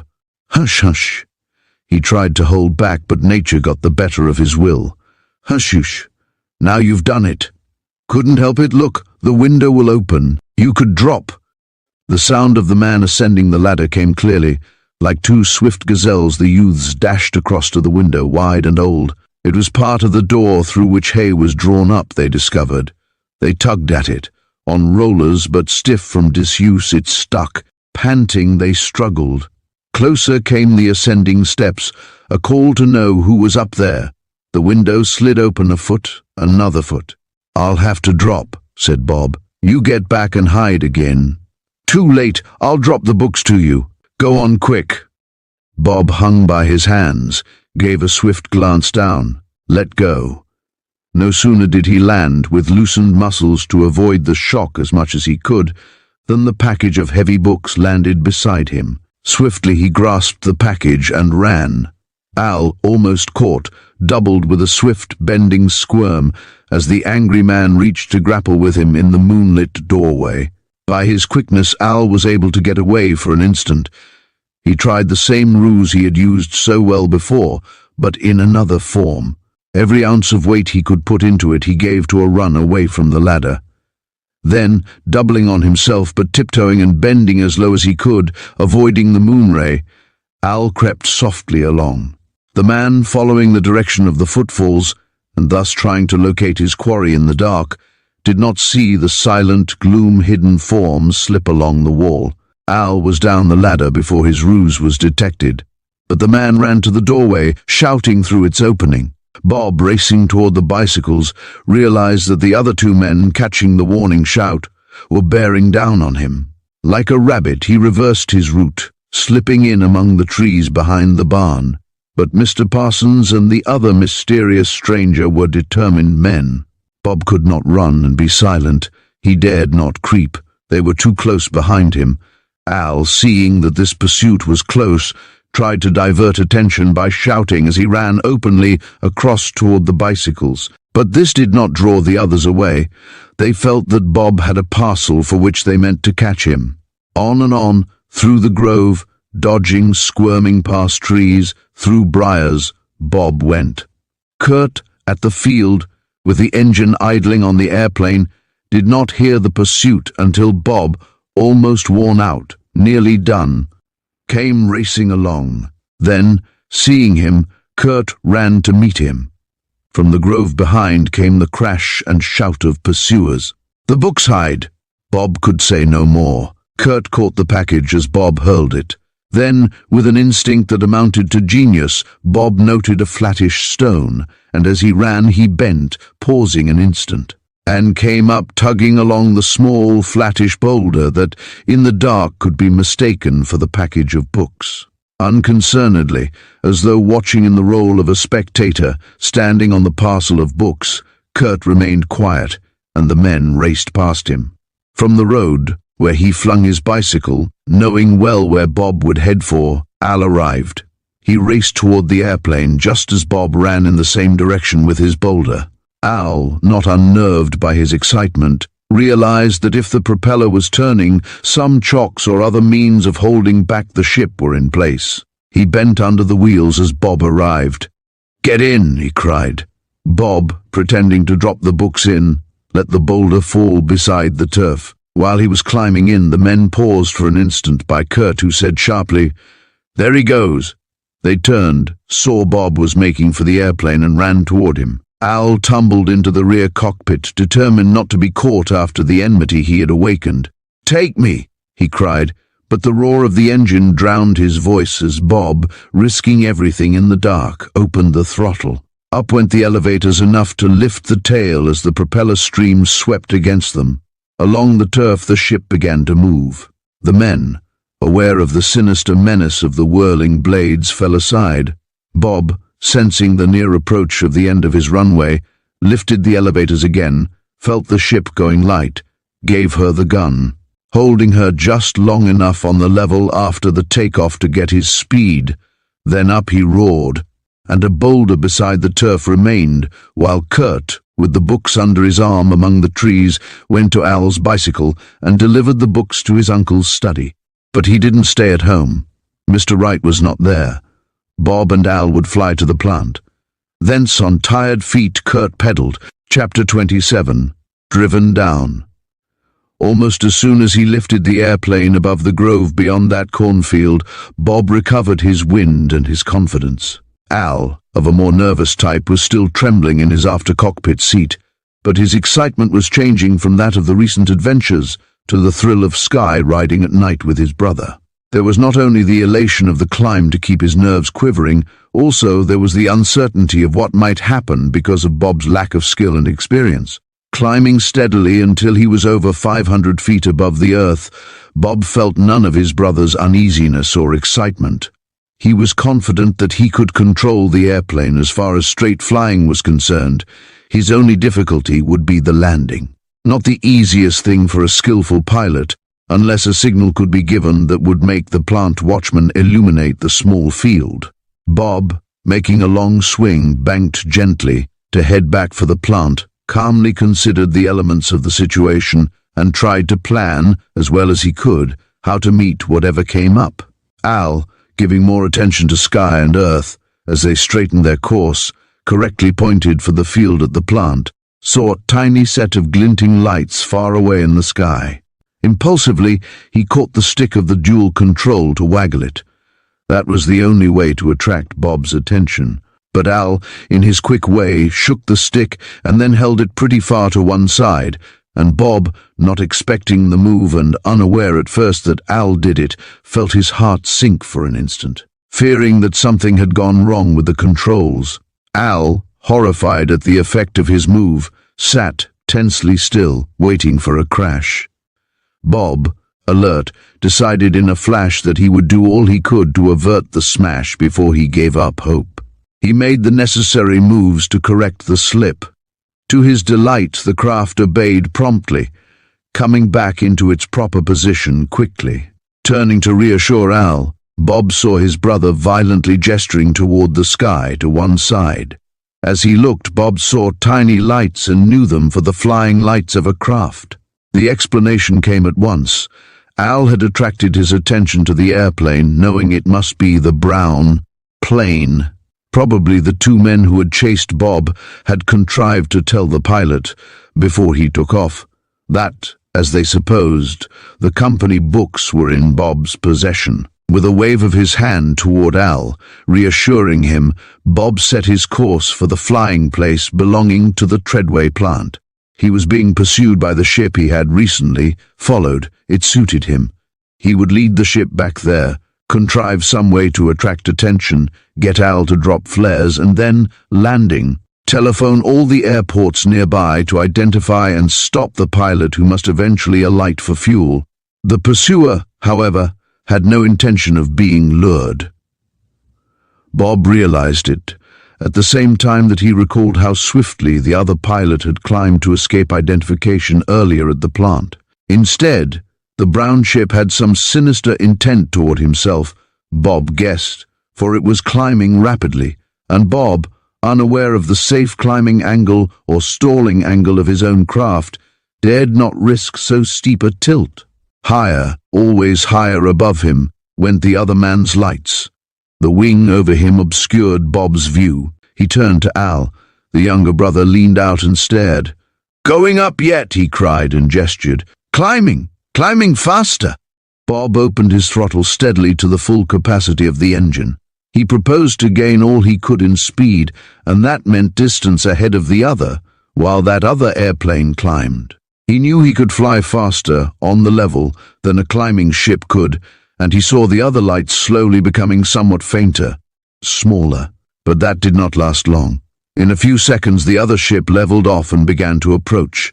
Bob, craning his neck to get a sight of the other craft beyond his own wing spread, saw that the other man, evidently angling down and pointing directly for a position above him, meant to overtake him and was quite capable of doing it. He had superior experience and skill. Bob realized quickly that the better part of valor in an airplane at night, under such conditions, was to give up. Or, at least to pretend to give up, he reflected. To carry out that pretense, he reached into the signal light stores and selected a light. This he tossed back to Al. His signal and his act were understood. Al knew that Bob wanted light. He ignited the flare, which proved to be a green signal blaze, flung it overside and watched its tiny parachute catch the air and suspend it. In that light he swung his eyes to see what Bob meant to do. The other pilot, arresting his dive, also flew along level and watched it appeared. Bob, lighted by the glowing green flare, pointed to himself and then pointed to Earth. The other ship, coming steadily closer, was quite plain in the illuminated space. Its pilot made a similar gesture, pointing first toward the airplane Bob piloted, then downward. Bob lowered the nose and began to spiral, as though looking for a spot on which he might safely set down. On a wider swing the other pilot flew, observing his act. Swiftly Bob summed up the situation.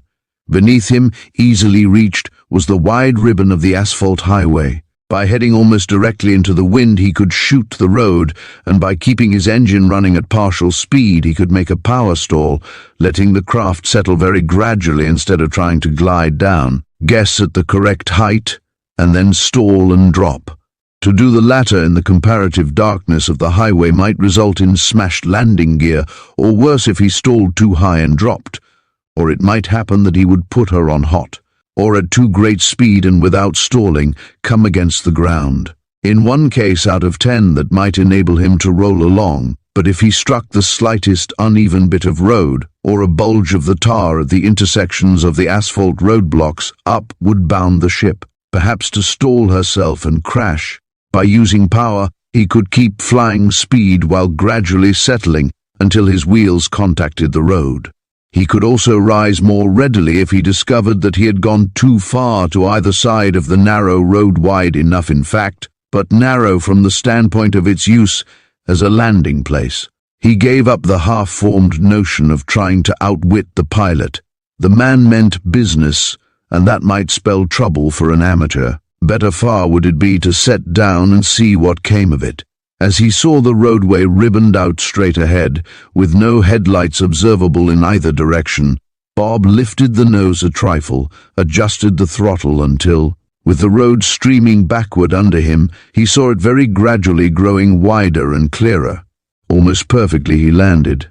Being a straight road, he had lots of time to taxi, with his gun cut, and his only care being to hold the ship on its wheels and not let a wingtip scrape the asphalt. To his surprise, the other pilot did not land. Instead, he seemed to be circling at a very low altitude, not 100 feet up, and with only bare flying speed, diving 10 feet to catch up his speed, and then climbing back to circle again.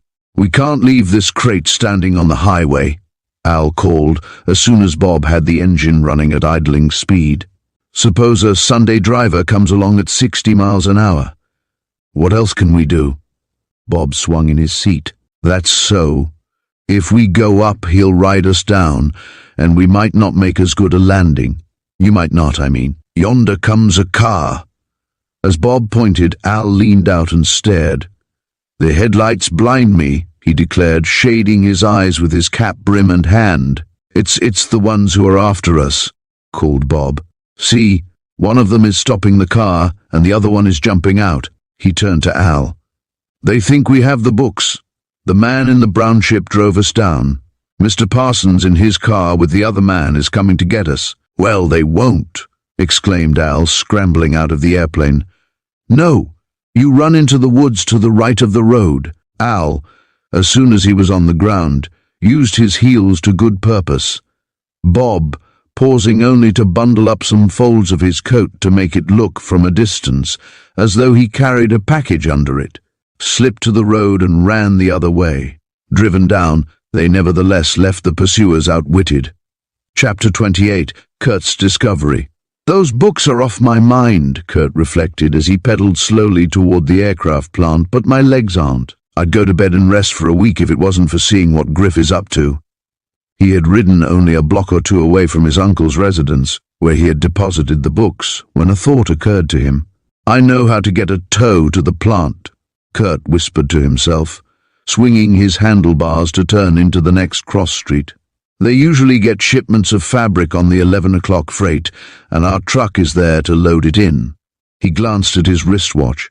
Yes, he told himself, it ought to be loaded or nearly so, and that means the truck will be starting soon. I'll ride along till it catches up with me and then let it pull me where I'm going. It was a reasonable notion, and well-founded. That it was sound was soon proved, for Curt saw the truck turning into the street just ahead, from the direction of the station. He had expected it to come from the street he had passed, but realized that it must have followed the direction it had been pointed instead of turning around in the station yards. Increasing his speed for the moment, Curt caught up with the tailboards of the large truck, took hold with one hand, set his coaster brake, and rode in comfort, resting his weary feet. To his great surprise, the truck turned off at a crossroad. What does that mean? He wondered. He let go and dropped back a few yards, intending to let the truck go, but it bothered him to decide what caused the change of route.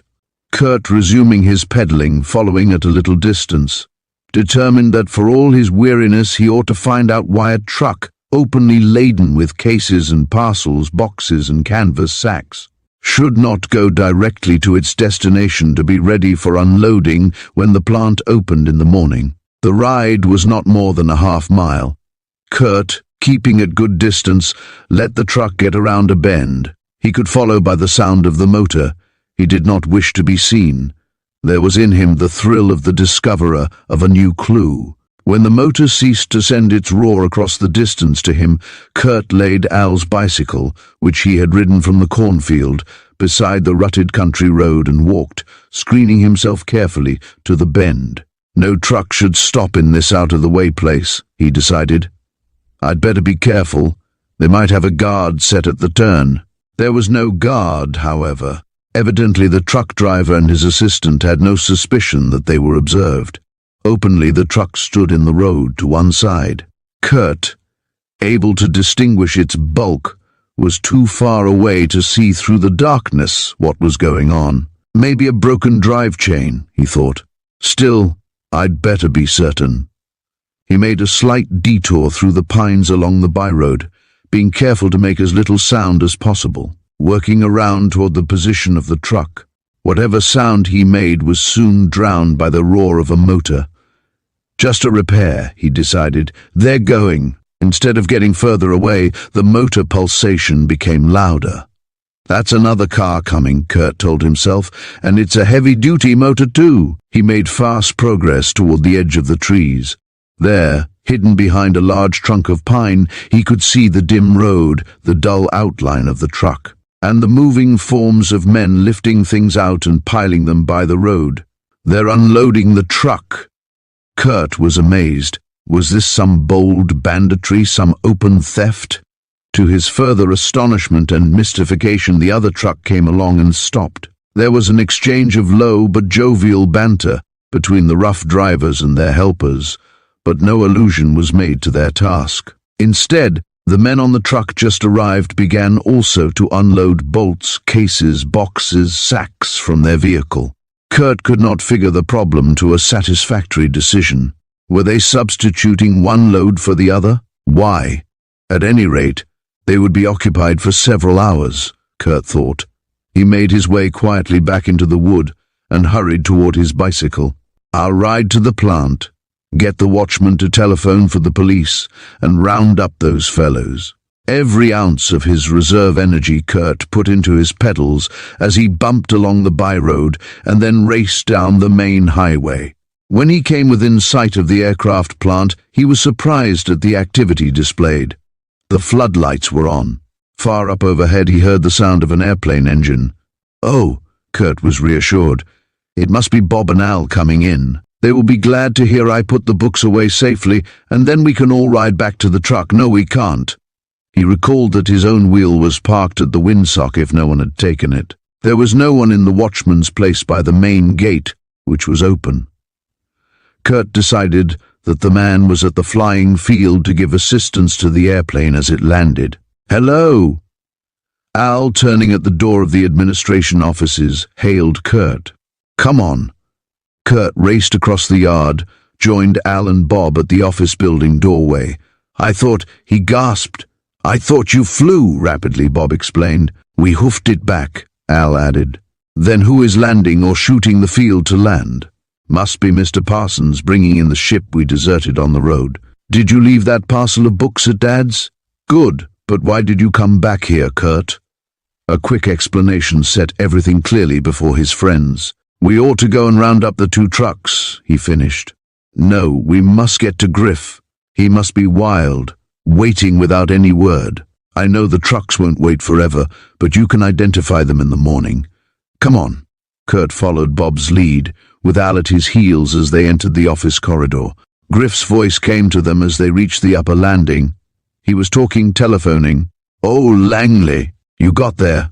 Good. What? Your uncle is gone? Gone. Gone. Lang where? You don't know. What'll I do, Lang? You don't know? Well, I do. And he slammed the receiver on its hook. Hurry, urged Bob as the trio raced to the lighted doorway. At the safe, kneeling, was Griff. He twirled the dial, clanged back the safe door, reached for the packet of bills again. Here, you mustn't, you daren't, that isn't yours. White-faced, Griff identified Al as the latter called his warning. I must, he snapped, and stood up, holding the packet. Over the offices came the drone of the approaching airplane circling for a landing. Al moved toward Griff. Get back! Griff was furious. Bob, behind him, snatched the packet of bills, flung it into the safe, slammed the door. Griff, with a furious snarl, bent to recover the packet, but the door was shut. He flung off Bob, who backed into Al and Curt. Heedless of the roar of the airplane engine as the ship came low over the office roofs in its descent, Bob, Al and Curt disentangled themselves, got to their feet. Already Griff was by the safe, the combination figures on the slip in his hand, the dial of the safe door twirling and clicking. Here! What are you doing, Griff? Bob cried out in dismay. With a quick glance, Griff measured them. His face was white, his jaw was set. His whole attitude was that of a terrified, trembling young man who had determined on a course he knew to be wrong, but which circumstances would not allow him to avoid. Don't, exclaimed Curt. You daren't, corrected Al. Your father has stolen the books, but you shan't. The safe door was wrenched open. Bob started forward, Curt at his side, to catch Griff's hand, to prevent this thing he felt he had to do. His fear of his father's anger was greater than his dread of the boys, it seemed. His hand on the packet of bills, Bob tried to stop him. Griff, with a scowl and a wicked word, kicked Bob's shin, avoided Curt's grasp and stood back, his face working. There was an interruption. Listen, Al, nearest the door, called the word. They were halted, frozen into statues with tense poses and straining ears. A step sounded in the hall. Instantly, white with terror, Griff flung the bills toward the open safe, kicked the door shut, turned like a hunted animal, and ran out through an intervening door into the next office, and, with Bob in hot pursuit, raced across the hall, into the director's room, to its window and down the fire escape. And Bob, at the window, felt a hand grip his collar. He was caught. Chapter 29. A confession. Without a struggle, Bob gave up. In the dark, he did not know who his captor might be, but he reasoned that if it turned out to be Barney, resistance would be less sensible than explanation. To struggle for escape if the hand on his collar belonged to Mr. Parsons would be foolish, and might make it harder for his chum and his brother to explain their situation. In his mind's eye, Bob recalled how the office had looked as he left it. Griff had kicked at the safe door, believing the money had gone in, but it had not. It had dropped on the floor. Unquestionably, Mr. Parsons, or Barney, or whoever held him, had come past that office but had not stopped there, preferring to make a capture of the only person he could put his hands on. Bob realized that non-resistance was a wise course. As he had surmised, he was led back toward the office. He was glad that he had done nothing, said nothing to explain the situation so far. The man who had hold of him, who urged him along the corridor, was Griff's father, the man from whom they sought to save Griff. At the office door, Bob, panting and choked a trifle by the tight grip on his coat, took in the situation swiftly. It looked, from all the appearances, as though Al were dictating from the slip while Curt manipulated the combination to open the safe. On the other hand, from another point of view, it might appear that the pair had recently had the safe open and were closing it. What made that more probable to an outsider's eyes was the package of greenbacks which Al held. "What does this mean?" Mr. Parsons, half dragging Bob along, made a quick, nervous advance, caught the package from Al with his free hand. "It means that you're—" Al began in his imprudent haste. Bob gave him a sharp, meaning look. Al, catching it, realizing that he had almost mentioned Griff, whom they had previously agreed to aid, was silent. "It means that we came back here," Curt began, and was interrupted by the angry partner of Mr. Treadway. "Not content with taking those books," he said angrily. "You want to take the company money? How did you get into my desk? Pick the lock? That adds another count against you." He released Bob's coat collar and strode to the desk, a flat-topped one in the center of the room. Catching up the telephone receiver, he made a call. Hello, give me police headquarters. Yes, thanks." For an instant, the members of the Sky Squad were stunned. "What's that?" Mr. Parsons spoke into the transmitter again. "He is out. How soon will he be back? Have him call Mr. Parsons at the aircraft plant." "Yes. Perhaps I can give him some tenants for the new cells in the police station." He hung up the earpiece. Bob, recovering his usual good judgment, began to consider the very difficult situation that faced the Sky Squad. Al, however, seldom thought before he spoke. More often than his brother, he was sorry for hasty decisions and sharp speeches. "You'll be sorry if you tell the chief of police," blustered Al. Curt, as thoughtful as Bob, trod on the foot of the younger captive, and Al, jumping away, refused to be warned. "I don't care," he cried.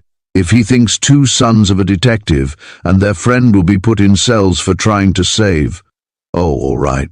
Bob, for trying to put money back into a safe."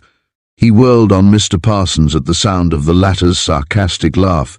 "That's what we were doing. If the police chief arrests us, we'll ask him to arrest you too." "Indeed, why?" "For taking the company books away, for showing them to somebody outside the firm planning how to get more cheap parts into the plant." "Oh, we know all about you." "How do you know I had company books?"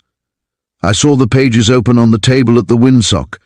"Indeed, young man," he swung to Curt. "Please go into the bookkeeper's room, unlock his book cabinet, and bring all the books you find." Curt, surprised, took the small key from their captor, went in and lighted the adjoining office, returning, finally, with an armful of books. "Do you know the books of a complete set when you see them?" "Bob does," declared Al, still angry, but becoming a little uneasy. He might have jumped to his decision about the books he had seen. He was always making snap decisions. "Examine that set, young manner, Bob." "It's complete," Bob admitted. "Exactly. Then why were you in such a sweat to get the others when we tried to?" Al's voice tailed down to nothing. He began to see how really guilty they could be made to seem. There was entry into the offices at night, an open private desk, a telltale safe combination memorandum on the floor, a package of bills beside the safe. For one chain of evidence, there was an intrusion on a private conference at the windsock and the subsequent escape with the books for a second.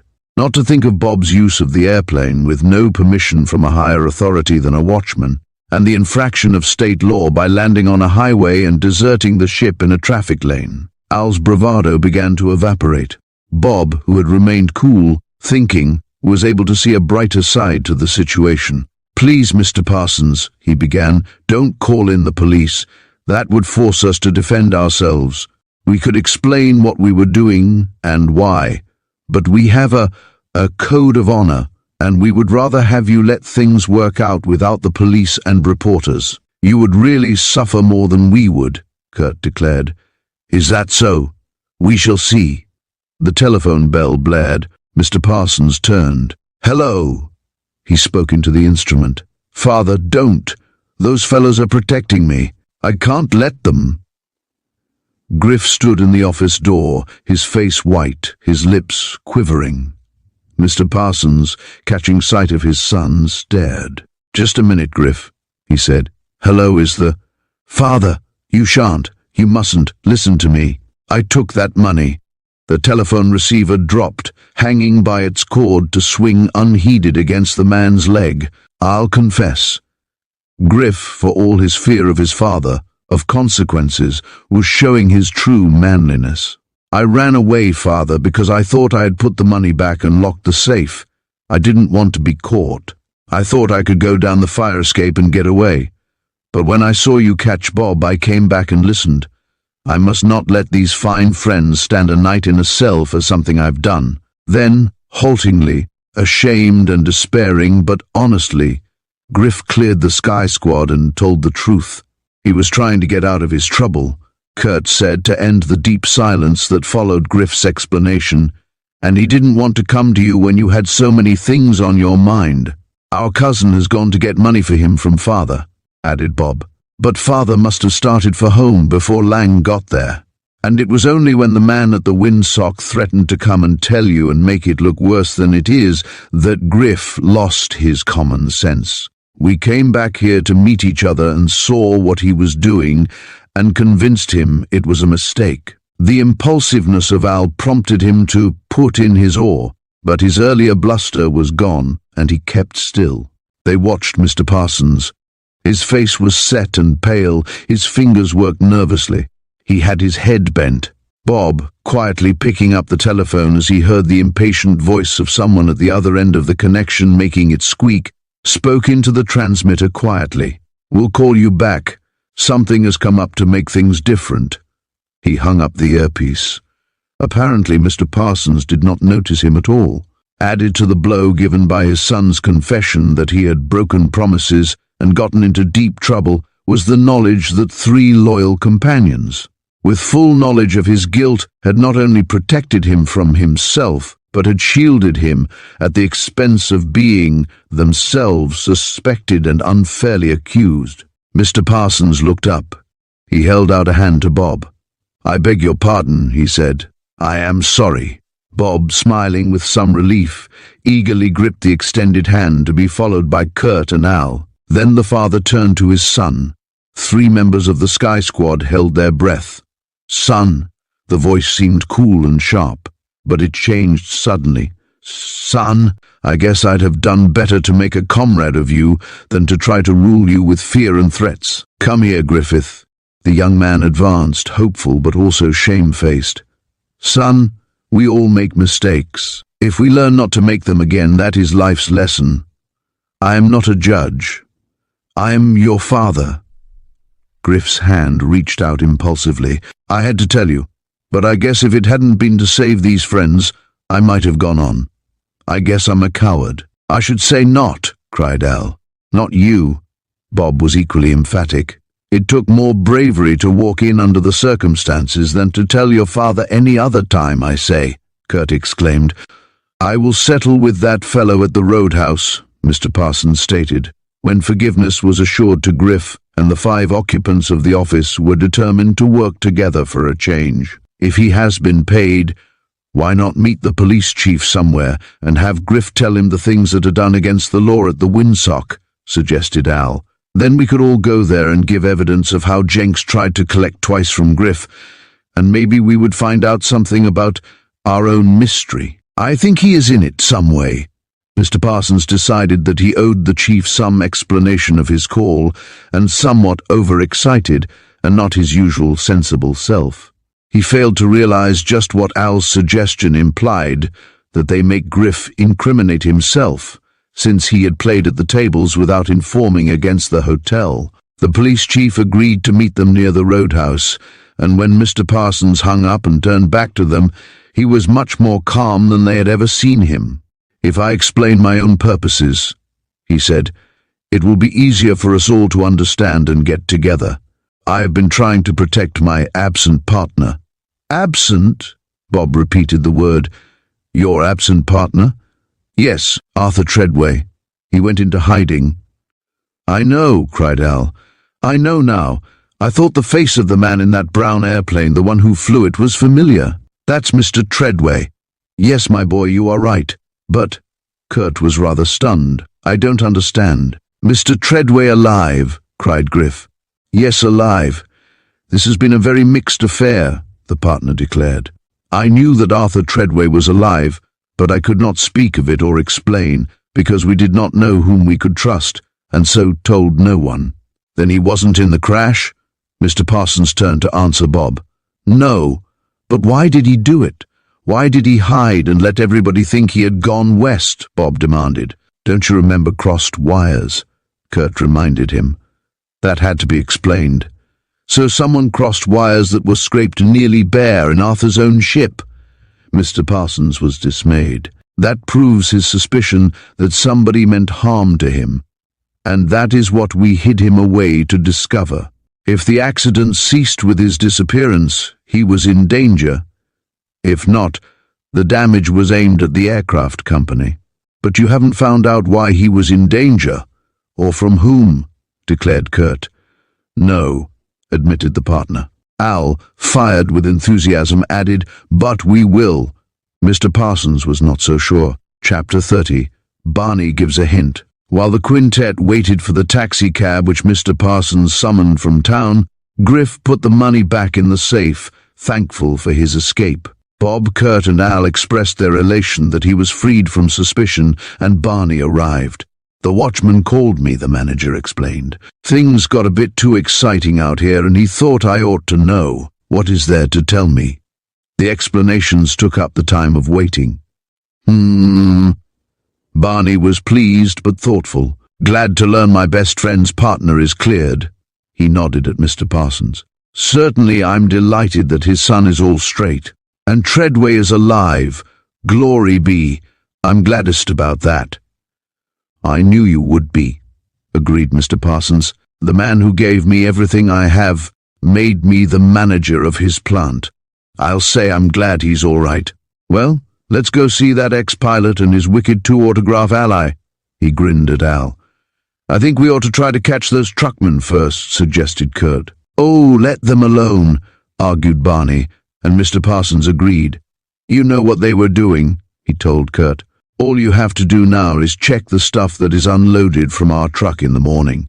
If that turns out to be poor material, trace the other truck. Get your proof, and at least one part of the mystery will be easily solved. They went out and packed into the taxicab, giving its driver direction for meeting the police chief at the edge of the picnic grove. When they got there and related their experiences, they were daunted to find him decidedly lukewarm about rounding up the ex-pilot and his roadhouse manager. I don't think the idea is so good, the chief of police stated. Griffith Parsons has no receipt. He can't actually prove that he paid real money or that he paid at all. Anyway, now that his father knows the whole business, that fellow, Jenks, hasn't a chance to collect again. He won't dare try. Just what do you want me to do? There's this note put on the airplane, and he's trying to avoid showing his handwriting by giving me 2 autographs, Al suggested. In a way, I'm sorry to destroy that clue, said Mr. Parsons, but when we get to the roadhouse, you will see that it has no value. What did you want me to do? Repeated the police official. We thought of facing the manager, Jenks, with Griff's evidence of how he permits gambling to go on and other things outside the law, and making him tell us what he knows, Bob urged. The man shook his head. Oh, I know what you're thinking. The officer chuckled as he eyed Bob, Curt, and Al. Graft hush money. But that isn't it at all. As far as Griff's information goes, we'll take care of that better by making a raid when the place is crowded and the barn is actually in use for illicit purposes. But don't you see what you are doing? The chums shook their heads. I do, said Barney, and Mr. Parsons agreed again. If we offer to make him tell with a threat of what we will do if he refuses, we are compounding a felony if we get him to tell anything and don't go through with the legal steps on the face of our evidence. That's it.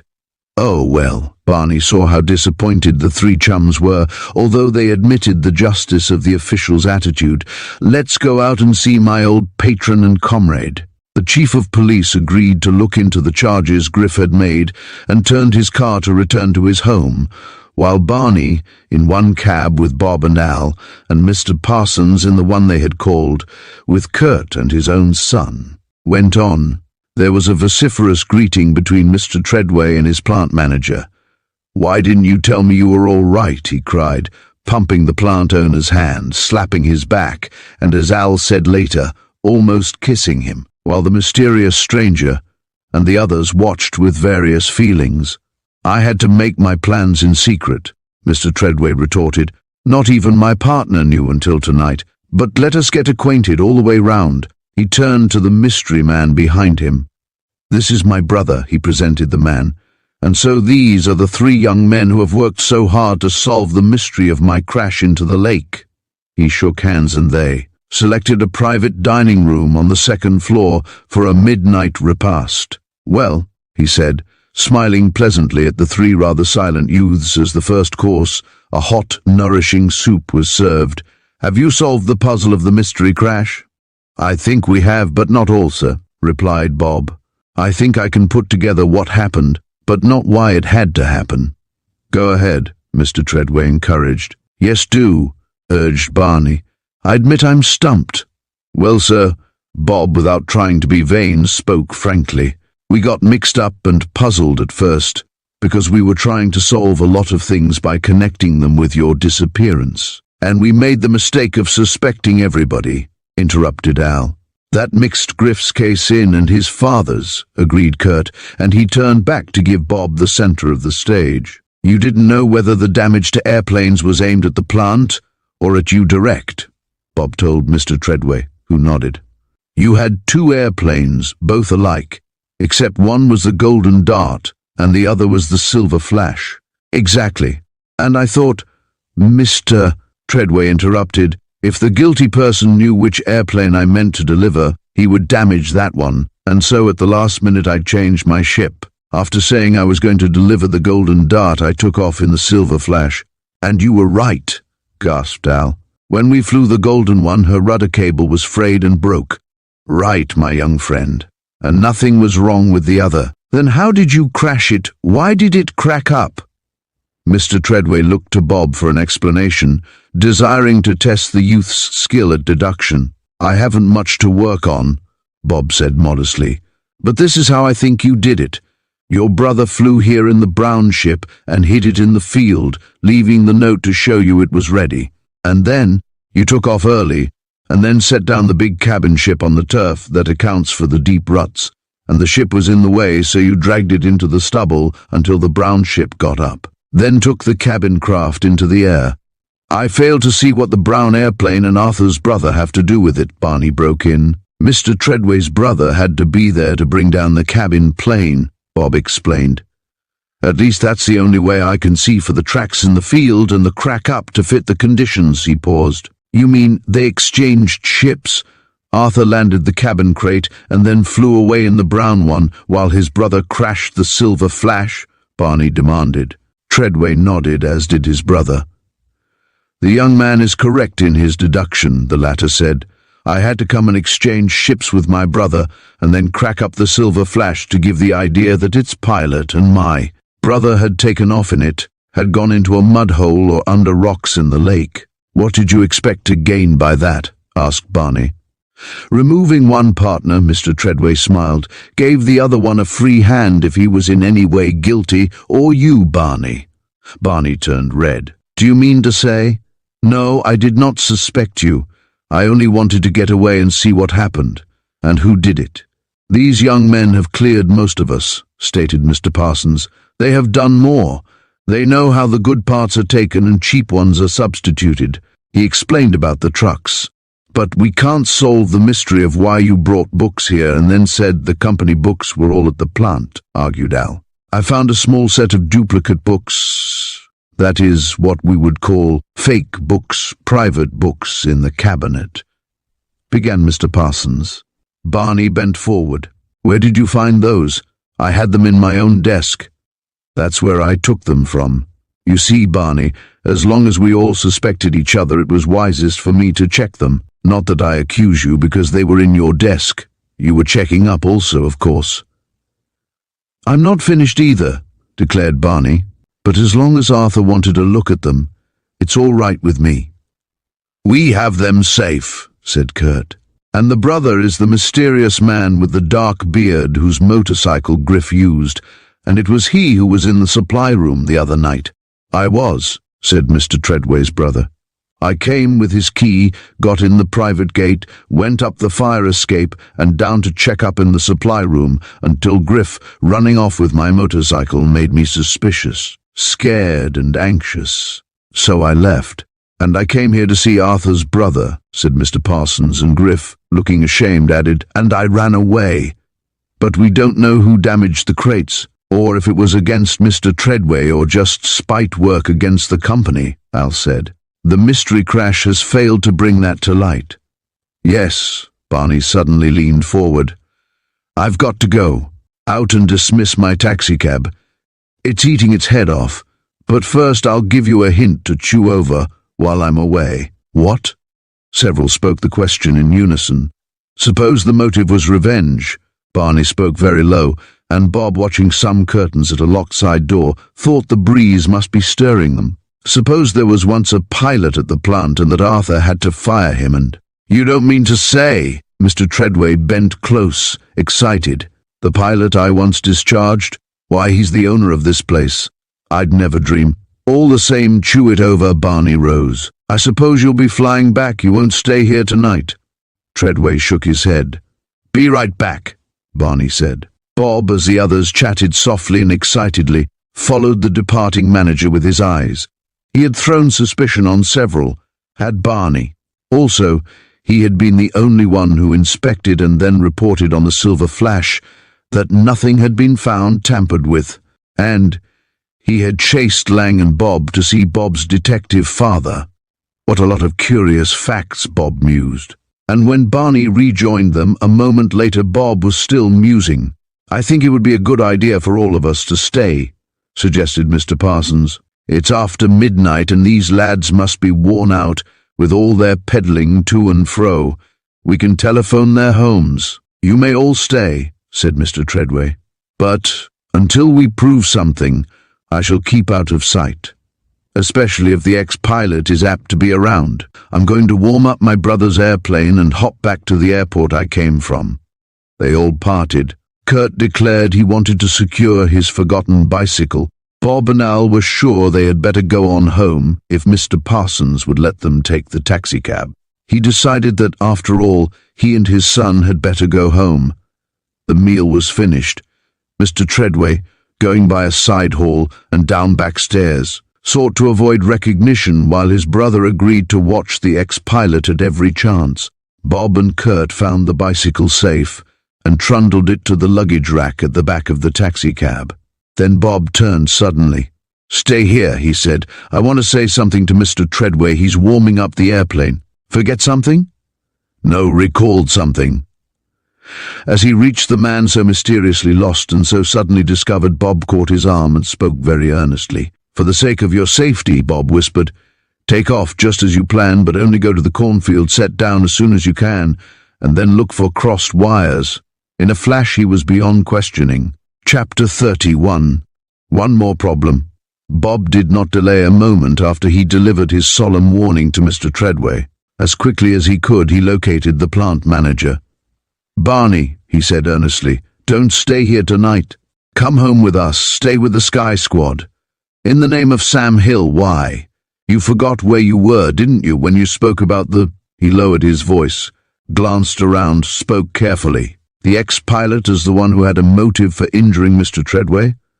Well, I guess I was thinking pretty much of what I was saying. I know you were.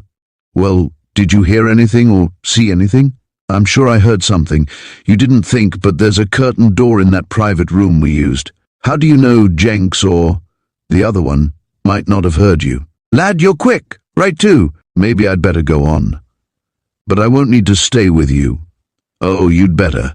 We can take turns watching." "Fiddlesticks. It's not as dangerous for me as that." "At least come back in the taxi with us." "Oh, all right. I'll do that. But I'll go on home then. Won't you come on, please, right away?" Barney, half amused at Bob's concern and partly wondering what caused it and if he actually had been spied on, overheard. And realizing even better than did Bob, he thought, how dangerous such an accusation might be. Barney agreed. The ride back to town was taken up with discussion of Barney's hint, but through all the talk, Bob was rather quiet. It was decided that the 3 members of the Sky Squad would be taken home first. Then Griff and his father would go on, leaving Barney to finish the ride to his own home. As the car drew up in front of Bob's house and Al began saying his goodnight, quite sleepily, Bob turned to Mr. Parsons. "What do you say to going back to the plant after you drop Griff and getting the real set of company books and bringing them here? We can work on them together and see if there is anything in the private set that doesn't agree with the others." "Why not wait until morning?" suggested Mr. Parsons. "Aren't you worn out?" "What books?" Barney asked. "Oh, that's so. I remember. You said you had them. Put them away carefully, don't leave them out." "Oh, we will," agreed Al, overhearing. "We'll put them in the big desk in Father's study and lock them up." "Well, good night," said Curt. He had been invited to stay, but he preferred to go on home. Bob threw in a suggestion. At that, he said, "Curt, why don't you let me telephone your mother and you stay, and Barney could wait with us till Mr. Parsons comes back." "Well, come to think of it, why not?" Barney decided. "If it won't wake up your folks." Bob assured him it wouldn't. His mother must still be waiting up, he declared. There was a light burning in his father's study. "Good grief," he cried. "I never thought, supposing Dad has come home?" "I'll bet he has," Al agreed. "Let's go and see. Will you come in with us?" He addressed Barney, and the latter cordially agreed. "I guess we'd better let you wait in the living room till we see whether it's Dad or Mother. She might not be dressed for company if Mother is sitting up." Barney agreed to wait, and Al went to the door to call Curt in to telephone home. The den, into which Bob turned, closing the door quietly, was occupied, as he had all along suspected it would be, by his father. "I heard that you weren't in the other city," Bob said, after a hasty greeting. His father saw his eagerness and let him talk. Lang flew there to get help. He sketched very swiftly the incidents of the night. "Now, Father, what brought you home? Have you?" "I have suspicions, yes." "Then you've been working on the mystery?" Bob asked. "All along. I pretended to be busy on another case because—" "You suspected somebody?" "From the start. Yes. Did you?" Aren't until tonight. But I know it's the same person, and I've got him in the living room, and I want to pretend to him that we are guarding him from someone else, while we keep guard to see that he doesn't take fright and escape." His father framed a name, and Bob nodded. "What is your proof?" demanded his father. "He came to a detective at the very first. He has put suspicion on everybody else. He seems terribly anxious about those books." circumstantial evidence justifying suspicion but not proof. However, I've learned that some people, probably using assumed names, it may all be the same person, have been changing aircraft stock into gold. What is your plan, son? We must keep him from guessing that we suspect and keep him where we can watch him. The way I plan, if you agree, is this. Father, if he is the guilty one, he is terribly dangerous. He must have crossed wires on Mr. Treadway's airplane before the owner left the plant hoping he'd have a short circuit, set the gas on fire and come down in flames. Then he thought the Golden Dart was the cabin ship to be flown, and he frayed the rudder cable. When he discovered the other ship was going, he might have crossed wires on that. Remember, he mentioned crossed wires back in the other city, and he's the only one who inspected the Silver Flash when she crashed and was hauled in. So we must keep him here where we can hold him if he makes a move. Right, get him in, son. We will pretend to study the books and I will watch his reaction. And if he doesn't betray himself, we will let him go. He cannot leave tonight because if he has been taking stock and exchanging it for gold, he probably had to bank it. He wouldn't leave it in his house, would he, son? We can have detectives watch his house all night. Father, fix it with the chief of police while I get him. Barney was ushered in, Al and Curt joined them, and the three of the Sky Squad lined up on the Davenport to watch Barney as the detective discussed the case. But Barney did not betray any uneasiness. He was clever, Bob decided. Mr. Parsons, for whom Al watched to let him in without awakening Mrs. Wright, brought other books, and they were all busy. We've discovered something, Al exclaimed after half an hour. Sky Squad will now report, chuckled Barney. He turned to Bob. Go ahead, Chief Pilot. Bob, very serious, nodded. Was Barney getting fidgety, or was he simply eager? What have you found? His father prompted him. We've solved one mystery. How the bad parts are coming in, said Bob confidently. Curt, bring the false ledger and the real one. All heads bent interestedly. Notice how those tiny pencil ticks are made in the beginning of some entries? Bob pointed to several. There aren't any in the regular ledger, but the entries correspond, and they are always worded in a queer way. See this one, about fabric. 10 bolts fabric, cotton, quality A-X100, he quoted. Now all the entries that are ticked in the false ledger are backward like that, and the same in the regular book, but no others except the ticked ones are. That's curious, muttered Barney. What else? Here are several bills of lading that weren't entered Saturday, just slipped into the back of the regular ledger. Bob drew them out and unfolded them. One is all right, but the other is made out backward, the same as the ticked ones, and it isn't a real bill of lading at all because it is dated for today, and the shipment that arrived today isn't to be delivered until tomorrow, and we saw the two trucks exchanging goods on the byroad, or Curt did. Very clever, but what does it prove? Asked Barney. This bill of lading being dated ahead and being one of the backward wording sort shows that those are the entries that are queer.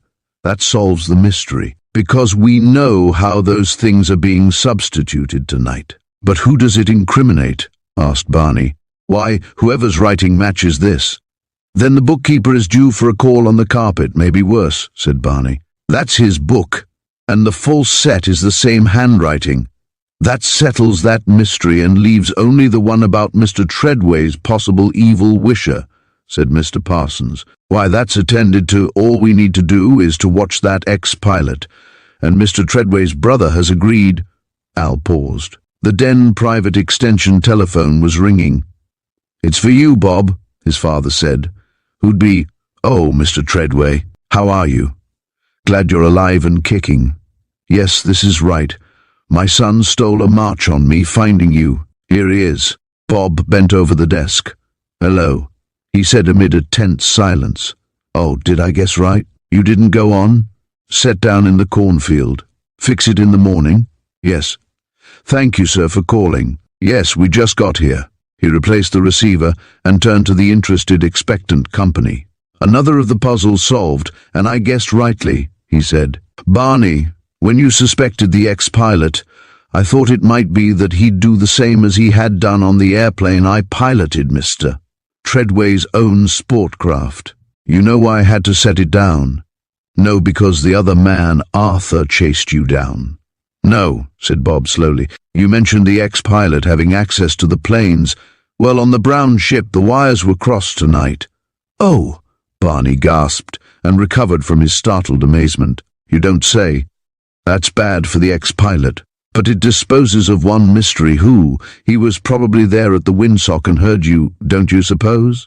Looks like it. Well, now that clears up.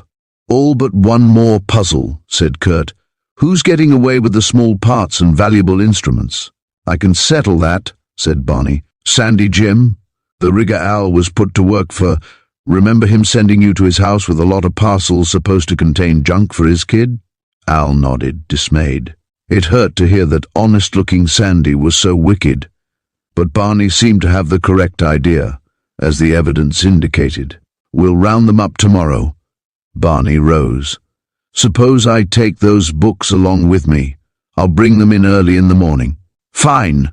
Bob jumped up, gathering the books. There's a summer shower wetting the streets. I'll wrap these in paper for you. When he returned with the parcel, all good nights had been said and the party broke up. Son, said Mr. Wright to Bob, what do you think now? I can't say. He acted all right, but he always has done that. Who? Al was sleepy but curious. Barney. You don't suspect Barney? They nodded. But how can you? He has helped us, and he's Mr. Treadway's friend, and I always thought a criminal had to have a motive, prompted his father. I attached no importance to one fact I have discovered, until I felt sure of Barney's guilt. Now I do. This might be his motive. Years ago, Mr. Treadway won the girl whom another pilot was courting. The man went from bad to worse, threatened, and then disappeared. Jealousy, hate, gasped Curt. But Barney, of course that was not the pilot's name. He must have changed his name as well as his appearance. Then, Father, how did you know it's Barney? How about the ex-pilot? Couldn't he? No, Al. He worked for Mr. Treadway after the latter married. Well then, good cracky. Bob, you gave the culprit all the evidence in those books to destroy. No, Bob smiled. Dad's encyclopedia is shy 4 volumes, and there are 3 vitamin books gone, and Barney has them. The real books are in their places on our shelves. Then they did compliment him. Chapter 32. Flight. When the sun peered through dispersing summer storm clouds, it saw 3 alert, wide-awake youths, a little tired but very tense, in the testing field of the Treadway aircraft plant. With them were Mr. Treadway, the chief of police, Mr. Parsons, and Griff. Is Treadway's speed plane fueled up? Mr. Wright came over from the offices where he had deposited the company books in readiness for later use. His question was addressed to Griff. Ready, sir, the young son of Mr. Treadway's partner responded. All plans arranged, Chief?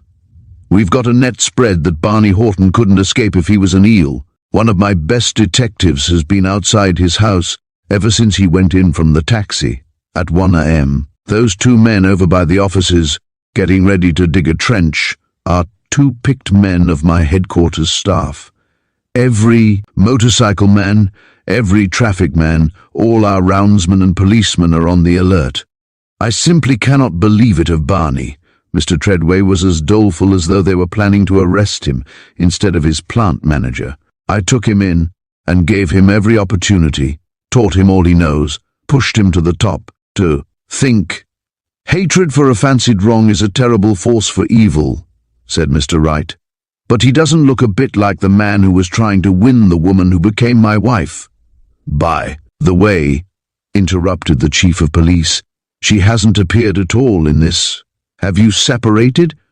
Isn't she? Oh, yes, quickly. She is alive. My wife is away in Europe. That is the reason I decided to disappear. I knew that news of it would not reach her before I came to life.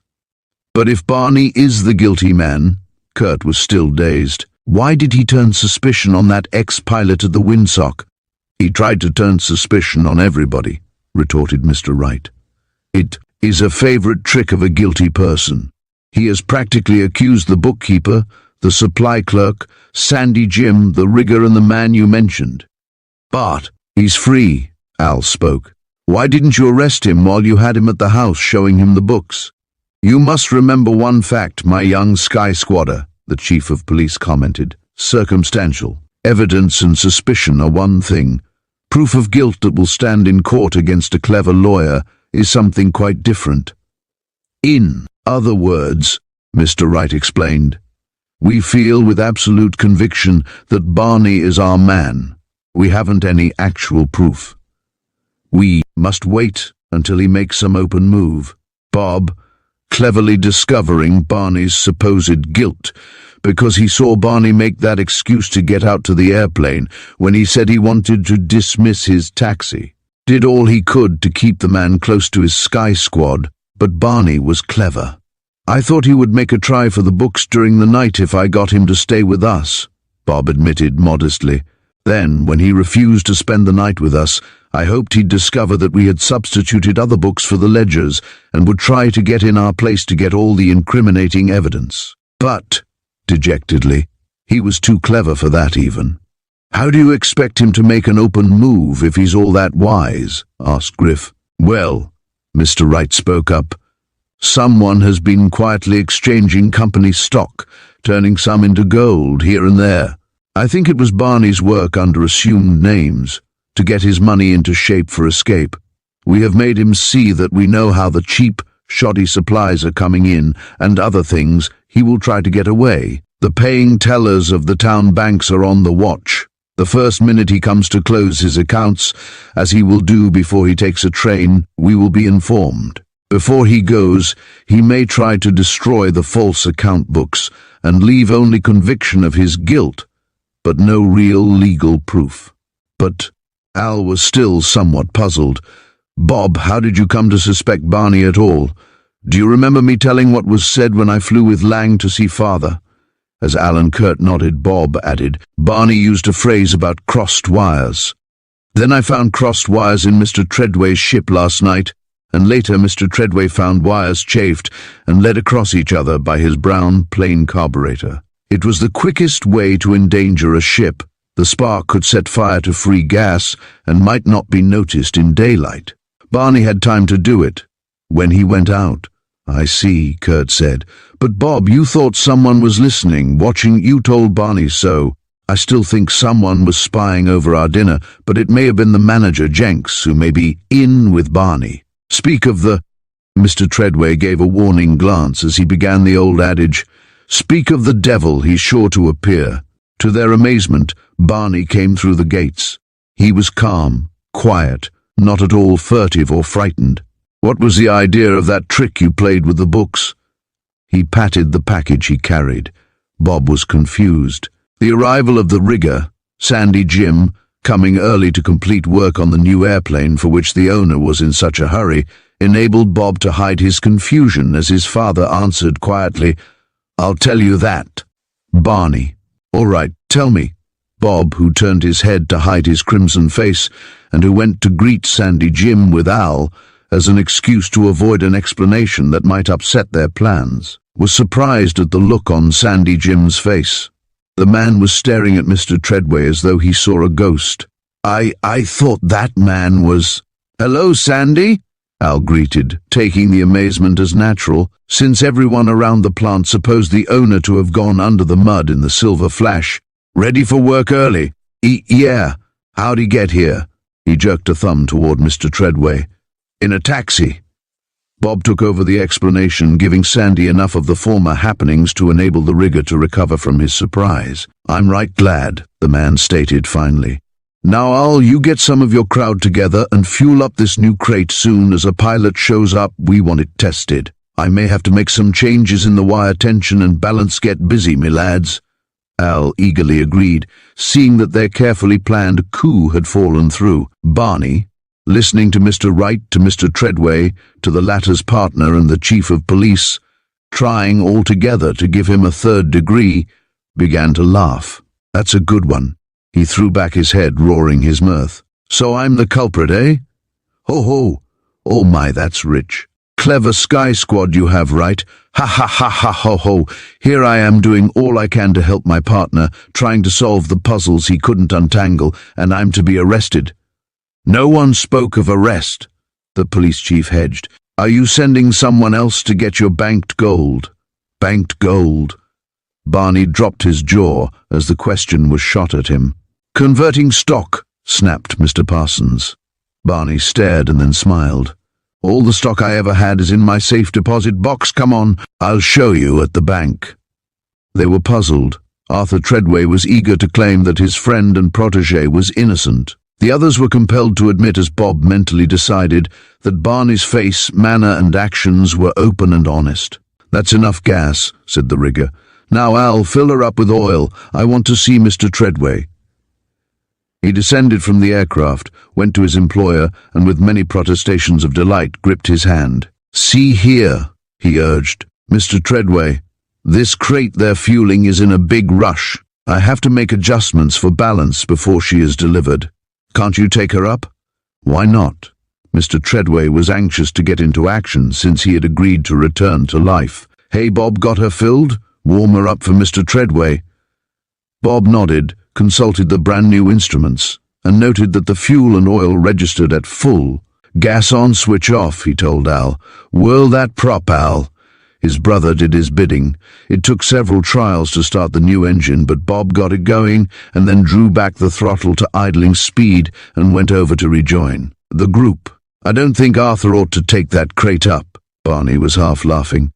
Of course I know that the only wires I ever crossed was when I flew my crates over telegraph lines, but he might think I had 'em crossed in this ship. Oh no. Treadway laid a hand on his protégé's shoulder, but Bob was not watching Barney. His eyes were fixed on Sandy Jim, and he beckoned to his father. Hurriedly, rapidly, Bob spoke to his father. The detective nodded. I'll get the speedster of Mr. Treadway's warmed up too, Bob said softly. In case, to Al's amazement and Curt's astonishment, the head of the Sky Squad beckoned furiously. They followed. See if there's gas and oil in this, he urged, as he led them to the ship he had flown the night before, returned to its field by Mr. Parsons. Listen, fellows. As he busied himself making ready to start the motor, getting the nose of the sport plane into the wind, Bob explained. What he said startled his comrades. While Mr. Treadway was joking Barney about the crossed wires, did you see Jim's face? The rigger? Al exclaimed. You mean when he got white? Yes. Listen, gas off, switch on. Give her a spin, Curt. As the engine took up its roar, he clambered in again, leaned far over the edge to Curt, while Al climbed into the after seat. Sandy Jim turned white, he said above the engine hum. I think we found the real watch, fellows. Father is going to tell Barney in front of Sandy Jim about the crossed wires. Jim is acting nervous, added Curt. He's turning. The chief has grabbed his arm. Now Dad is going to say to Barney that he's guilty, that he hates his benefactor because of the other man winning Barney's girl. Of course we know it's Jim. Now watch him. Jim's being accused now. Look. Baffled, his face displaying his guilt, Sandy Jim fled to the new airplane. Without an instant of delay, Bob widened the throttle opening. Chapter 33. The Sky Squad wins. Roaring across the runway, Bob's one purpose was to use the airplane as a missile, to run it into the other before Sandy Jim could rise. In that he failed. The other ship was up, and Bob knew that he had so much speed that he must take off or ram into a hangar. By a spurt of the cold engine, risking a stall to get his trucks over the hangar, Bob soared. Leveling off, he glanced around. To his amazement, he saw Al snapping on his safety belt in the rear cockpit seat. Al waved a hand, pointing to one side, and Bob looked. He's having trouble, Al screamed. He's working on something. Bob began to climb. If he could force Jim to earth as he had been herded the night before, Jim saw his move, and with a demon's venom drew a weapon and began to fire. But Bob side-slipped, dropped steeply into a dive to come out of the slip, and as he drew the ship to level flight, heard something strike the prop, saw it shatter. Jim had flung the metal gun so that the airplane ran into it. Bob began to look for a way to spiral back to the testing field. His propeller, with a blade shattered, was useless. Al screeched again. To the west, coming fast, was a ship they both recognized. Lang was returning in Griff's speedster. Also, as Al pointed out, the cabin plane was rising from the landing field. Al was so excited that he waggled the stick. Then Bob saw, forestalled by the approach of Lang, with the other ship rising to chase, with his engine functioning badly and the resulting distraction of attention, Jim's safety was endangered. The very thing that he had done when he planned to urge Mr. Treadway to test the plane crossing 2 wires had prevented his escape. The new carburetor, leaking, dripped a rich gas and air mixture onto the sparking wires. There was a flash of flames as Bob looked. Almost he forgot his own purpose, but with steeled will he held his tight spiral, saw the cabin ship was out of his way, shot the field, and landed. When Lang and the others joined him beside the smoking ruins of the new ship, they saw Sandy Jim, who had tried to escape by jumping before the flames reached him. Wrenched, broken, bruised, he was still able to talk. "Come through, Jim, what's the truth?" asked the chief.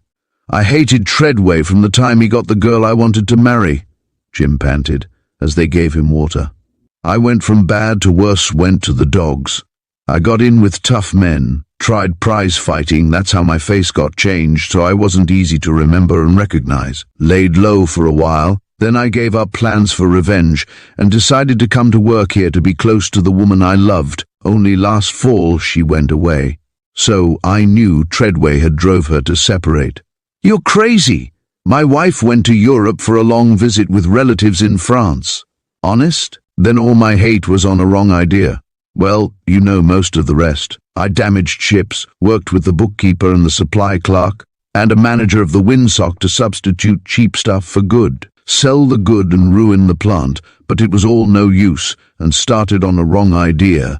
No use to say I'm sorry, but, well, boys, handle me easy. I'm no good, but I can feel pain."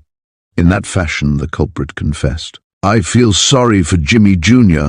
and the man's wife," said Curt, after the ambulance had taken Sandy Jim to the hospital.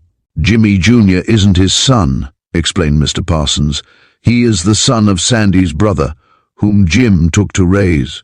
It would be a good idea if you young men took him into the Sky Squad now, to take his mind off his sorrow. But I saw his mother, and I thought she was Jim's wife," said Al. "No, she's Jimmy Jr.'s mother, but Sandy's sister-in-law." "Then let's go," urged Bob. "It's just about time to wake up our new member." Thank you for joining us for The Mystery Crash by Arthur J. Rees. We hope you enjoyed the twists, the suspense, and the unraveling of a perplexing mystery. If you liked the story, don't forget to subscribe for more captivating tales from the past. Until next time, keep your detective instincts sharp, and remember, the truth is often stranger than fiction.